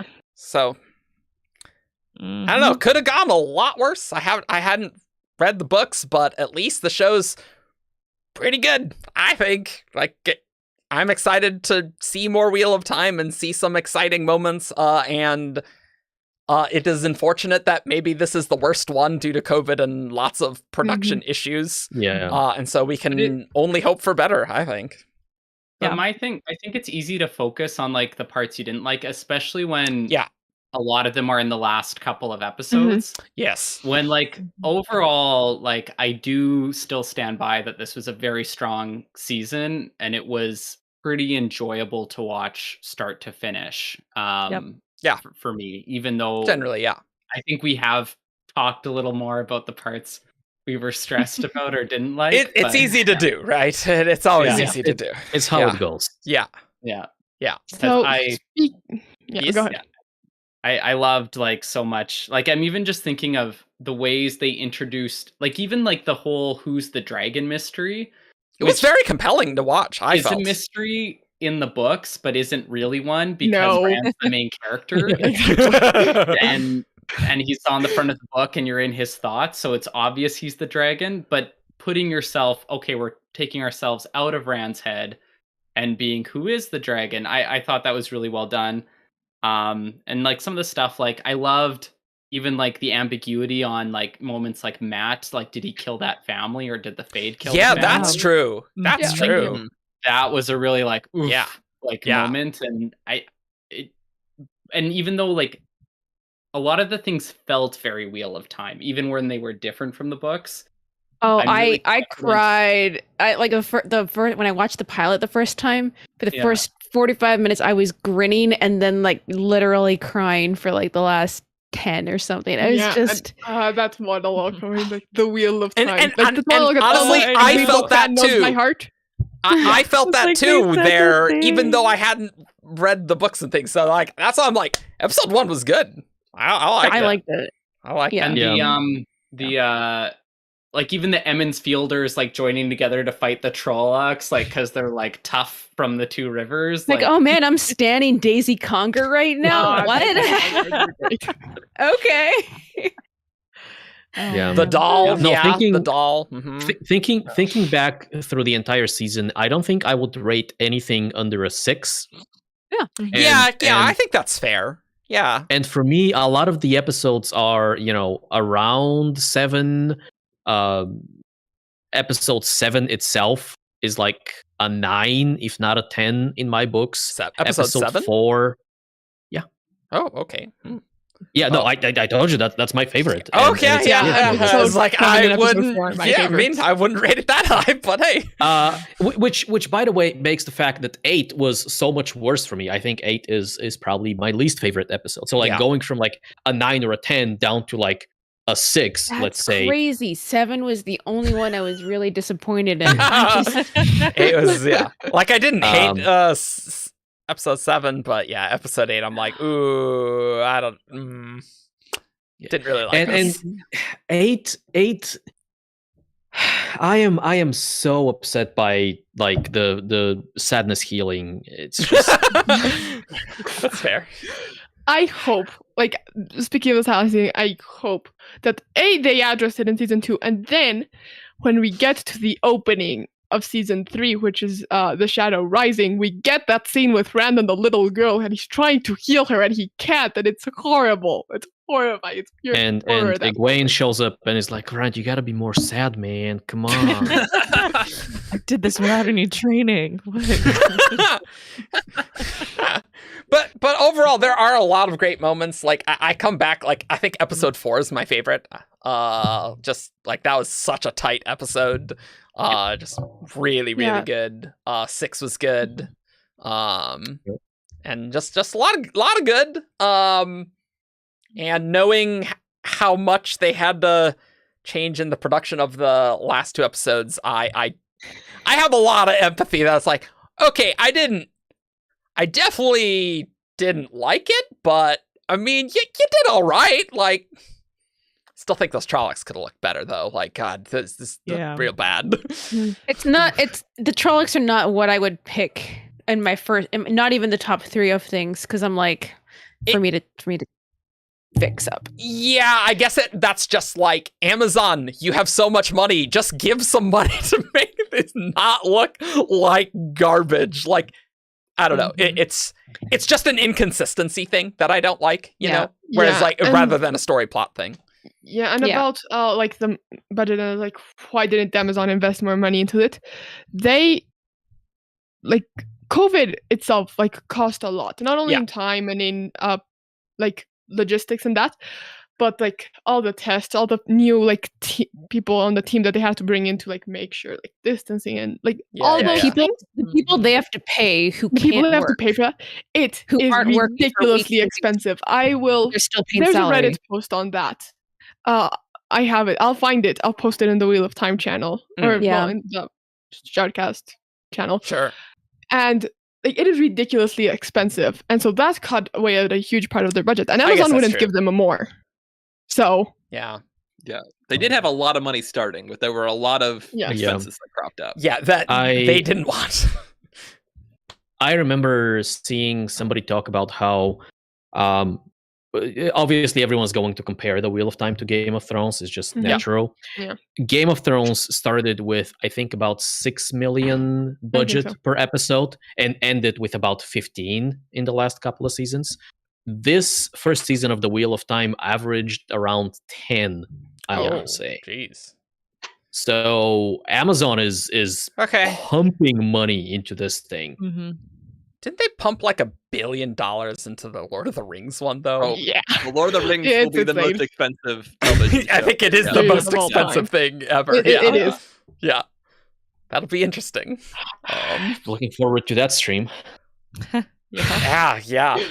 That, like fantasy stuff. Yeah, we should do some more off-topic content and stream. Put your comments below if you liked things that were not Brandon Sanderson content. We can do some more. We obviously don't want Brandon content to suffer at all for that. Yeah. But there are definitely some topics that I think we want to talk about. Like, I want to do one for Shadow and Bone Season 2 whenever that comes out, because I love Shadow and Bone. That was good.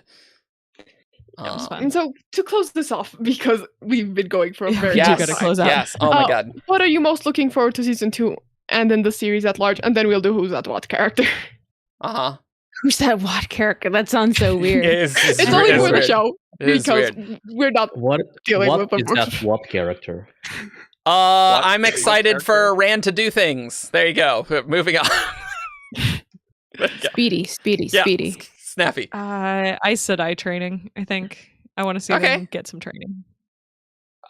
I want to see how the new mat pans out. That was mine. You stole mine. I wanted to see new mat. New mat. So you can. Me and Arjun have the same. No. You can have the mat one.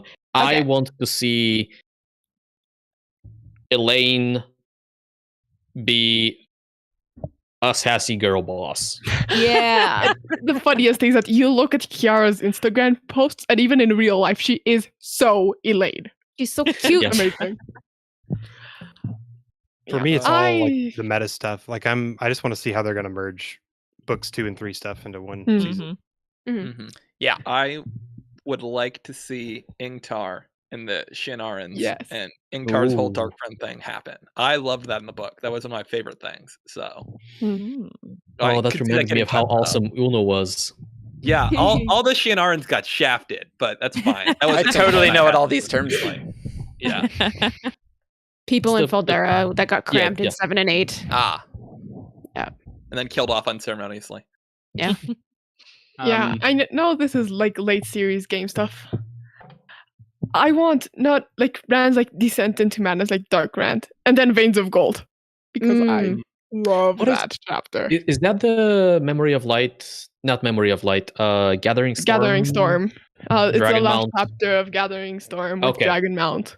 Okay. And I love that chapter. So, and I think that Yosha's gonna pull it off, because we do know that in the casting process, for Rand specifically, they picked scenes from like the whole series to make sure that the actor had the range to pull that off. Okay, that's very cool. That's cool. I like that. I think they did that with a couple. I think hasn't Madeline mentioned for Egwene? I think so. Yeah, couple? Egwene also. Yeah, that makes sense. Mm-hmm. How far in the books is he?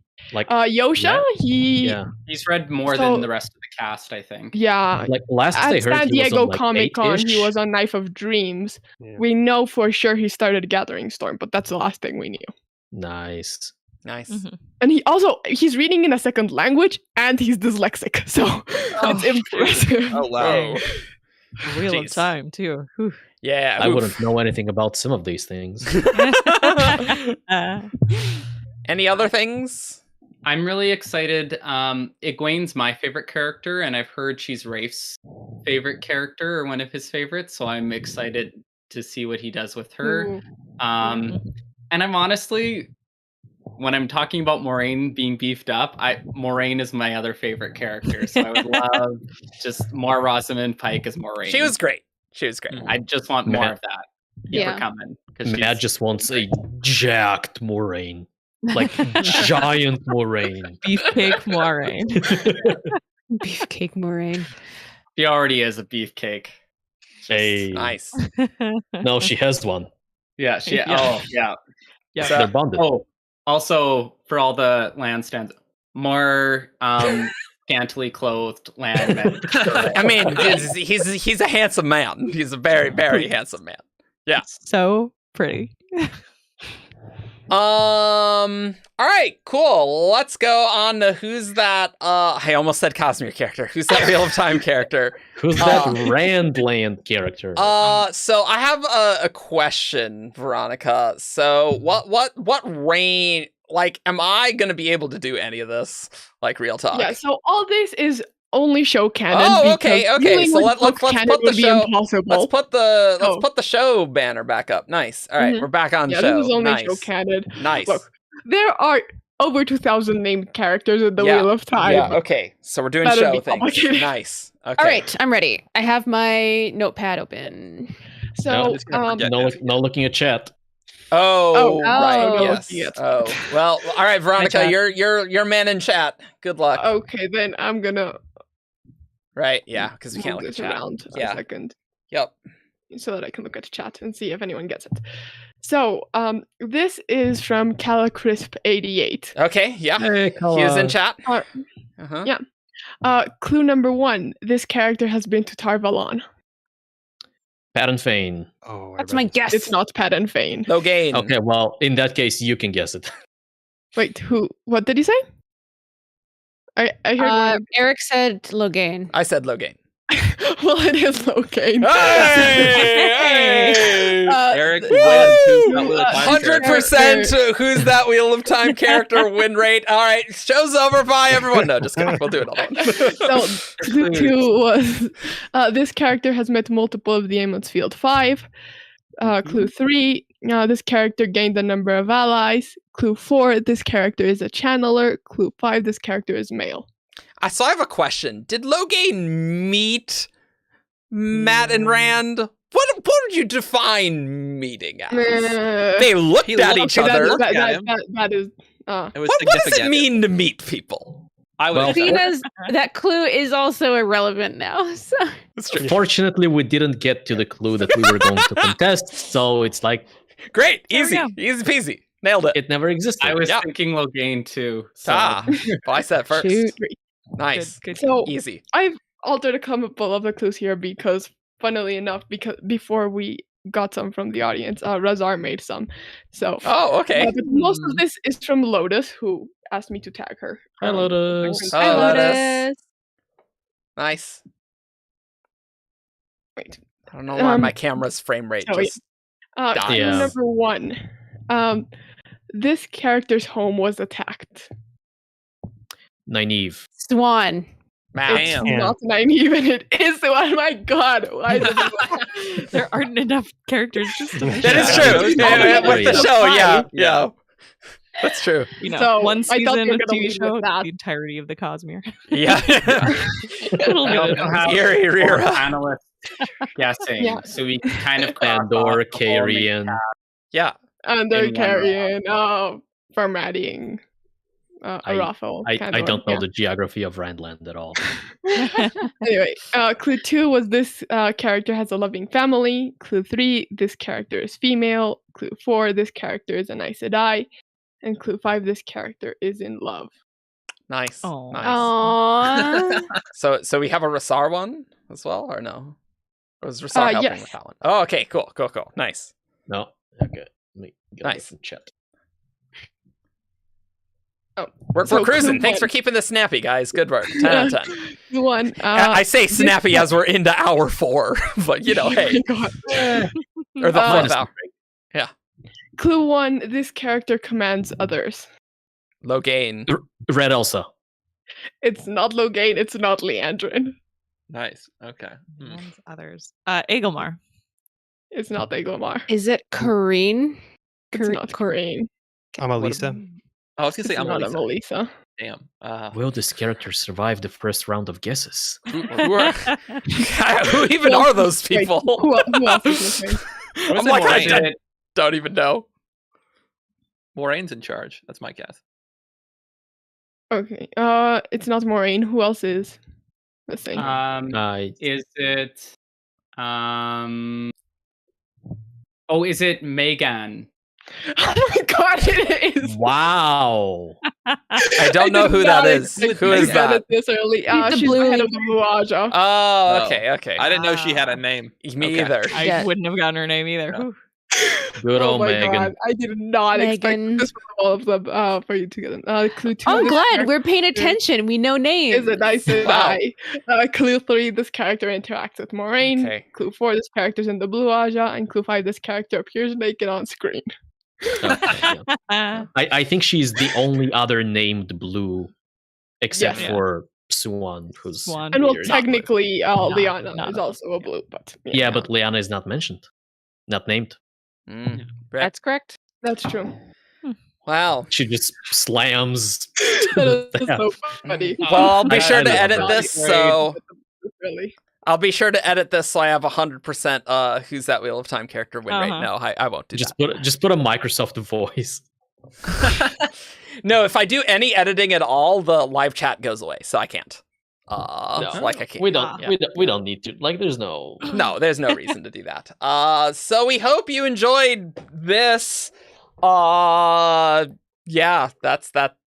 If you like this, you can support us on Patreon or something, and you can find us for what we usually talk about, which is Brandon Sanderson stuff at 17chart.com for all these discussion theories and fun. And I thank you, chat, for being good. I appreciate it. I Yes. know that the toxic asshats are a very small percentage of people who just poison the well for everyone else. So I appreciate you guys. Oh, kitty cat! Kitty. Oh my god, your cat's so cute. Also, by the way, if you have already joined us on Patreon, if you are giving us your money, yes, the January art poll is currently live, it's not very popular, and it apparently. has like 50% participate. Now, I understand that Cytoverse is not very popular, and since the poll includes spoilers for Cytonic and Evershore, not everyone will have read those books, especially since Evershore came out like 2 weeks ago. Yeah, but that would require that you care about spoilers. I don't know. Some people But if you Some people out there if you care. have read these things, and if you are on the Patreon, go vote, because Yeah. right now it's a tie between two options. Yeah, go vote. We gotta resolve it. I can't believe I originally scheduled this to just be 2 hours. So all right, well that was a funny joke. Hilarious. I mean, I knew it would go long. I didn't think it would be 4 hours long, but hey. So we hope you enjoyed this. Hopefully you enjoyed our takes. Lots of opinions on the show, and I'm sure we'll do some other things soon. I think having some stream topics is good. Like, I like our chatting streams, but definitely there's been some where it's like, I have no idea what we're going to talk about, but we'll certainly be here. That's for sure. So we'll probably mix those two up. Like, have something. Maybe play some games. Games would be fun. Yeah. But anyway, We need to do some live ship it or rip it or something again soon. oh That was yeah, fun. that is good. That is good. So we will see you all next time. Have a lovely new year. I mean, it's still the new year. I 9 mean, days. it will be the new year for a year, but hey. But happy New Year's, everyone. It's great. We got pretty good viewership for this. So that's good.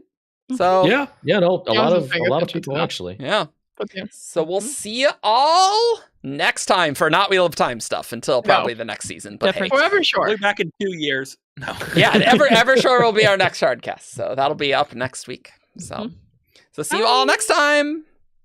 Bye. Bye.